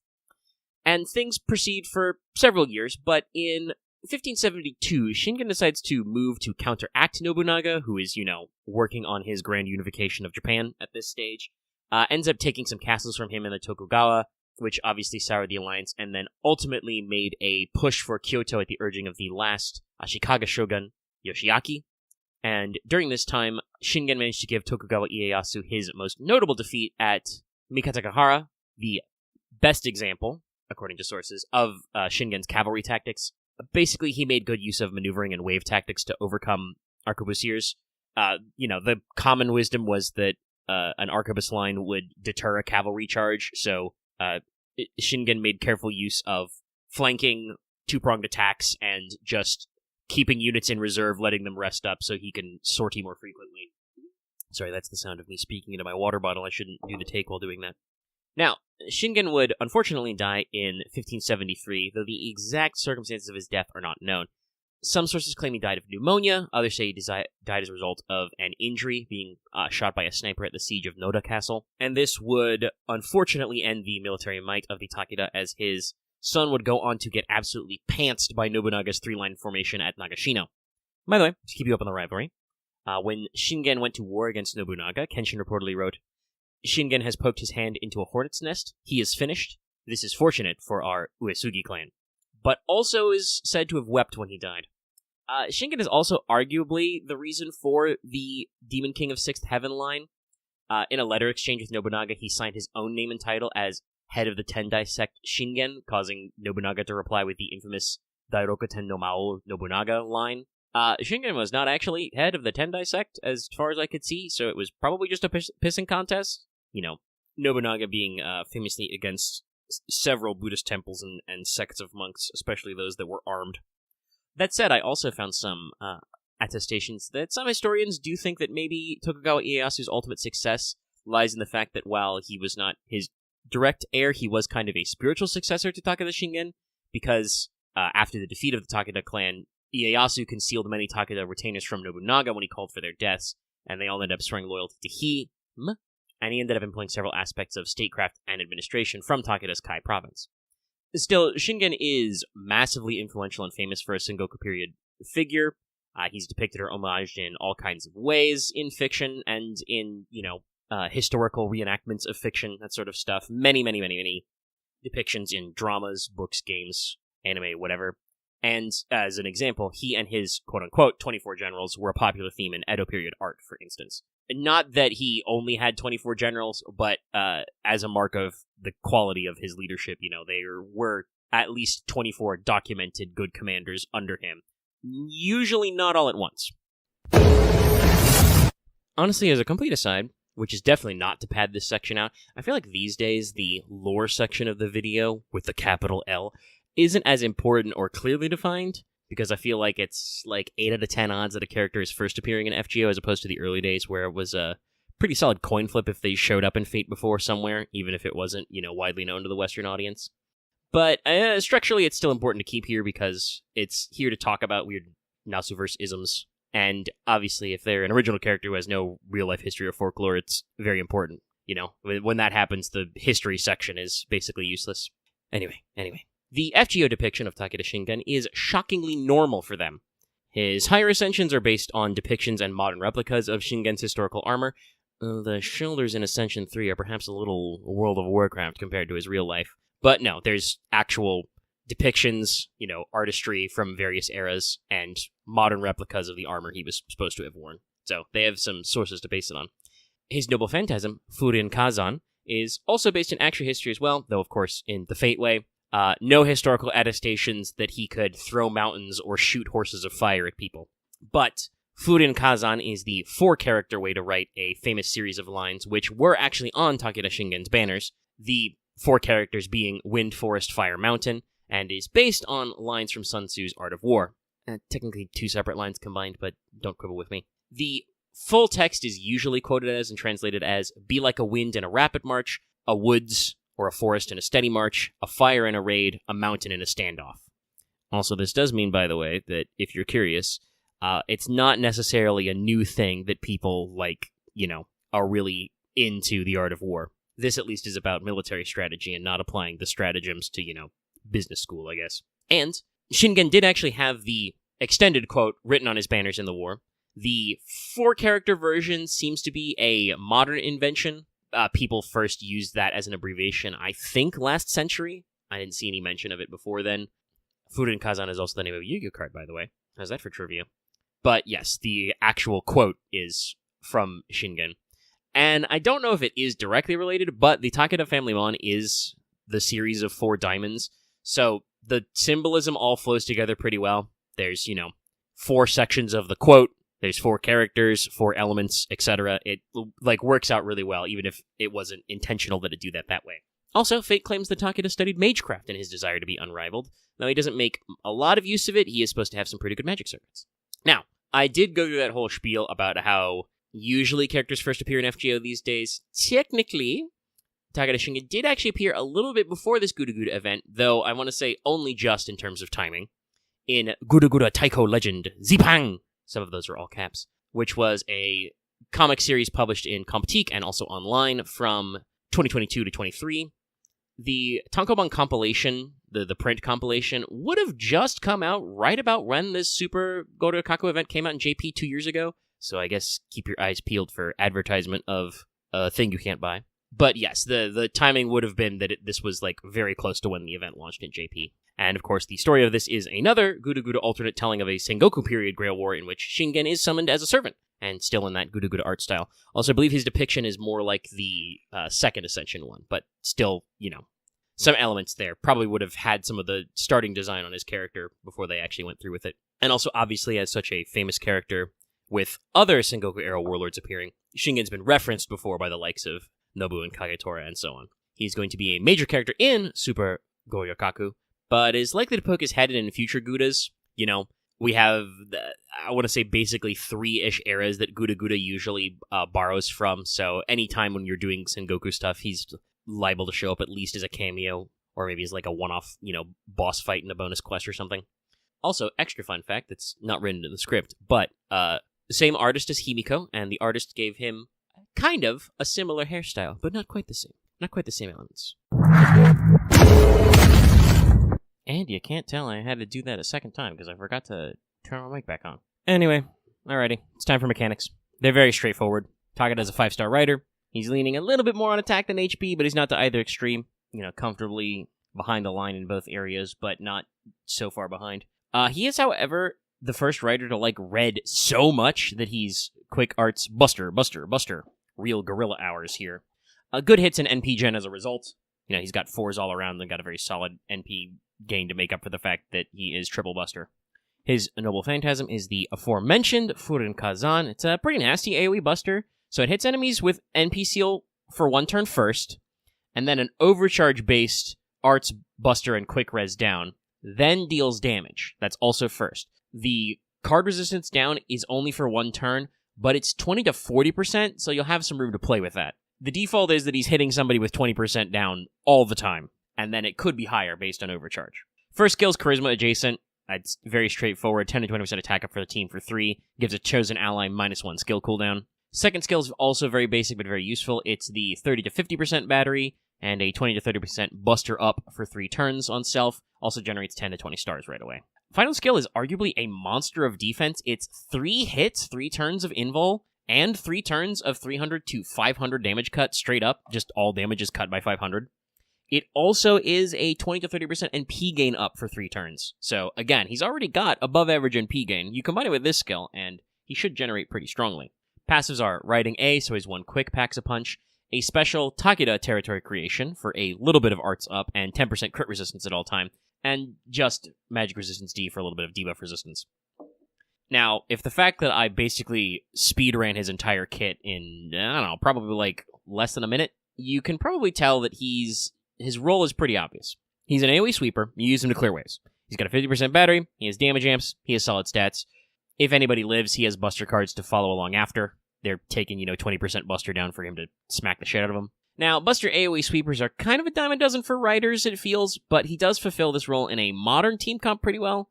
I want to say, jumping straight to allies here, the main thing is that his own skills are all on a 6-turn cooldown, and he has his own -1 turn cooldown effect. So he is an excellent unit to pair with double Koyan of Light for the buster reload strat. Basically, 2 Koyans can give you, minus the skill cooldowns, then he gives himself another minus, then by the time, all the turns go by, he should be good. Plus, they each have a 50% battery. He's got his own 50% battery. You can combine this with a CE, and you should be able to do most of the stuff later, so long as you got a decent amount of refund.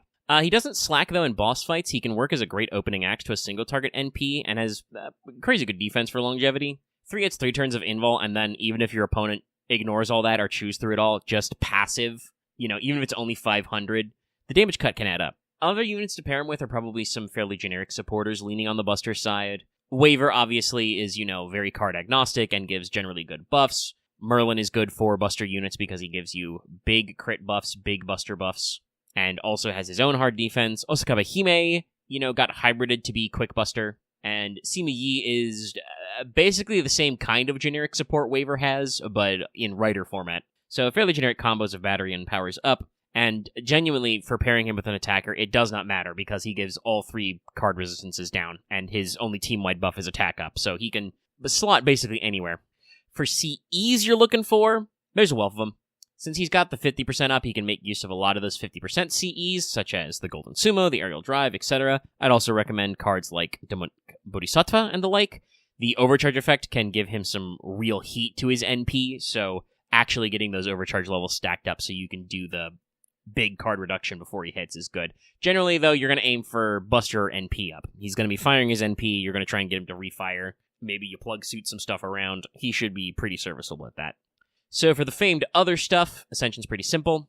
Very normal mats. All of them are part 1 mats.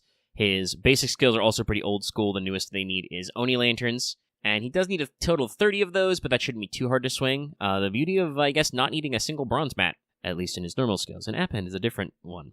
Now, I do want to warn you, Shingen is actually kind of a semi-rare pull. You're going to see him in the upcoming Guda Guda. You're not going to see him again for at least a year, barring EN, kindness. But obviously, this year in JP, the big finale of Part 2 year, we've just been firing, banners for everybody left and right. So there's a Rider Weekly campaign, the second one. There's a Grand Dual Rider campaign for Pilgrimage Festival 11, which is I'm pretty sure the welfare for this event came back. He's in it. I'm pretty sure also he's gotten some other ones that even I haven't been able to keep track of, but it's a lot of rate-ups.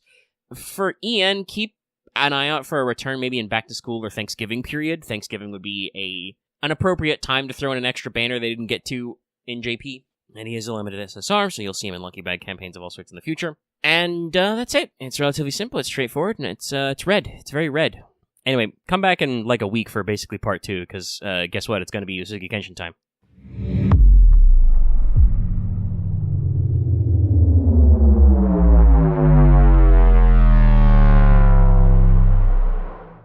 So that means that's going to be the end of this video.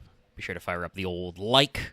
I don't really know what happened with YouTube's, hyping feature, but if you see that button, press that too. Drop your comments in the comment section down below, or join our Discord.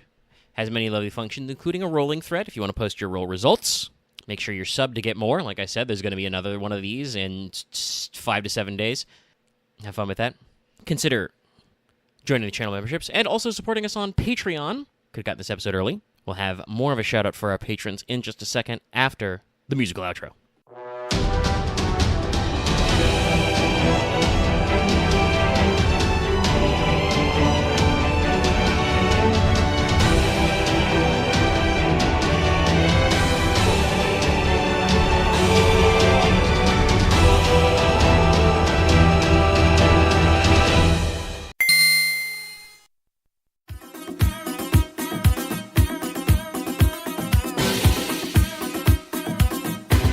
Hello everyone and welcome back to Let's Talk FGO Wanted, the show where we let you know if you want to roll that 5-star. We're combining the powers of young and old, day and night today. We're talking about Ptolemy the First, Sota, a new SSR archer, 5-star archer, if you're not familiar. And if you're not familiar with this show, aka if you're new here, Wanted is a video series. There's a lot of them, 137 to be exact. We do where I cover a servant's real-life history and folklore, their fate lore, their mechanics in FGO, and more, to let you know if you want to roll, before the banner comes out. So get ready to enjoy all of that, and I don't really have any further intro, so let's slide on over into the slides.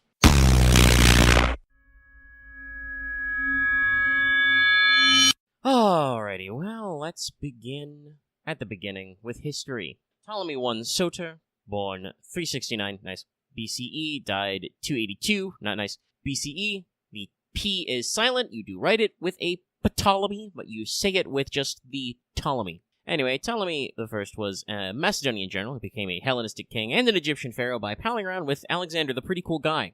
Ptolemy is the English rendition of the original Greek Ptolemaios, which means warlike. The Soter part of the name means that you can translate this or render it in English as Ptolemy the Savior. So, high opinions. Now, while Alexander clocked in a lot of achievements in his mere 32 years, Ptolemy lived to be about 85, so he's going to be chock full of history, aka this section is long. So, Ptolemy's mother was Arsinoe of Macedon, a noblewoman descended from the royal house who founded Macedon. She spent some time as a concubine of Philip II, the father of Alexander, and so there was some suggestion that Philip was Ptolemy's father, but modern scholarship suggests this is a myth to give the Ptolemaic dynasty more cachet. His father was probably a man named Lagus, which was Arsinoe's husband, and is otherwise not notable in history.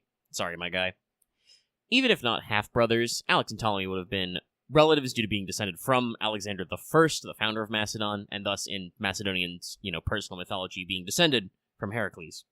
Ptolemaeus was one of Alexander's 7 somatophylaces? Somatophylaces. No, that's definitely not how you say it. Literally bodyguard. These 7 served not only as the king's guard, but also as highest-ranked generals. Ptolemy was counted among the elites such as Aristonius, Lysimachus, Paetheon, Leonatus, Perdiccas, Hephaestion, and later the 8th, Picustus. I'm assuming that's a hard C. Now, Ptolemy was likely educated as a royal page. He served as an advisor to the younger Alexander, and like several of Alexander's companions, was briefly exiled from Macedon before returning for his coronation. Ptolemy's early military career is not super well detailed, but we know he was present at several key battles in Persia, such as the Battle of Issus, and was said to be among Alexander's companions when he sought the oracle at Siwa Oasis in Libya. This was where, the oracle told him he was the son of Zeus. Not sure what was up with the oracle. He was definitely appointed to the Somatophylaces by 330 BCE, and was one of the people responsible for stopping the conspiracy of the Pages. That was an attempt on Alexander's life. Ptolemy was also responsible for taking in Bessus, the guy who assassinated Darius III from his own men who betrayed him, to Alexander, and he led several successful military sub-campaigns in modern-day Afghanistan, Pakistan, and India. So, started out pretty normal as just another guy in the crew, but was trusted with more and more military power as Alexander's campaign went on. As a result of all this, Ptolemy was given many honors, including several physical rewards, alleging crowns, diadems, etc., various titles, and was one of Alexander's generals married to a Persian noblewoman at Susa. This was Artakama. Artakama's not really mentioned again in history. He likely left her behind when he went to Egypt. Anyway, so Alexander the alright, I have to have stolen this joke, died in 323 BCE in Babylon. The next day, the Somatophylaces, Alexander's hetairoi, the companions, literally his heavy cavalry, and even the common soldiers busted in and held a council. Perdiccas had been given Alexander's signet ring and basically told the men to choose one or many. At the time, Alexander didn't have any legal heirs to himself. His child with Roxana wasn't born yet, and while his illegitimate son, also named Heracles, was suggested, Ptolemy and several others voted against it because both children would be the children of quote-unquote captives. Basically, they were half Persian by descent, so it would be odd if they were ruling over Macedonia. Now, several of Perdiccas' opponents came forth to claim that he would also end up regent anyway, whether or not he was actually named as Alexander's successor, since as Alex's second-in-command, he would likely look after the hegemon's former children. So there was a very brief civil war that broke out. I've heard this referred to in several places as the War of the Nerves. But this brief war took place before the real meeting got called, and Ptolemy stood with Perdiccas against the pressing of the general named Meleager, who stood for Arrhidaeus, Alexander's half-brother. And basically, at the second meeting, Perdiccas was made regent for Philip III Arrhidaeus, and then later the young Alexander IV, and they started working some stuff out at the partition of Babylon, where all the generals started to, move around some stuff and elect themselves satrap, or governor of various areas. Ptolemy is said to be the one who proposed that, Perdiccas had the power of regency in the name of the king. All of Alexander's generals be given the position of satrap, which is the Persian term for regional governor, across his empire, and Ptolemy himself requested being given Egypt, Libya, and Arabia.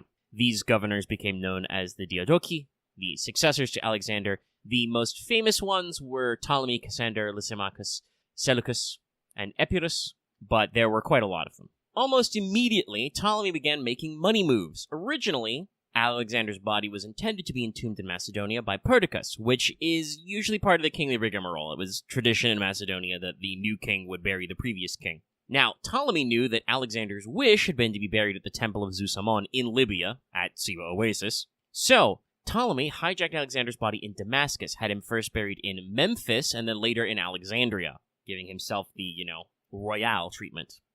This seems to have upset Perdiccas, to put it mildly, who launched a punitive invasion of Egypt. This did not go well for him. Perdiccas was unable to cross the Nile, and ultimately his own men killed him rather than have him lead them in disaster against Ptolemy, who had already expanded into Cyprus and would eventually add parts of Syria and Judea to his government, though the Ptolemaic Egypt would grow and shrink over time. Now, after the removal of Perdiccas, Ptolemy was offered the position of regency, but he continued to be smart and show restraint. He didn't fall for the trick, he was comfortable with his lanes in Egypt, and certainly Ptolemy was the kind of guy who realized that while Alexander was pretty cool, his empire did not last his death because of lack of clearly defined socioeconomic areas and lines of succession, and Ptolemy was like, nah, you're not gonna call me Alexander's successor. That's a bum rap. Nobody can catch up with that guy.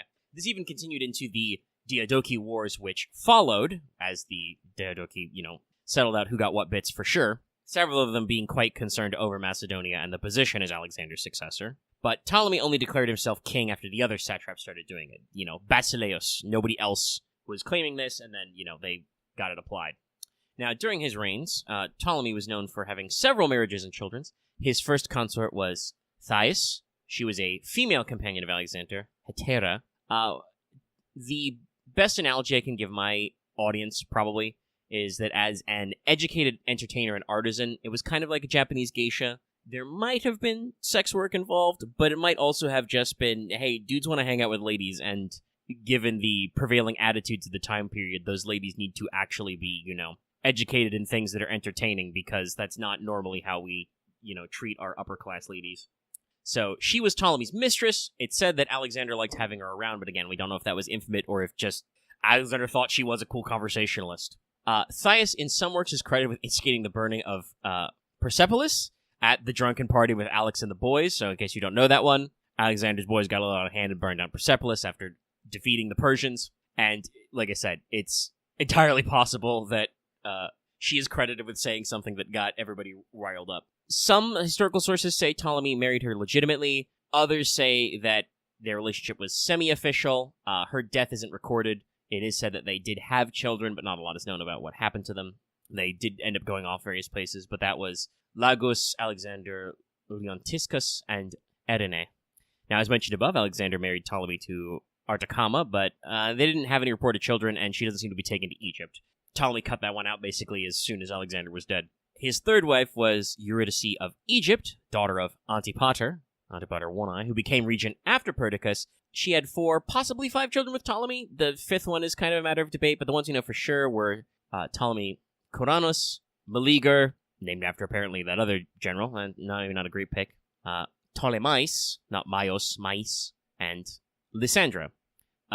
Ptolemy Coranus and Meleager, the younger there, went on to briefly be Macedonian kings. There was a lot of kerfuffling over the Macedonian throne, and so they went on, being descended from Antipater, to claim it. It is believed that Ptolemy repudiated Eurydice at some point, but again, the exact dates of even their marriage and then their thus divorce aren't really clear. Also, again, there's no records that state he was doing it, but at this point, Ptolemy was calling himself, king of Egypt, possibly pharaoh. He could have been double-dipping using royal privilege, or not. His final wife was Berenice the First. She was originally Eurydice's lady-in-waiting and her cousin. She was a widow who already possessed several children, including a son who was king of Cyprus for a while.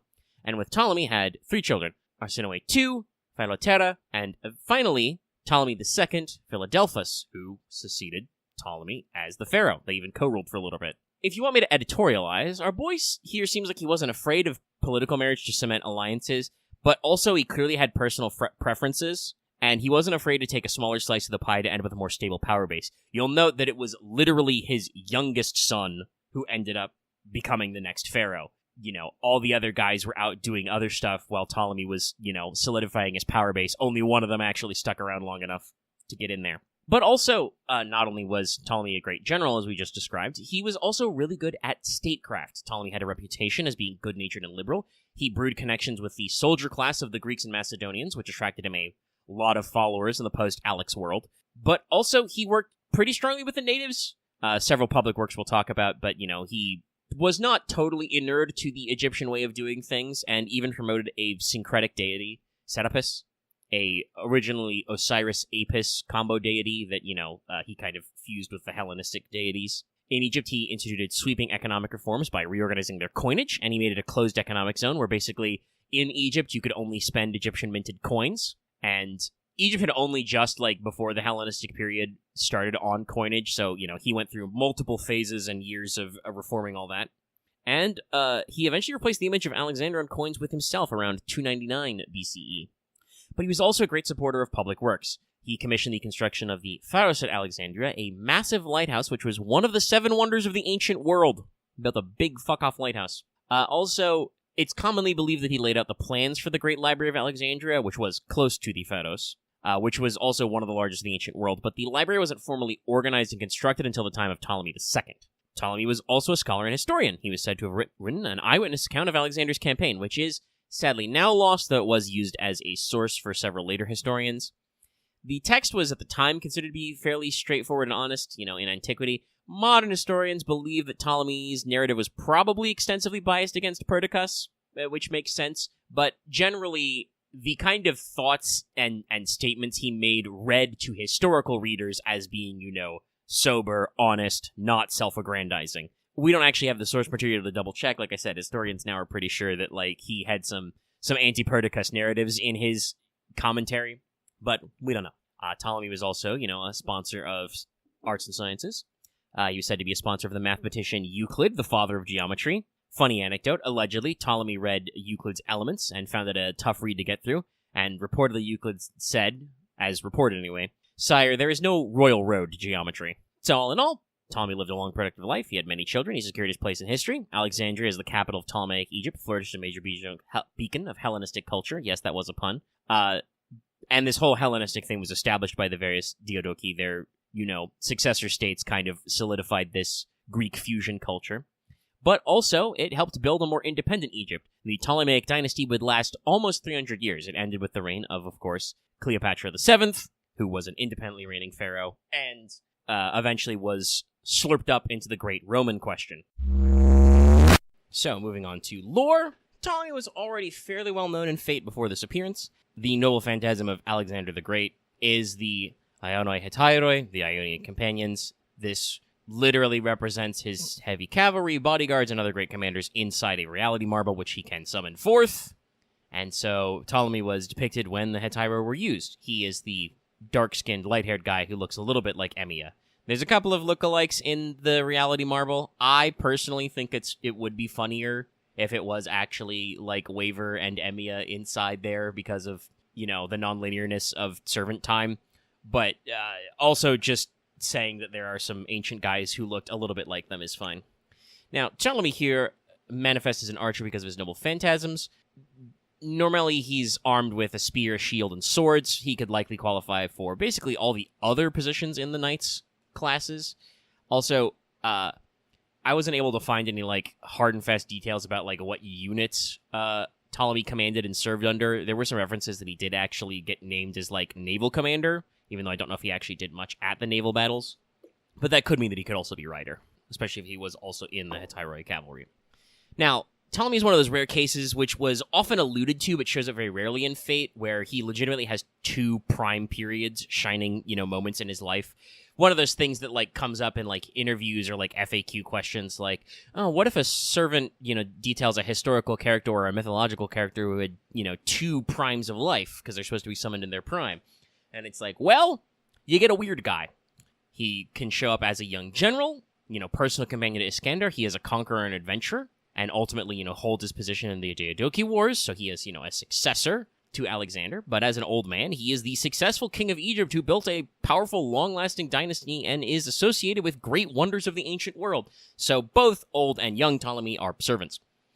In FGO, Ptolemy is supposed to be able to switch back and forth easily because of a combination of factors, one of which was that he was born with an innate ability similar to memory partition, like the magecraft used by the Atlas Institute. But also the second is that his old mode is considered to be synonymous with the Library of Alexandria himself, so he can use his skills to basically access it and alter the information stored in his Saint Graph. In terms of personality and ability, as a servant who's kind of the overlap of both these periods, old and young are functionally the same. They have the same personality and mindset underneath everything, but their appearance of how they do things might look different. You might have different feelings based on how they act, but they're fundamentally the same guy. Young Ptolemy's MP is a magical mirror which converts energy into light and heat. Eventually, he would use that to build the Library of Alexandria around. So, one of the great wonders he's associated with. It's similar to Archimedes' heat ray, but magical. And indeed, the way the Pharos worked, there was a mirror at the heart of it for nighttime. You know, it reflected the sun, had a great fire during the night. And the building was decorated with statues of divinities and stuff, so, you know, making it all ritualized works. Old Ptolemy's NP is, again, Library of Alexandria, that he probably did not personally build, but he did likely plan and is associated with, and so Fate doesn't have to play by the rules of his perfect historical accuracy. There's a lot going on with servants who, like, have stuff attributed to them, even though they didn't. Like Semiramis being associated with the Hanging Gardens, even though she did not do those. The library has various physical manifestations, and all of which are, like the throne itself, ahistorical. Another way to put it, the Library of Alexandria as a noble phantasm is basically to knowledge what the Gate of Babylon is to treasures, including it updates to modern times when summoned. Anything that could be considered like a book or information, old Ptolemy can summon forth. And the Library of Alexandria is connected to the Atlas Institute. Apparently, they had a double secret version of the library commissioned by Ptolemy to store magecraft knowledge. He has sealed that part off, but he can access some of that stuff when using his noble phantasm, and he can use it to basically, you know, mass generate photonic crystals and use magecraft systems like the one the Atlas Institute has. So I guess add Caster to his list of possible classes. Old Ptolemy also does come up in the Adventures of Al-Meloy II. That's the follow-up to Case Files, which at this rate we should expect like half an anime adaptation in 2030. Never expect them to actually translate a light novel. Anyway, Ptolemy was also, among his many other, you know, appearances as being alongside Alexander, in the Sensha Otoko parody manga that Tamlin did for an April Fool's. That was the one with the gender-swapped waiver and Tankman Iskandar as the protagonist. Iskandar has a supporting staff in his household of 4 guys, one of whom is Ptolemy. But Ptolemy's going to appear in FGO in the upcoming Grail front. No more Saw since that. You know, he's an event headliner. We'll see if he crops up in anything else. Who knows, you know, he could show up in the... Wow, we're like 20 minutes in and we've finally just now gotten to mechanics. Anyway, Ptolemy is a 5-star archer either way. He seems to be on the higher attack, lower HP bracket, but not to either extreme, and quite frankly, that is a packed area for archers. There is a lot of archery, which has, you know, that spread. He is quick, arts, buster. Fairly average hit counts, unless below average NP gain. It's in the 0.4 zone. And Ptolemy is kind of the perfective form of Melusine style of NP. So in stage 1 and 2, he has a single target buster NP, and in stage 3, it's AoE arts. The single target version is ignore defense for 1 turn. It reduces the target's defense by 20% for 3 turns. The overcharge effect is NP damage up first. The AoE version is sure hit for 1 turn, and then has all the other same effects. The reduces defense, and also the overcharge effect is damage up first. Simple, straightforward, but you literally get to pick single target or AoE, with single target being buster for more dablage, single target being arts for more NP gen. First skill, he has a special charisma. It's 10 to 20% attack up, and 500 to 1k HP per turn for the team, and is also 5 to 15 stars per turn. Second skill is a 10 to 20% buster and arts up for the party. It also gives the party a 10 to 20% critical resistance for 3 turns, and is a 30 to 50% battery on self. That's right, he's got a 50% battery. But wait, there's more. The final skill is the switch. I said it was like, you know, Melusine's NP trick. So, basically, you either swap to 3rd Ascension or 1st Ascension. If you're in stage 1 or 2, that version gives you 20 to 30% based on skill level more battery, switches you to 3rd Ascension, which is the AoE form, and then also gives you 20 to 30% NP damage up for 3 turns. Stage 3's version increases NP gain by 20 to 30% for 3 turns, is 30 to 50% critical damage on self for 3 turns, and also 3 turns of increased star weight, and generates 10 to 20 stars instantly. So, when you switch to AoE, you get extra battery. When you switch to single target, to ST, you get extra crit and extra NP gain. Passives, he has Magic Resistance B and Independent Action A for that increase on that crit damage. He also has Territory Creation A+, again, rare for an archer, but good fit for his kit. So his arts cards hit decently well, and the NP gain is a little better than you'd think. He also has a unique passive, which gives him just 20% buff removal resistance at all times. And honestly, this mechanic section is going to be pretty short, because looking at it, Ptolemy's not exceptionally strong, but he's a unit who can offer team support. He can splash, you know, valuable buffs to both himself and the squad. And he has a potential for an 80% battery, and also being arts, he should have all the potential you need for loop farming. But if you need more single target power, you can switch up to a single target focus with a big critical follow-through for enemies with more HP to chew through. Something which in our current farming environment is very handy. But also, unlike Melusine, he can go back. you can use him, you can juice him up for an early wave, juice him up, have him switch, he's got a 50% battery, so have him switch up, do the big damage in an early wave, and then switch back to AoE in a pinch for later waves, which have more guys. It's true flexibility. So even if he's not, hyper impressive in terms of damage on his own, the fact that you can truly switch back and forth, depending on which ascension you start at, when you apply the skills, if you get skill cooldowns and stuff like that, all that fun stuff. Now, for party comp, though, this is going to be pretty tricky. Ptolemy himself is both Buster and Arts. Obviously, for farming, if you're doing 3-turn to 3-turn to 3-turn wave clears, the Arts squad, including Castoria, Tomo, Lady Avalon, and all the others, are very successful. If you want to amplify Buster, you can try the likes of Merlin, Oberon, Koyan of Light, can work out, help reset his skills, too, as well with Koyan. He does have 2 Buster cards. Chiron is an archer who gives a targeted tricolor buff, and future pretender Dante has the ability to selectively gas up Arts or Buster depending, so he can be a team player no matter which form of Ptolemy you're using. But still, it can be a little tricky. Like I said, most of you are probably just going to cruise control the AoE Arts part. If you gotta do the switch over, you gotta watch out for that. I will also say, you can't go wrong with the inclusion of somebody like a Castoria, Lady Avalon, or regular Merlin in there, because Ptolemy does lack hard defenses himself. He has a little bit of defensive options in that he has a little bit of HP regen and has a little bit of crit resistance. But, he doesn't have, an invul or an invade or anything, or, a serious attack down on enemies. It's mostly offensive stuff. So keep that in mind if you're doing CQs or just any other situation where you might get bonked on the noggin. For CEs, craft essences, you're probably going to want to maximize his damage output. Ptolemy does not have a trait damage or any other kind of, multiplying bonus damage effect. So if you want to just juice him up, he's got a 50% battery himself. Black Grail or Heavens feels ideal for this.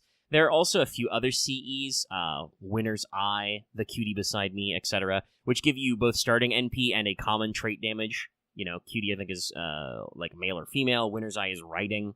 There's several of these, so keep your eyes peeled for those. Basically, give him a trait damage, for his own effects. And now for my vaunted other stuff. Ascension materials. Ptolemy's pretty normal. He needs some cores, he needs some eggs. Most of those are several years old. You should probably have a few lying around and know where to get more. Skills are going to be pretty normal, except you will need 24 ether photons per skill. That is a mat that came out earlier this year, so keep that in mind. Now, banner-wise, Ptolemy's not entirely rare, but most of his rate-ups are a bit away. So in Grailfront that's upcoming, he will be available. He also should be on the non-Lucky Bag banners for 9th Anniversary's rotation next year. And in year 10, he's going to be out there as well. We should have the Archer Weekly campaign, number 2, and the Wings of Tears, which does kind of tie back to this Grailfront event in a couple of years. He will also be on the pickup banner for that. Unless I'm, talking crazy, because time is an illusion, I'm pretty sure Grand Duel Archer isn't out yet, so... Or if it was pretty recently. So, he should be in that spread as well. And as a limited SSR, he'll be somewhere in all future Lucky Bag summons. That's about it, though. Don't forget to turn in your library books. And if you want more info on the Grailfront itself, check out last week's episode of Let's Talk FGO, our podcast on this channel. Came out last Saturday for public. Check it out, please. Don't forget to be subbing to the channel and supporting us on Patreon as well if you want to know more about how we felt about the event and other stuff we got upcoming. And it's Spooky Month. We got some extra content O's coming up for you as well. We'll be getting on those I'll be getting on them in the upcoming days. Obviously we're about halfway through the month, but there's only so much stacking up of materials we can do. Also, as usual, let me know in the comments if you like some of the changes we did. We added a little extra visual flair. I already did this for the Wandjina Wanted, but obviously that video wasn't super popular. I know. It's okay. Do let me know how you feel about the sound transitions. Normally we'll probably keep with the King Crimson sound pack, but I just had to switch up to the old school for this one for obvious reasons. Anyway, that's going to be everything we've got for you. Make sure you're liking and commenting on the video, you're subscribing, you're ringing the bell so you always know we post these videos. I do tend to post wanted kind of, willy-nilly, usually to coincide with maintenance. So if you've got your notifications on, you'll be knowing that we're posting. Consider joining our channel memberships for badges and emotes. And consider supporting us on Patreon. Could have gotten this episode early. Can get access to other content like audio of Let's Talk FGO, voting on certain video poll topics, and other stees. And it does really help us out, especially when YouTube is sometimes more chaotic about the revenue stream. I'll have more to say about our patrons in a minute after our musical outro. No, it's not more Camel by Camel.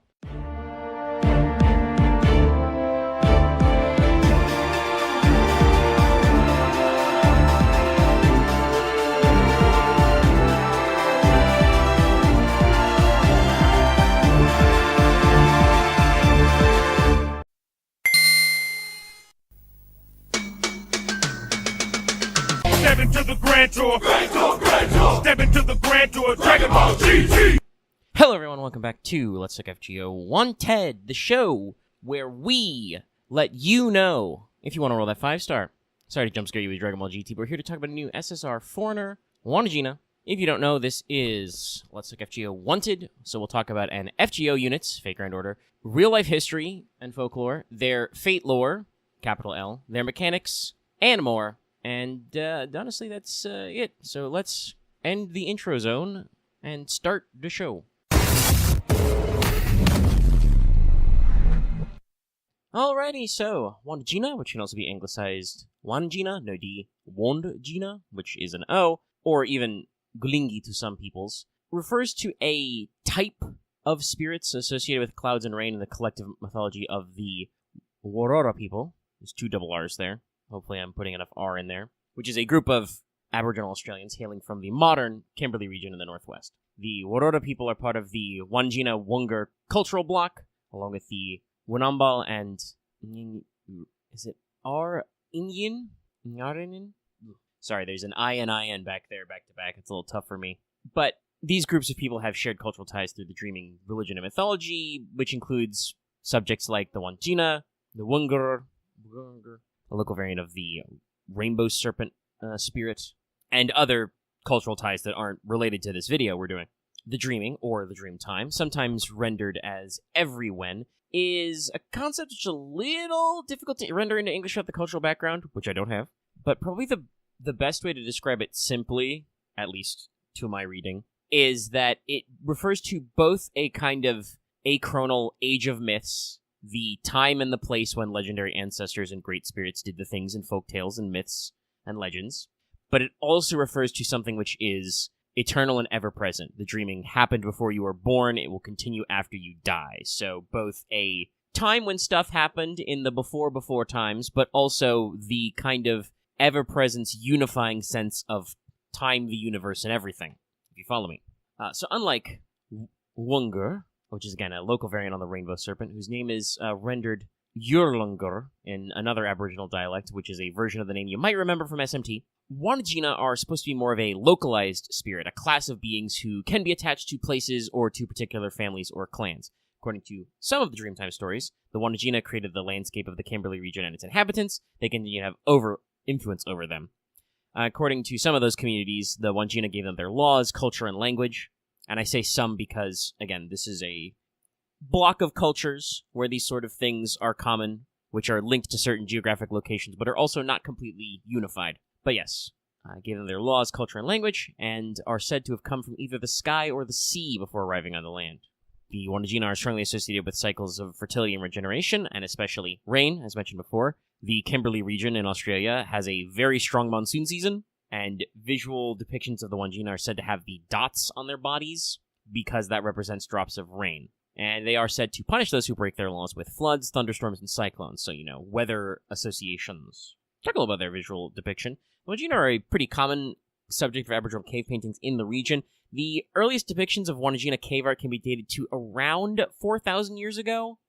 Unfortunately, the plus or minus on the margin of error there is several hundred years. But this rough dating period would have coincided with a climactic shift ending a very long drought in the region, sometimes called a mega drought, which would have brought back in the current seasonal monsoons, funnily enough. These paintings use pigments usually of red, yellow, and black on a white background, and are said to have originally been made by the Wandjina themselves when they found their place of rest. As part of the Wandjina tradition, the local Aboriginal peoples repaint the paintings to regenerate them, to refresh their life poise, which keeps up the cycle of influence over the rain. Some of these paintings have been repainted so many times they have over 40 layers deep of pigment, though we can observe slight changes in the art style over time. There's a little bit of artistic drift there. The Wandjina arts are found in similar places, but are stylistically distinct, let me enunciate, from another famous type of paintings seen in the region, known as the Guion. These are much older. I found there was quite a lot of debate in the exact dating. The most recent studies, as of 2020, place them as probably as old as 12,000 years ago, based on the more recent dating. And again, a bit a matter of debate, and there are simplified rock paintings which would predate even this style, which could be from as far back as 20,000 years. But it is believed that the stylistic drift, the difference between the Wandjina and the Guion art pieces could be due to the fact that basically, remember the Mega Drought? I mentioned it literally like a minute ago.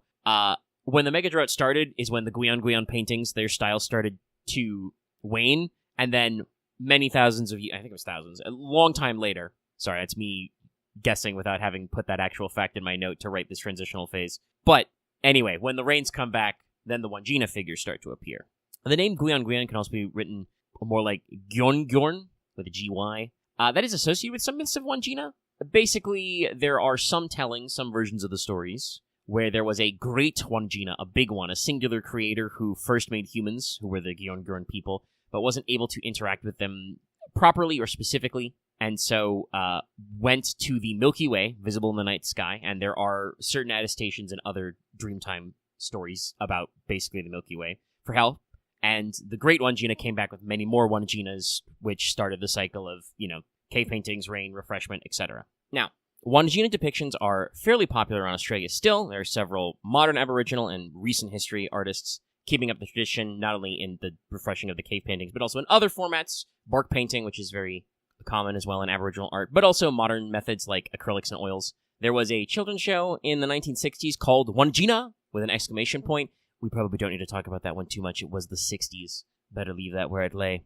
Now, there was a little incident you may have heard of, in the 2000s where there were graffiti images of the Wandjina in the classical style appearing in Perth, Australia, Perth being outside of the Wandjina's traditional cultural home. This caused some reported offense or outrage from some Aboriginal communities. This included certain quotes that only specific artists are supposed to depict the Wandjina, but there wasn't ever a very clear framework for how these artists are supposed to be qualified. It's kind of like playing a game of telephone because it was in the realm of early Flickr and stuff. Apparently people were doing Wandjina watching tours to look for the graffiti signs, but it's also distant enough that it's hard to run down some of the sources on this. If you want me to editorialize a little, I'm obviously not going to say that the culture in which an artistic theme and the spiritual meaning behind that theme originated in don't have ownership and control over it. But also the Wandjina is from a block of linked peoples and cultures, which is not a monolithic singularity, which means that not all things are true all at the same time. Think just of your exact cultural differences between Christian denominations, for example. Everything doesn't line up all the time. So it could be that the complaints were referring specifically to the classical style of Wandjina painting, the ancient style being replicated on street graffiti. But since I'm making YouTube videos basically for free, we're monetized, but it's not like I draw a salary. I don't really have the budget to run out to Australia and ask for context for these comments that are 15 or 20 years old in some cases. So we'll just have to go with the fact that, like I said, there was a story about this, but there's enough of a telephone game that I can't really comment any further on it. If FGO's depiction has raised any actual criticism or concern, rather than just people being like, oh, isn't this a thing? I haven't heard about it. You let me know, comments. And of course, jumping into the Fate-specific lore, FGO's depiction is not a literal Wandjina from a cave painting, because of course it's a little weirder than that. For starters, I do want to throw out there that while Wandjina is said to look like a young woman, Wandjina as a servant is classified as genderless. There you have both the feminine and the pretty boy type of tags. Kind of makes sense because the Persian-shaped Wandjina is in its original form. When we were introduced to them in Servant Summer Festival, Wandjina was kind of a bodiless presence, a massive force which oversees humanity and has affection for them, but is fundamentally unable to be seen with or communicate with them. The physical form of a servant we see seems to be a result of that interaction in that event. We use a cave painting to communicate with the big Wandjina, and then they take the form of a servant. They kind of grasp the ability to take the servant container. Now, while there is something to be said about the vibes that can match Wandjina as an alien, and indeed, there is some of the usual Ancient Aliens bullshit in real life about Wandjinas. Forget it. Ditch it. FGO asserts that Wandjina is not an extraterrestrial, normally, anyway, but an embodiment of a natural force, aka an elemental. In dialogue, Wandjina describes fairies as their relatives and the true ancestors, elementals of the earth, as their friends. The whole bodiless and imperceptible thing is much closer to Nasu's original lore on fairies and elementals. They're supposed to be outside of human perception and unable to interact with humans normally, but also that is really tricky with most of the way that, fairy lore works in Britain, especially Arthurian Britain. Now, Wandjina being such a embodiment of a critical aspect of life in nature as rain is called an immense being, which is more powerful than a normal elemental, and so called a great elemental or super elemental. Similar to a deity from the Age of Gods, but not quite the same. Mainly the reverence here seems to be that while Wandjinas are important, they're not exactly worshipped like gods, or at least if they were, it's kind of loosey-goosey. Despite liking humans so much, Wandjina is supposed to have been around since the Mesozoic era, which you may recall as the dinosaur one, and does have some distant or familiar dialogue with our LB7 type crew, some of the Central America guys, so I don't know if we meant anything by that. But wait, there's more. Wandjina has been embroiled in the Servant universe, so because of that crossover, it's probably Double X's fault. Wandjina was placed as the guardian entity not just of humans, but also of a total of 7 watery planets, which makes them a cosmic elemental, whatever that means. Servant universe, I don't gotta explain shit. Any other space-based elements of Wandjina's design can probably be attributed to a mage or some such, a certain person with fairy eyes, i.e. the ability to see fairies, who might have seen them once and thought of them like an alien descending from space. It's one of those things where, like, the literal translation of Nasu's notes are like, it's possible that, once upon a time, a certain person with a certain power saw something. Dude, be a little more resolute, man. Come on, you're killing me. Anyway, Wandjina's Noble Phantasm references Mamaragan, also known as Namarakan, who is an ancestral spirit who rides storm clouds, speaks in thunder, and throws lightning. He's said to appear during the pre-monsoon season. The peoples he's associated with, most commonly the Kuonji, aren't really in the same cluster as the Wandjina, but are kind of close. It's kind of like northwest versus north. But the Wandjina are associated with thunderstorms, especially their eyes. So, that's kind of what we're going on here. And apparently the kind of pre-monsoon season in that part of Australia gets some pretty wicked lightning storms. It is said that because of this association with Mamaragan, or just with thunder as a concept, Wandjina also qualifies as a Lancer class. I can only assume, based on what JP has been doing, that this is related to Indra as the Grand Dual Lancer, semi-Grand Lancer type stuff. So, maybe Thunderbolts are Lancers. So, Wandjina appears in some cutscenes in a little bit in the climax of the Servant Summer Festival 25. Obviously, now is getting a mainline event to debut in, so you'll get more story stuff there. Actually, we'll get to, speak to people, so that'll be good. If we get more foreigner story stuff, they might queue in for that for a bit to kind of explain. Again, talking about, like, dialogue cues, Wandjina relates to other foreigners by saying we're of the same class, but are a different sort of thing. I think Wandjina is kind of a foreigner in the same way that Voyager is. Anyway, transition to mechanics. And so, on to mechanics. Wandjina is an SSR 5-star foreigner, leaning more towards attack than HP, but not to either extreme. Not the biggest in attack, but not the smallest in HP sort of a thing. Deck is Quick, Arts, Buster, fairly average hits, strong NP gain to compensate for the 1 Arts card. It's, 0.75 in there, so it's pretty strong. Wandjina's Noble Phantasm is a single target quick. It gives you 1 turn of Pierce Invul first, and a 50% damage up to Threat Against Humanity, also for 1 turn, also first. It also deals additional damage with each Wrath of the Elemental stack, which is a maximum of 10. Common enough mechanic. These stacks, though, are really, really good at amplifying damage, so keep that in mind. The Overcharge effect is just NP damage up for 1 turn first, scaling, with Overcharge. All in all, pretty solid stuff. First skill is 10 to 20% Quick and Buster up on yourself for 3 turns, a 2-hit 3-turn evade, and also gives Wandjina Wrath stacks when attacking, or rather when making normal attacks. So, let me specify this. The stack lasts for 5 turns, the buff when attacking lasts for 3 turns. Got that? So you attack up to 3 turns, you get 5 turns of stacks. Got it? Good. Second skill is kind of a charisma variant, gives all party members 10 to 20% attack up and 20 to 30% crit up. Gives allies who specifically have the human attribute, 10 to 30% NP damage up for 3 turns, and also gives human allies an on-hit buff, where if they're hit with an attack, they give Wandjina more Wrath stacks. Again, the on-hit buff lasts 3 turns, the Wrath stacks last for 5 turns. So you got 2 ways to generate stacks. Final skill is pretty straightforward. It's your mandated 20 to 30% battery. It's also 10% NP per turn for the whole party. and a 500 to 1000 heal per turn, both for 5 turns, so 50% battery, over the course of the skill's duration. Very, very solid stuff, though, again, not groundbreaking. Passives are Domain B, gives you a little bit of crit gen all the time and a little bit extra debuff resist. You have plenty of anyway, though, because magic resistance A+. And then a unique passive, which gives 20% extra NP damage on aerospace fields specifically. Wandjina's pretty straightforward. They're a foreigner, they've got some extra damage steroids, they've got a pierce, they're meant to kill bosses. There are a decent number of ranked threats to humanity, especially bosses throughout Part 2, and some number of those might recur. It's usually space trees, but there's quite a few that can show up as guys you might fight in hunting quests or free quest farming or other shit as well, or even event stuff.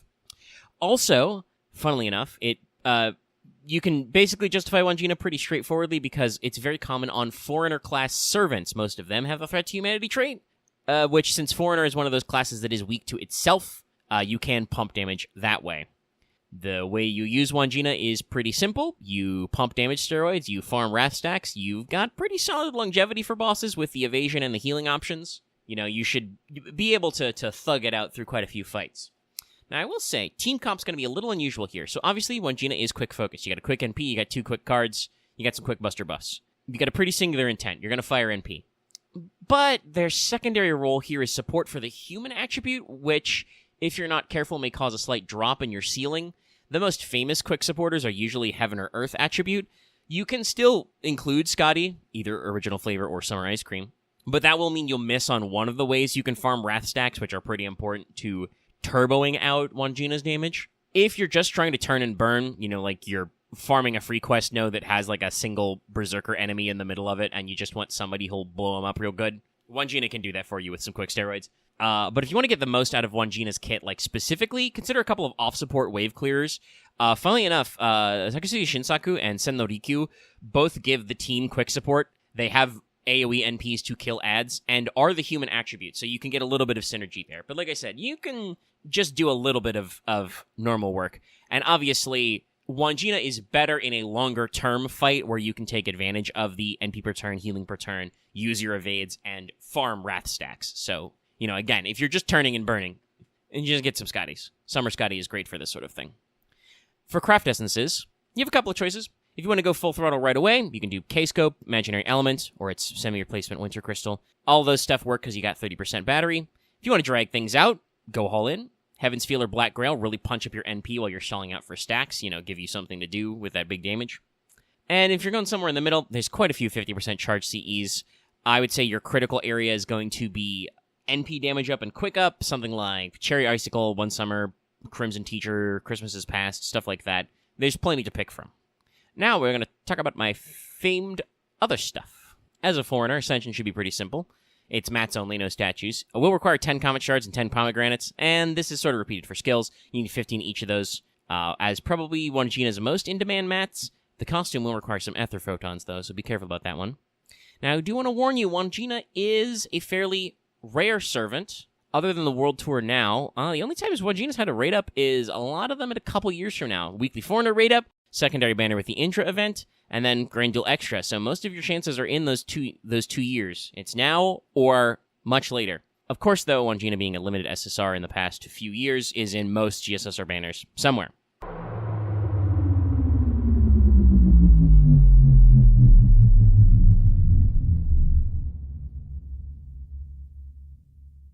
And that'll be about it. I guess I should come up with some sort of planned outro slide anyway. But I hope everybody enjoys the Grand Tour. We're going to wrap up the video now. Let me know how you felt about my attempts to snazz things up a little.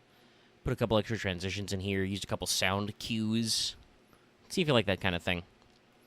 But if you want to be watching more, hey, make sure to subscribe to the channel to get more Wanted. Check out last week's episode of our podcast, weekly podcast, Let's Talk FGO, on this channel, where we did a little pregame, little preview of the event, anything you may need to know about fights and stuff and how long it'll take you, along with a few other fun things. We talk about FGO every week, along with other stuff going on. Make sure you're liking this video, you're commenting down below, you're hitting up our Discord. It has a roll thread if you want to post your roll results. I'll be throwing tickets, at least, for Crime Held on this banner. But in addition to all of that, consider ringing the bell, consider joining our channel memberships, and consider supporting us on Patreon. Well, a shout out to our highest level patrons. after the musical outro. Now tell me.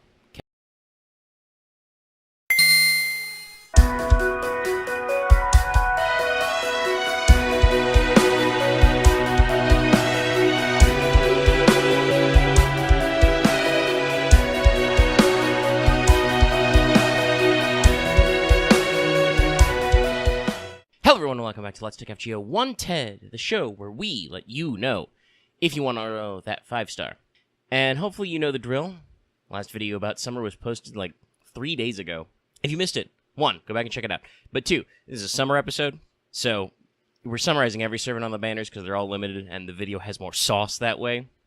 Also, fun fact, my test on the thumbnails was completed for Ash and it was inconclusive, but people slightly preferred Big Hat and Summer Morgan Ascensions.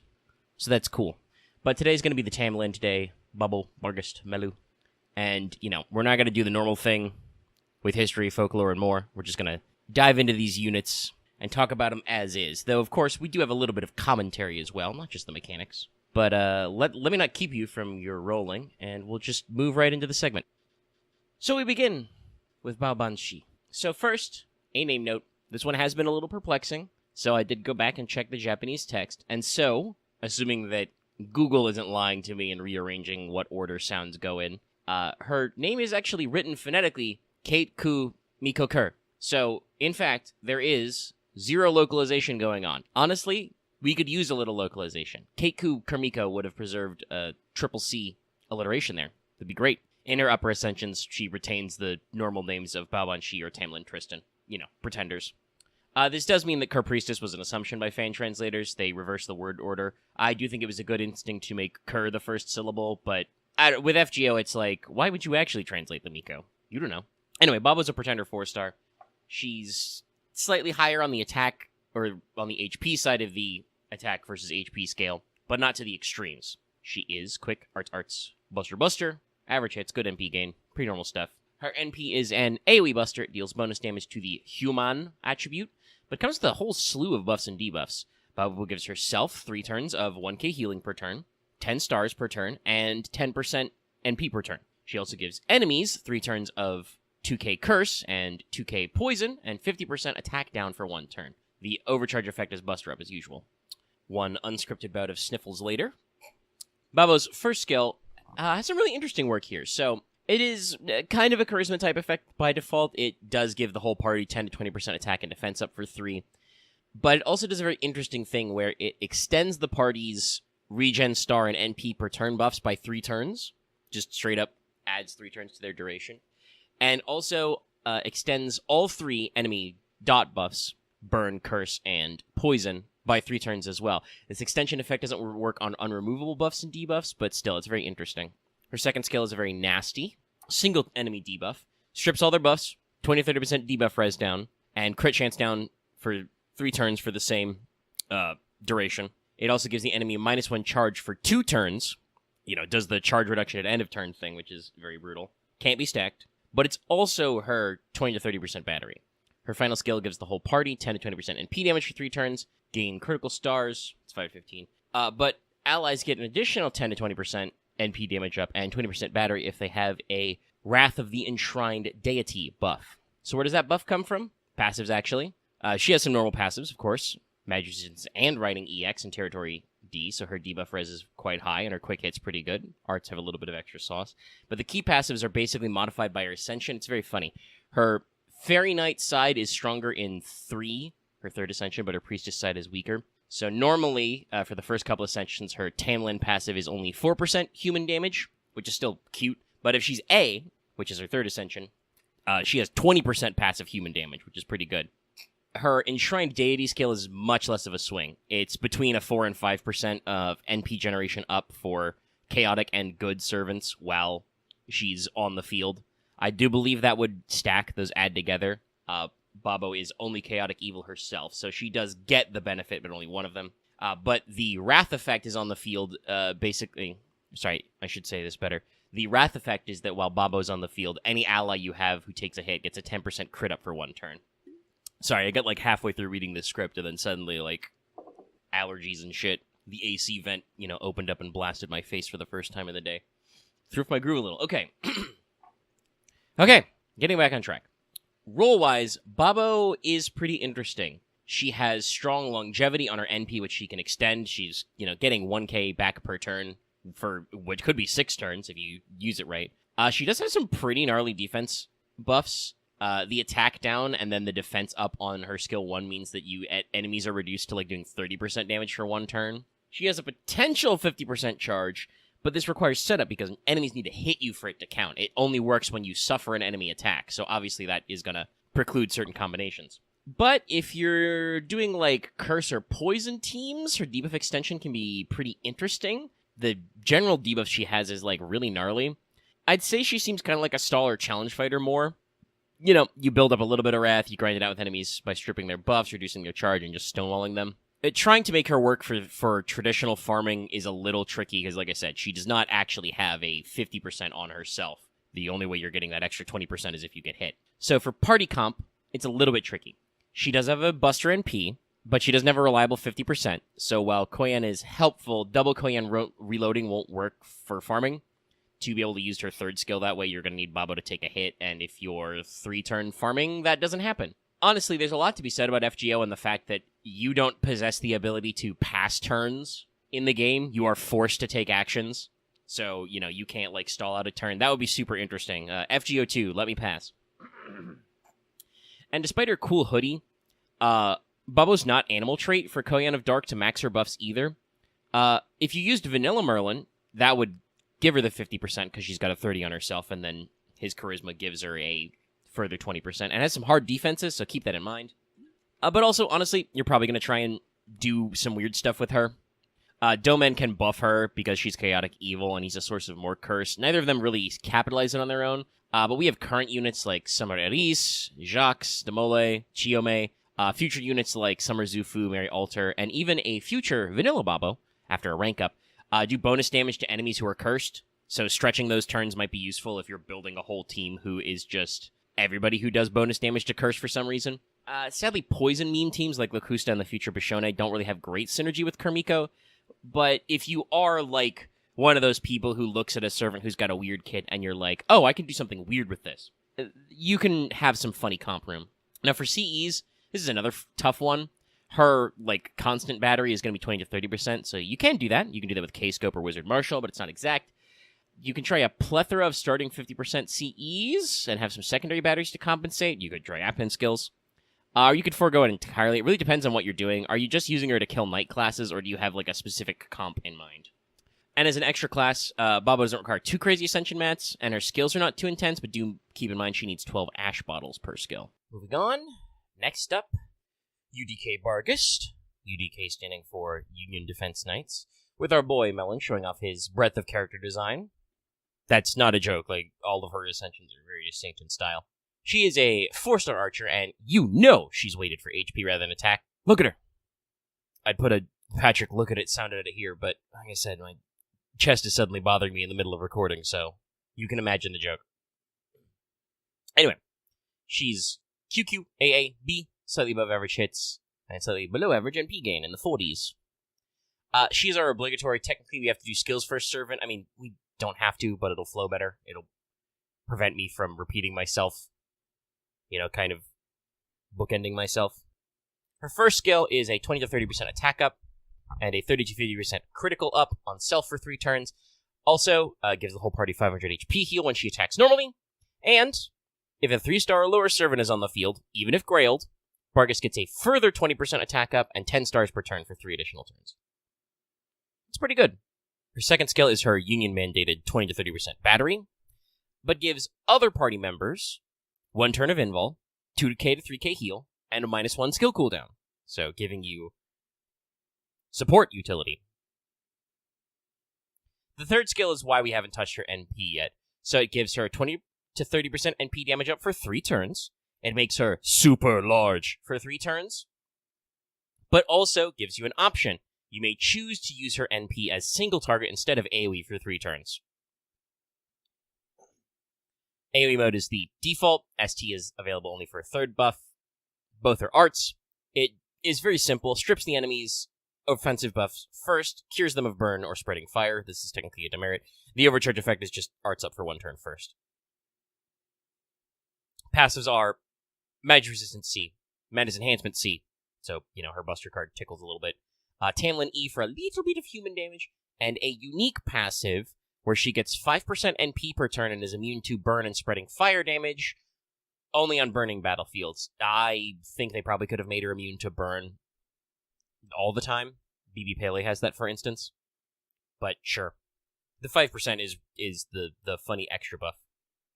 Now, Barghest, as usual, can deceptively hit above her weight class. On its own, her NP isn't super impressive. It even has a demerit. But the ability to switch to single target, say if, Free Quest nodes ends on 1 enemy versus 3 enemies, can be very useful. The main thing is that you can make her damage pretty staunch through other buffs, especially if you include a low rarity servant in the mix. That means for 3 turns, she's getting 50% attack up. She has an arts up on overcharge. She gets a 30% NP damage up if you use that, and you don't actually have to switch to single target, or you can save for that. If you're actually squaring up on a boss, her team-wide healing, her large HP, and her ability to cleanse offensive buffs can be quite helpful. Plus, she gives the team that invul hard defenses and a skill reset. So the team comp is pretty interesting. If you're going what I want to call casual mode, you're just cruising for a bruising. She's arts, back the arts sisters, Tamamo, Castoria, Avalon. This should give you a spread of defenses, extreme damage buffs, plenty of NP generation, and more stall potential to allow you to propagate the stuff like invuls, healings, cooldown down onto Barghest herself. Tamamo can feed Barghest those buffs with, her arts buff being a big heal, shit like that, and then Barghest heals the rest of the crew.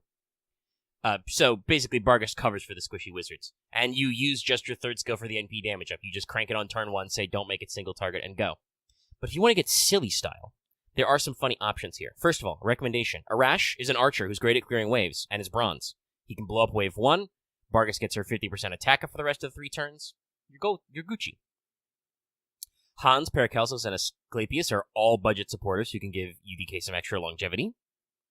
And also, hell, fun fact, 4-star MASH counts because she started as a 3-star. The new 5-star MASH in JP doesn't count, but you don't got to worry about that for like 2 years.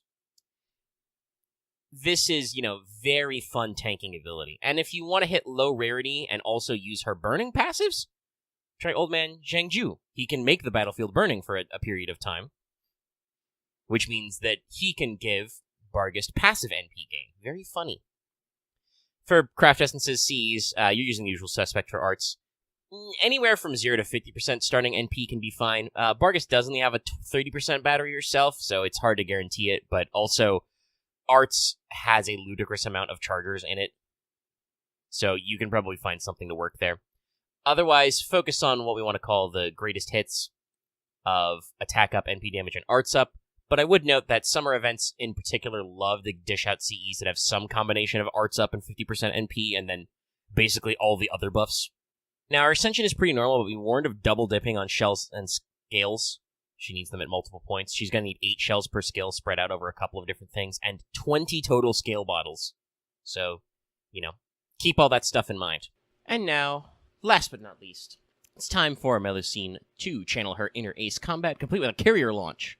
She's also sometimes called Melusine Undine, maybe because of the sound of like that. But Undine, which is also spelled Ondine with an O, is a water elemental from Paracelsus' writings, which is passed into general European folklore. They're kind of Fae adjacent, but are not explicitly fairies. Sometimes they're more fairy-like than not, but they're supposed to be water elementals. Also, each of Melusine's Ascension backgrounds is interesting. Her first shows an SR-91 Aurora, which is a hypothetical designation for an experimental stealth aircraft. It resembles the Black Triangle UFO. This was rumored in the 80s and 90s, but is pretty widely debunked.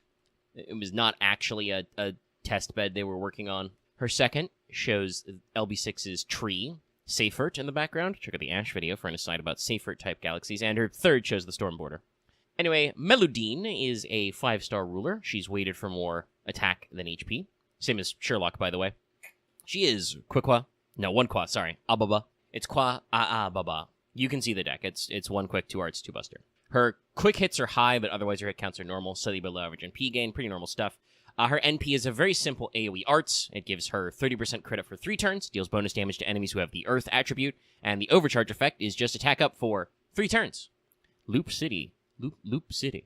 Her first skill is just another plethora of good buffs. She gives herself 20 to 30% arts up and crit up for 3 turns, and also does a damage up versus chaotic enemies on self, and gives the other party members 500 to 1000 damage cut for 3 turns straight up. Her second skill gives her a big star absorb for 3 turns, 10 stars straight out, and 5 to 10 stars per turn for 3 turns. If you're on a water or air battlefield, that is a further 10 to 20 stars per turn and 20 stars straight up. Now we're really starting to see them crack the whole battlefield thing of, like, if you do terrain effects, they need to be broken. They need to be super good. Otherwise, there's no point. Even though you can create waterside battlefields with certain team comps, it's still, one of those things. Her third skill is, it's Melusine, so of course she's going to have a bananas battery, 50 to 80%. Also gives her 2 hits, 3 turns invul, and 20 to 30% NP damage for 3 turns. Passive, she's got magic resistance B+ for a bit of debuff res. She has writing A+, so her 1 quick really slaps. And she has a decently ranked Tamlin passive for extra trait damage to human attribute. So unlike the 2 previous summer Tamlin, Barghest is pretty simple, but does have several gimmicks. Melu has a simple, straightforward kit. There is no gimmick. You are going to airstrike the shit out of your enemies. She has the ideal 3-turn clear duration on her full spread of offensive buffs. She's got attacks up. She's got arts up. She's got NP up. She's got a special trait damage. She's also got double secret special trait damages. She's got solid hit counts, and if you fuck up a loop, she has an 80% battery. Hitting Earth and chaotic enemies extra will help compensate for the fact that as a ruler, you're probably mostly going to use her as a class neutral. But who cares, because she takes a reduced damage from a bunch of classes. She's got great defensive buffs as well. Other team members get a 1k damage cut, and she has a 2-3 invul. Great for bosses and break bars, because she does have a phenomenal passive star generation and absorption effect, and between her NP and her skills, she's got like a 60% crit up on her own. It's crazy style. For party comps, guess what? The Sloppy Sisters are back. Melu is arts. She's got a huge battery on her own, so you don't need to double cast Doria, though those big gains won't go to waste. But this means you can include a Tummo for more damage healing and resetting, or Lady Avalon to really make those arts sing for those crits. But don't count out Arts Ruler as a pretty well-established role. Sherlock gives piercing damage to the whole squad. Jean also has some of the powerful invul healing debuff cleansing moves. And Astrea can make a great single-target complement to Melu's own arts crit strat. Basically, Melu blows up the waves of enemies. Astrea can get in there and do the single-target damage. Both of them can crit the shit out of your enemies. Now, for CEs, you got an 80% battery. You don't need anything in that department. You can go all in on offensive boosters like Black Grail and its ilk to maximize that damage. If NP damage isn't what you're aiming for, Arts Crit is a strong secondary. Now, unfortunately, as a ruler, Melu mostly uses other classes' mats, but as statues and skill gems. This is a blessing and a curse. So, on the one hand, it's just statues and skill gems. On the other hand, it's all statues and skill gems. So if you're missing something, that can be a little pricey, because you can't, focus in on just one. But she is a summer, so she needs 12 shells per skill also. They have to throw that shell tax in there.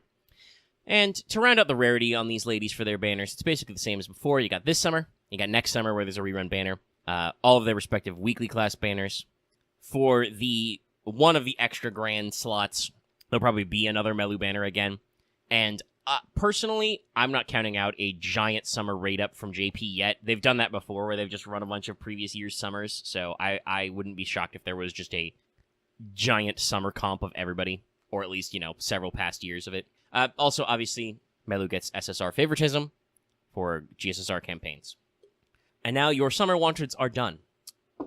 Good luck to everyone rolling anywhere on all banners, including the boys banner. Enjoy your vacay, just like I will now that my homework is done. We outie. So, let's get to the old outro spear. Hey, this is a Let's Talk FGO production. Check out our podcast, Let's Talk FGO, every week. Talking about stuff, mostly FGO, sometimes other stuff, right here on this channel. And, of course, make sure you're liking this video, leaving a comment, subscribing so you can get more videos like Wanted and other stuff we got going on. You can also join our Discord. We got a rolling thread there, specifically for rolls. Check them out. You can also ring the bell to know when we're posting these videos. And see when we stream. I'm reasonably certain that if you're watching this video live, we just streamed Death Stranding 1 for 5 hours. We got a whole stream series going on. Check that out. We having fun. And, of course, as it's suggested at the front of the video with the little blurb. You can support us on Patreon. Could have gotten this video early and could get a shout out like our other patrons after our musical outro. Goodbye, everybody.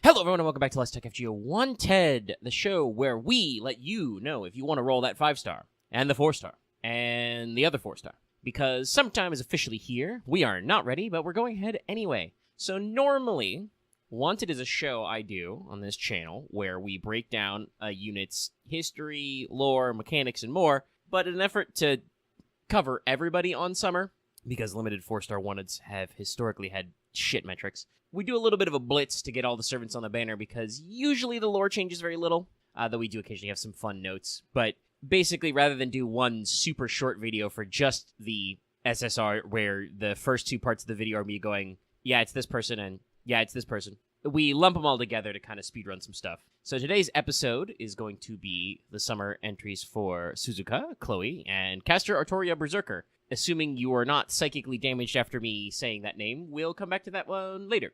Okay, so we're starting with Suzuka. Summer Suzuka is a SR 4-star rider. She's slanted towards the higher attack, lower HP. She is quick, arts, buster, good hit counts, slightly above average NP gain. Her NP is AoE, hits all enemies, quick. It has Pierce Invul first for 1 turn, and a 30% extra damage to Lawful for 1 turn first as well, and does bonus damage to the Earth attribute with Overcharge. Her verse skill is the Charisma type thing, gives all allies 10 to 20% attack up for 3 turns, and also gives them a 10 to 20% NP damage up if they are Summer type for 3 turns as well, and also generates 5 to 15 stars, pretty typical stuff. Second skill gives herself 10 to 20% quick up and 30 to 20% crit up for 3 turns, and also 3 turns of an on-attack buff, where if she lands a crit, her attack is raised by 10% first, so giving you some decent amplifying damage on critical hits. Her final skill is the mandated 20 to 30% battery on herself, but it also lets her target an ally, giving them -1 turn of skill cooldown and 20 to 30% NP gain for 3 turns. Passives are Magic Resistance D, Riding A, Territory C, and Divinity A for a bit of extra spicy damage. Her quick cards are very good, and her arts cards are a little bit extra good. So Summer Suzuka here isn't really breaking any new ground, and as an SR, you're going to have to invest a little bit of extra resources to bring her damage up to the level of a 5-star, obviously. But it is a pretty competent kit. She has 2 trait-type damages, doing extra damage to Lawful as a trait, which lasts the whole turn, and then specifically her NP doing bonus damage to the Earth attribute, which is, basically every attribute that's not star is somewhat common. It recurs frequently.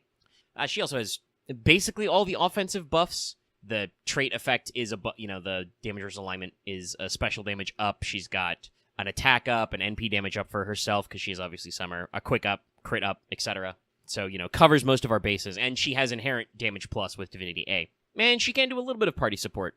Her NP also pierces every time, which is always nice to avoid that problem. Party-wise, she should probably synergize pretty well with the Scuddy type system, which can include a 3rd Scuddy, thanks to Summer Scuddy. Funny how this is all working out. And Suzuka has a decent number of hits and self-buffs, 2 quick. She has a self-battery to make up for some lack in that department. And she can also basically work as a supporter in any summer-based team, since her shared buffs are pretty generic. It's the attack up and NP damage up, so long as you're not using somebody without a damaging NP who is Summer, which I don't know if there is any of those, she can work pretty well. But do watch out for facing enemies who are not Lawful in Earth. Her damage is probably going to seem anemic then. She is, after all, only a 4-star, and even if you buff her up, it's, one of those focuses where you're going to want to make sure you're smacking your traits.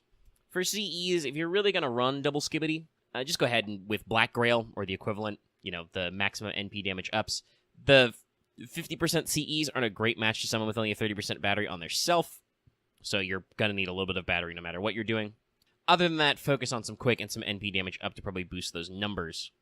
And like I said, Suzuka herself obviously is an AoE, so you're probably using her as a sweeper for farming, but you can combine her with other summer servants to get some extra damage buffs if you are facing either bosses or just farming, free quest nodes that have that one guy who's super stonks. Now, her materials, speedrunning a little bit of that stuff. Ascension's pretty normal, but get used to be mentioning seashells, because they're summer servants. But apparently, Suzuka needs a new handbag or something for her skills, because not only do those require extra seashells, but 20 sun scales per skill. Blah, blah. I'm reading my notes a little too fast. But in case you forgot, sun scales came out with LB7 earlier this year. It's been, 6-ish months, 7-ish months, so watch out. I don't really have anything else to add about Summer Suzuka here. Her idea is that tanned gals are summer, right? Yes, ma'am. Yes, it is. Now on to the next. Chloe gets an ult. And she's mad you've been missing all your deadlines because she's become an Avenger. For SR Avengers, she's actually on the lower attack side, but the difference is pretty small. Avenger obviously is a high attack class in general, and most of the other 4-star Avengers are either at 10k attack or just below it, so it's a pretty tight cluster. She is, however, quick arts buster, 3 quicks, with 5-hit quick cards, and pretty high NP gain. It's 0.71 as a result. This is a servant where we have to talk about skills first. I mean, we don't have to, but it is just easier that way. So her first skill is kind of the critical one here, but it's kind of a charisma variant. Again, 10 to 20% attack up, and also the same amount crit up for the party for 3 turns. It gives Chloe an on-attack buff where she raises her crit strength by 10 per hit with quick cards for 3 turns. But also it gives the whole party a 5 attacks, 5 turns buff, where if they hit the enemy, they get a manuscript complete stack for 5 turns, which is used for her NP and stuff later. For big brain strategy reasons, her second skill is also very interesting. It gives a targeted ally a 1 time 3 turns 1k to 3k guts, and then gives herself a buff where after 1 turn, she rotates to your back row, pushing your closest reserve servant up. This will reset your command attack, by the way. And her final skill gives the party 10 to 20% NP damage for 3 turns, and also consumes the manuscript stacks on everybody to give all allies 10% NP per stack consumed. So that can be quite a bit of NP. Now, her Noble Phantasm is single target quick, 1 enemy, the best damage starting multiplier in the game. It's got 9 hits. It boosts her quick cards for 3 turns first based on overcharge, gives the enemy a guaranteed charge down, and deals bonus damage, increased special damage, per manuscript stack up to 10 stacks. Now for passives, we have Avenger C, which increases NP gain on hit, but the party gets less debuff resist, Oblivion B, and Independent Action B-, which both give you totaled about 15% passive crit damage. And self-replenishment means she generates about 3% NP per turn. Now some of you may not remember or might not know this, as I never know who's jumping in on the channel and FGO for, the first time.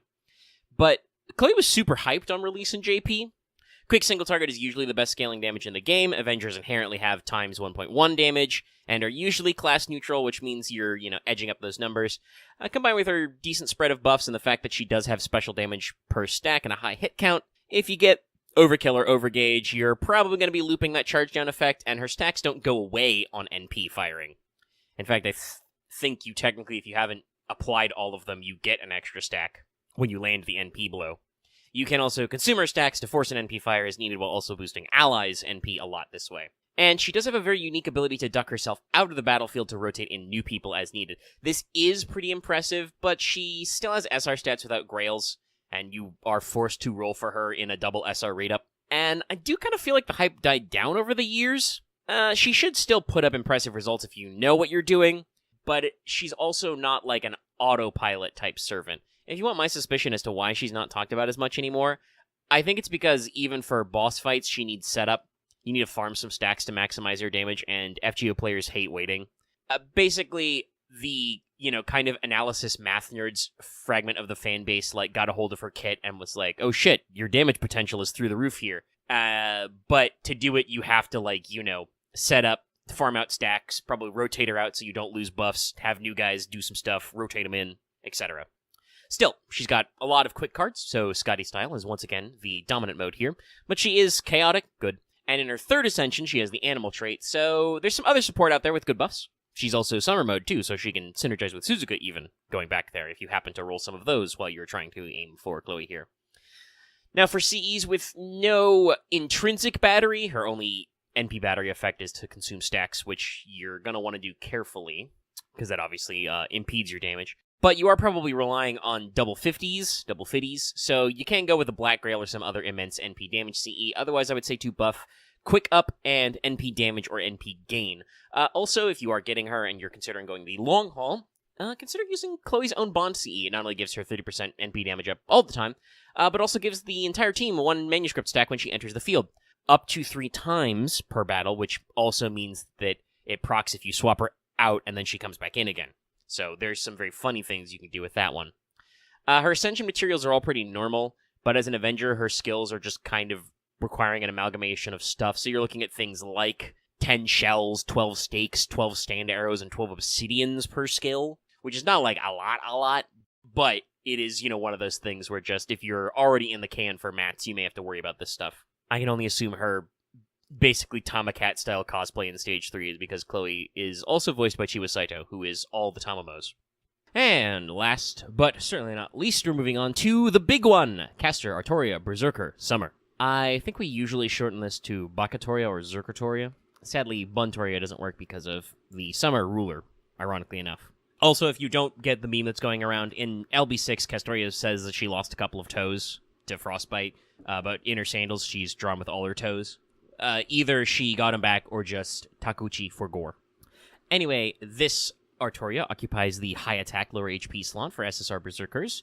A very similar attack and HP spread to last year's big Summer Berserker, Ibuki. She is quick, arts, buster, solid hits, and slightly below average NP gain. She's 0.4.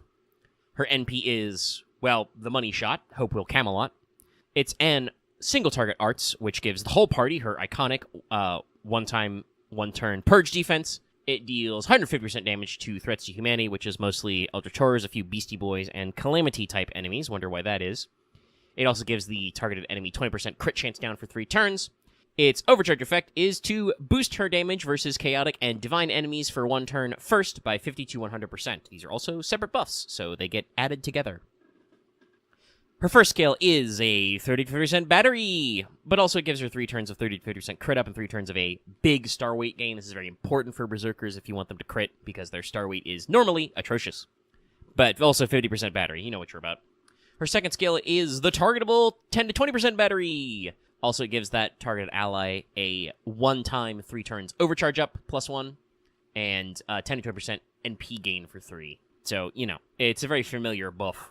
Her final skill is a Big Blue Burst. It's a 30-50% arts up for 3 turns, gives herself invul for 1 turn, and 10 stars per turn for 3. Her passives are Madness Enhancement A for her Busters to Clap, Magic Resistance B, so she's got a little bit of debuff resistance as a Berserker, Item Creation E for a little bit of debuff success, not really important to her kit, and she has her Fey Eyes, which give her a 20% passive crit dodge.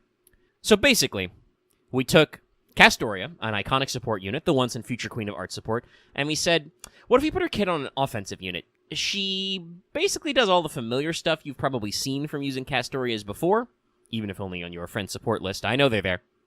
But some of it's focused on herself, instead of being targetable, so she rapidly shifts into overdrive and just cold cocks bosses with certain traits. The only thing she's missing is her own attack up, which the squad can supply. She also retains her iconic hard defense as well, which is a great showing for a Berserker. They're not, super extensive, but you never know what a little bit of protection can get you. Not to mention, I just want to say, the value of actually having a team-wide hard defense on an offensive NP is actually really useful, because you're very likely to have situations where, you're fighting an enemy with a break bar, and you use Castoria to blow up their break bar, and then when the bar breaks, they're like, I instantly charge my NP and fire it right now. Normally, you have to, prep for that by applying skills and stuff and, other protections.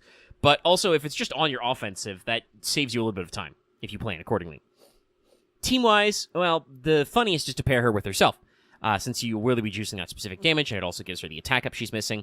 But since she does have her own 50% battery to play with, this opens up a whole breadth of art support. You can include other classics like Tummo, Lady Avalon, or even Paracelsus for budget. Each of these obviously has their own advantages. Tamamo, peppers in some charge down herself, and with her NP and skills, she can offer you healing for extra longevity and cooldown reduction, which can be very useful as well. Lady Avalon offers additional defenses and also gives you huge arts crit buffs. So sometimes you don't even need to fire your NP. Paracelsus has a really good targetable guts in addition to his, arts effects he can do, and a huge NP gain as well. Now for CEs, while she is compatible with 50% starters, Golden Sumo and Da Vinci Shop, invest in Sumo Coin now. It's not really super necessary since you're probably pairing her with some form of support to give her the other 50%. Like, even if you're just using, like, Waver for, attack up, damage plus, def up, damage cut, you're gonna have some 50 lying around. I would focus on, using the lack of a battery to go for bigger bonuses and focus on attack, arts, and NP up. Maybe keep an eye out for Pierce Invul and the like, since she can't really deal with enemies with buffs. She has no, buff stripping or anything. No piercing, stuff like that. So keep your eyes peeled for that. So for mats... Castoria needs pretty normal stuff for Ascension, but to max out her skills, this girl needs so many small bells, chat. So many small bells. 72 per skill, to be precise. It's nuts. What is she doing? Eating them? Now, usually I talk about rarity with every servant, so we're just going to do all of them in a block at the end here. For these girls, you have a limited time to invest. They all show up on the Summer Banner number 1. There will be a rerun banner next year on Summertime. Given how FGO is going right now, winding down to actually finish the current story, wouldn't be shocked if this year in JP there was also some kind of, Giga Summer raid up as well. Just oops, all summers. And additionally, in a couple of years, they'll be available in all their respective weekly class banners.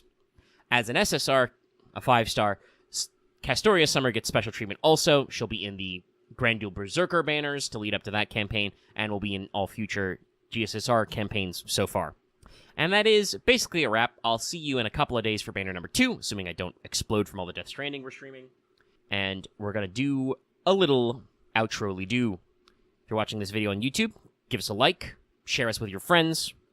You know somebody who wants to know more about these banners, hit them up with this video. Leave your comments down below. You can also join our Discord. We have a rolling thread there. Ring the bell, sub to the channel to get more Wanted videos. Like I said, there's another one of these coming up in only a few days, probably. So have fun with that. You can also join the channel memberships to give us some extra cash and to get access to badges and emotes, and support us on Patreon. Could have gotten this episode early if you support us on Patreon at a high enough level. And also get access to audio of our podcast, Let's Take FGO. We do the podcast every week. There was a podcast last week. There's going to be a podcast coming up this week. Check them out. And we'll have a very special word for our patrons after the musical outro.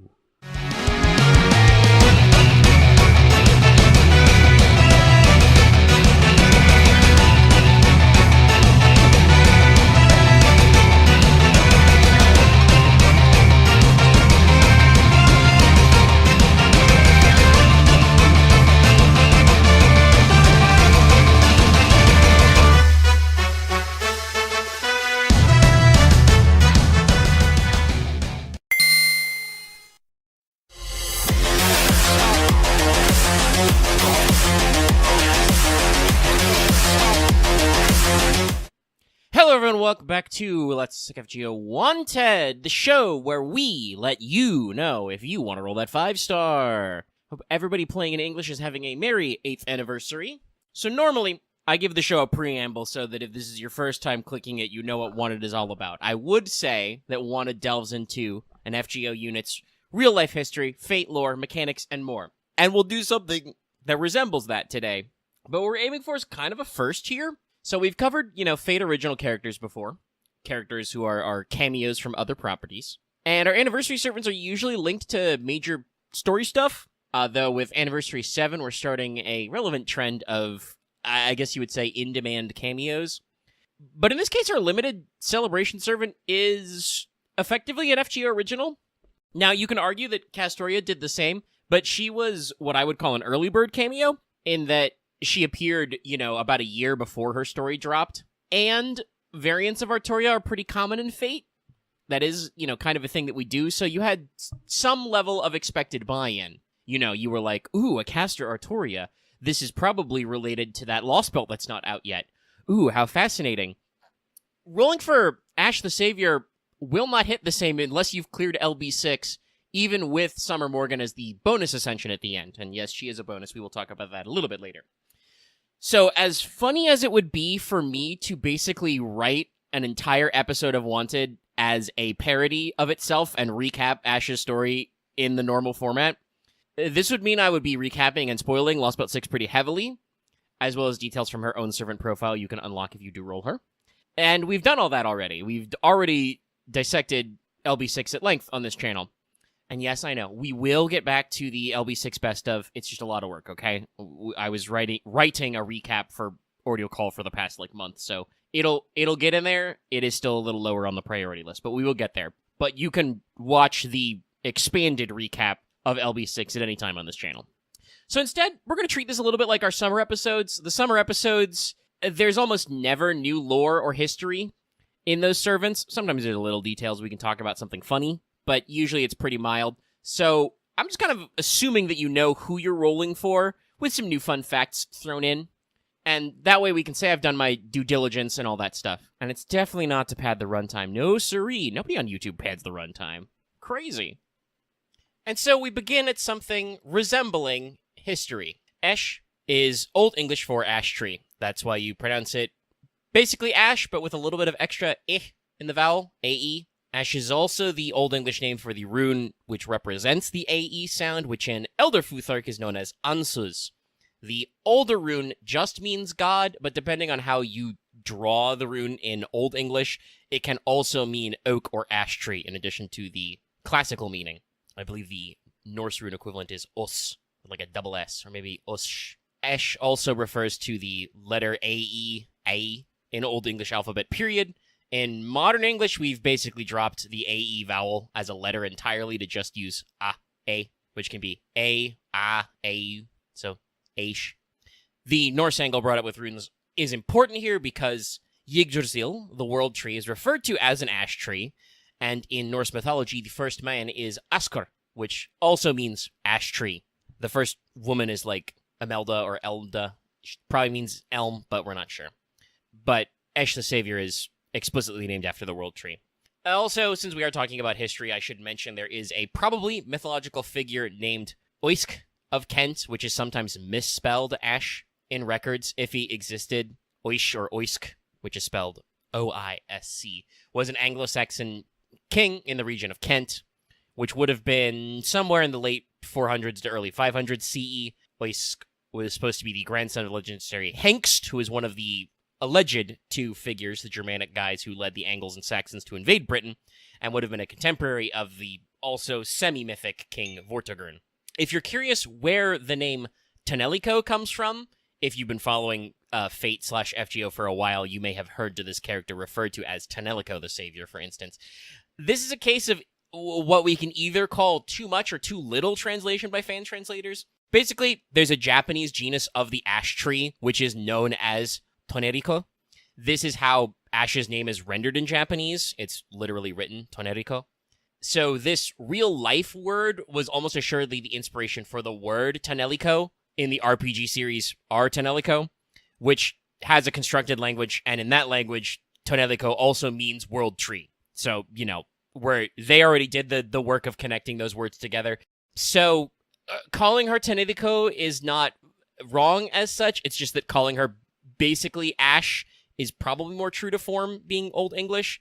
But some guys jumped to spelling it as a reference instead of being literal. If y'all want to start calling her Tonerico as some kind of weeb power move, go for it. I find it funny. And if you want to know more about Morgan, I have a very successful and very long Morgan Le Fay wanted video that's about 2 years old. We'll throw that in the end card of this video. There you can listen to me lose my mind much better than in this video.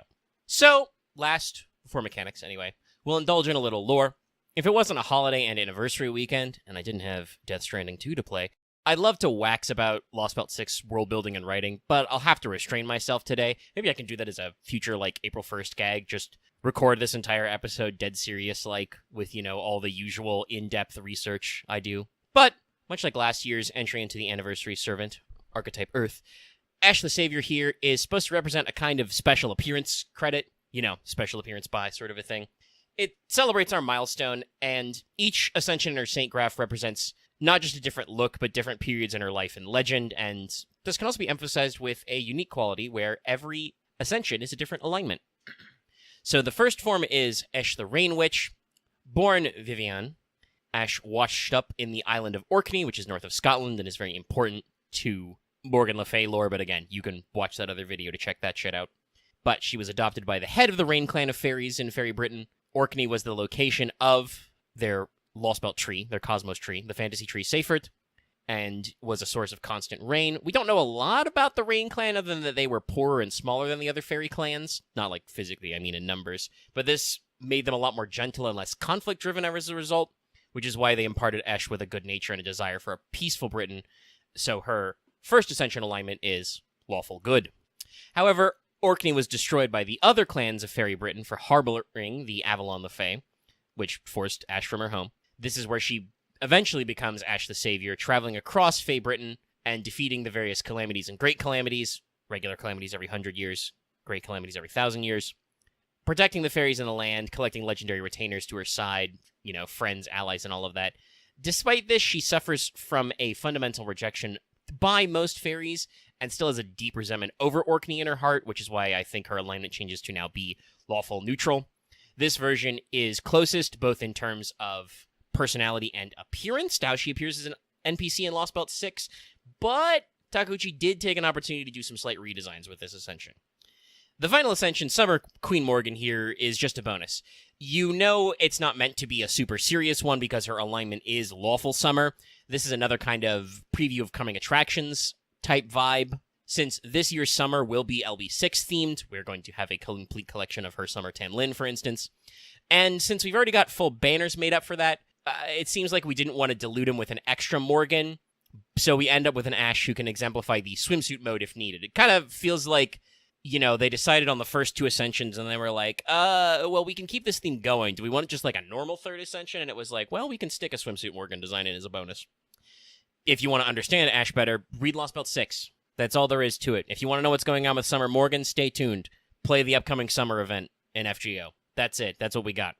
Also, there's nowhere else for me to put this little bit of nerdery, but I've had a very funny brain blast. So the tree in the Lost Belt tree, the space tree, the tree rave, in Fairy Britain is called Seifert. This refers to a Seifert-class galaxy, or Seifert-class galaxies, if you want to say it that way. They're named after the astronomer Carl Seifert. And a Seifert is a type of galaxy where they have what is called an active galactic nucleus, AGN, but they are not a quasar-type object, quasi-stellar object, because they're less luminous. They're very rare comparatively to quasars, but are like the second most luminous type of galaxy core. The tree in LB7 was called a quasar, and we did actually have a little bit of, talking about radio signals and quasi-stellar objects and stuff. So it is very funny to me that we decided to go with Seifert-class galaxy, then quasars, which are another galactic object, One of them is just a little bit less bright, but also more singular and rare. It's funny. Anyway, let's do mechanics. Somehow all of that managed to last about 10 minutes, but it's mechanics times. So, Ash is a new SSR caster. She occupies the highest of all attack for casters. I know we've been going to alter egos for that role for like 5 to 6 years, but it has to count for something, yeah? This does mean that her HP will be comparatively low for the slot, however. She is quick, arts, buster, showing some of that saber or saver gumption for a caster, or maybe we just realized that all arts decks aren't perfect. Anyway, she has average hit counts and above average NP gain. It's 0.62. Now, her NP is actually Buster AoE, like her Berserker mode, but, funny. It gives her 1 hit, 1 turn of Invul, of Invincible. It deals bonus damage to evil enemies based on NP level, and it gives all enemies affected by it 20% defense down for 3 turns. The overcharge effect is the usual Buster up first, which starts at like 30 and caps out at overcharge level 5. Almost at NP level 5. That's not quite correct. But it's like capped out at like 50%. And also it modulates her third skill cooldown. We'll explain that one in a bit. But yes, her overcharge effect on her NP is to reduce the cooldown of her third skill. Why does that matter? I will explain in due time. Her first skill is pretty straightforward. It gives the whole party 5 to 10% NP per turn for 3 turns. It's also a 30 to 50% battery on herself. It is a 10 to 20% NP damage up for 3 for self, and also 5 to 10 stars per turn for 3 turns. So, star gen, NP gen per turn, 50 battery, NP damage up. Her second skill is a charisma variant, and it's a little bit of a silly one. So, it is the normal 10 to 20% attack up for the whole party for 3 turns, and then applies a buff state to everybody where, if that party member has either 99, 75, 50, or 25% HP of their maximum HP, they get a further 10% attack up for 3 turns for each of those states. And note, this buff is applied when the skill is cast. When you activate the skill, it applies to the buff state. So that means that if their HP falls into that range later, while the skill is still on, that 10% basically turns on. It also gives Ash a timer buff where if everybody in the party is 100% HP, you get 10 stars. But if you're figuring out that increase, if you're below 25% HP and all of them proc, that means you're getting a maximum of plus 60% attack for those 3 turns, by the way. So, starts a little unimpressive, but if you have, any amount of damage, it's a 30% attack up for everybody, which is okay, and then it gets much higher from there. So, Ash's final skill is called Last Resort. Normally, to activate it, you must wait 5 turns before you can use it. It has a special in-battle pre-activation cooldown. But this special cooldown is reduced by her Noble Phantasm. I also assume that her Noble Phantasm reduces the 3rd skill cooldown, normally as well. That's not as big of a deal, but it's important to note that this explicitly reduces her special cooldown, and other minus cooldown, reduce the cooldown of skills effects also do that. When you use it, though, it's basically a team-wide version of her first skill. The whole party gets 30 to 50% charge and 20 to 30% NP damage up for 3 turns, and also a one-time 3 turns, 2k to 3k guts. Again, whole squad gets this. So it takes a little bit of setup, a little bit of finagling, but it can be very explosive when it goes off. Her passives are Territory Creation EX for those arts be big. Item C for debuff success, not really a big deal, but she is a caster, it's pretty normal. She has Magic Resistance B for passive debuff resist, and the old Fey Eyes, so she always has 12% critical resistance. Or, it's called critical resistance, but basically critical mischance. There's a chance that crits will just whiff and not be criticalized. So obviously an offensive caster won't be quite as impressive as, say, a Universal Berserker or some of the other things you can do.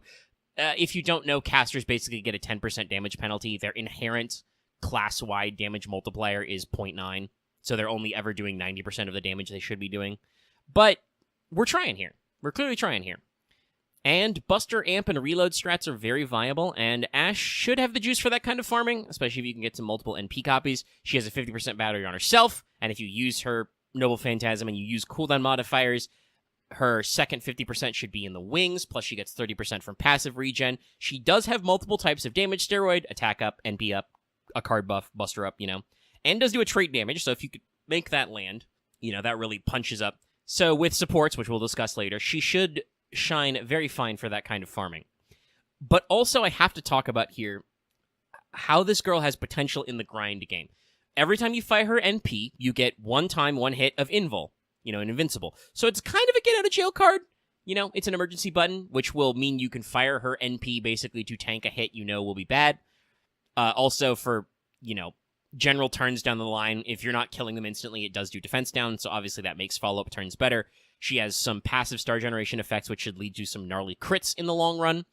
But she has other abilities that seem deliberately set up for the grind, for doing challenge content, basically, where we put ourselves with main story or high-level stuff in events. Charisma of Adversity means that she and the rest of the party, as they get whittled down, they grow stronger. And it's on a 5-turn cooldown, by the way. So if you're thinking about doing your cooldown math there.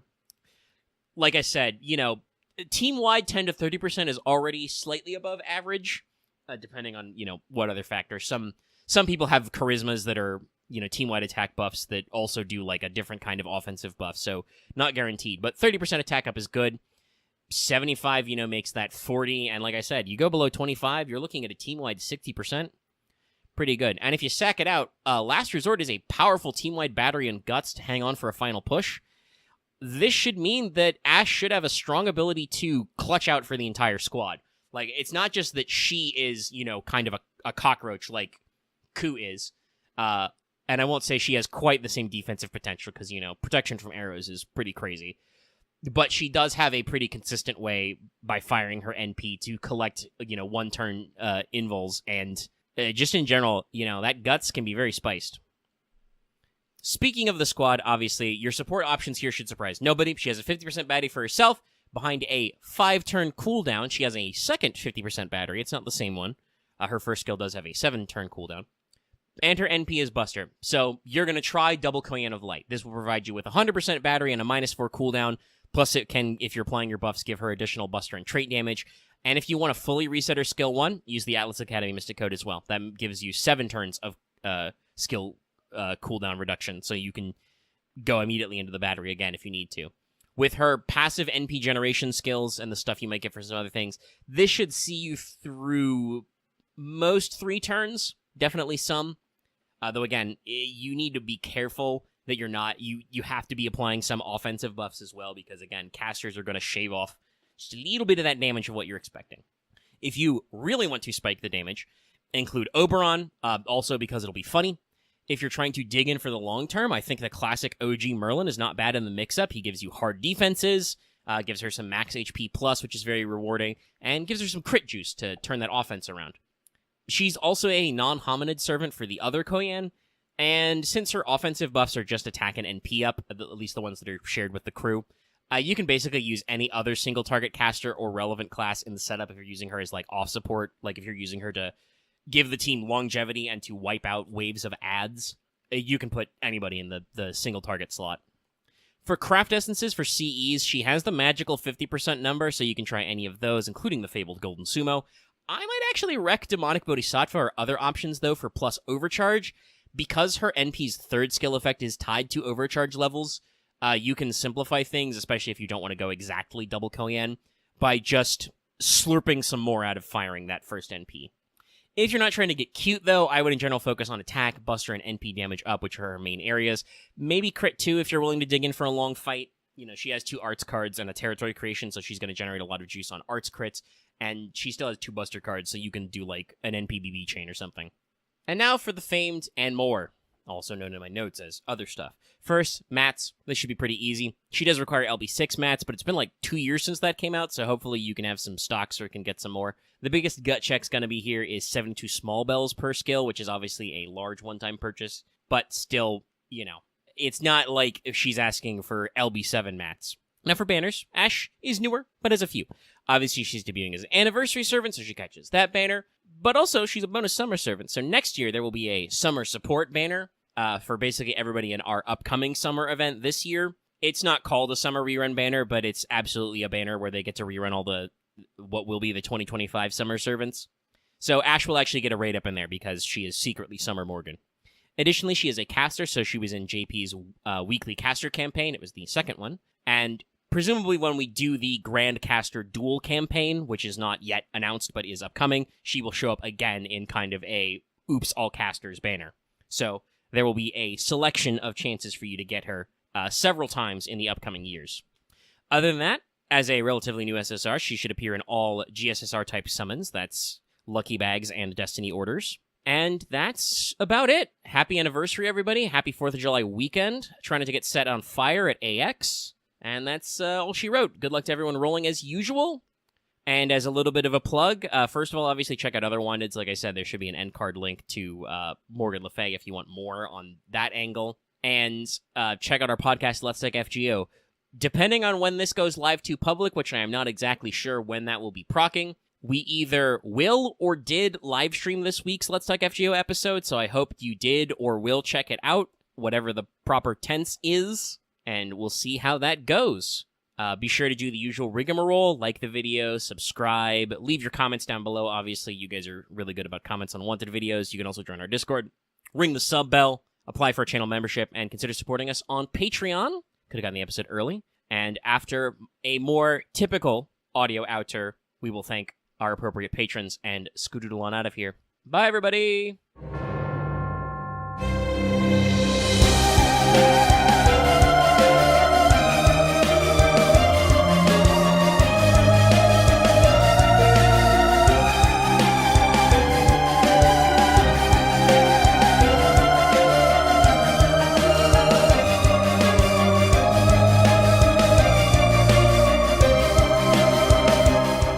And before we go, special shout out to all of our patrons, but especially Adam DeHart, Blackster G, Call Me Zed, Carlos, Dragon, JW8000, Rise of Kenji, Rogue Robin, and Sharvor. Thank you for all your support, everybody. Consider supporting us on Patreon if you want to see us do more.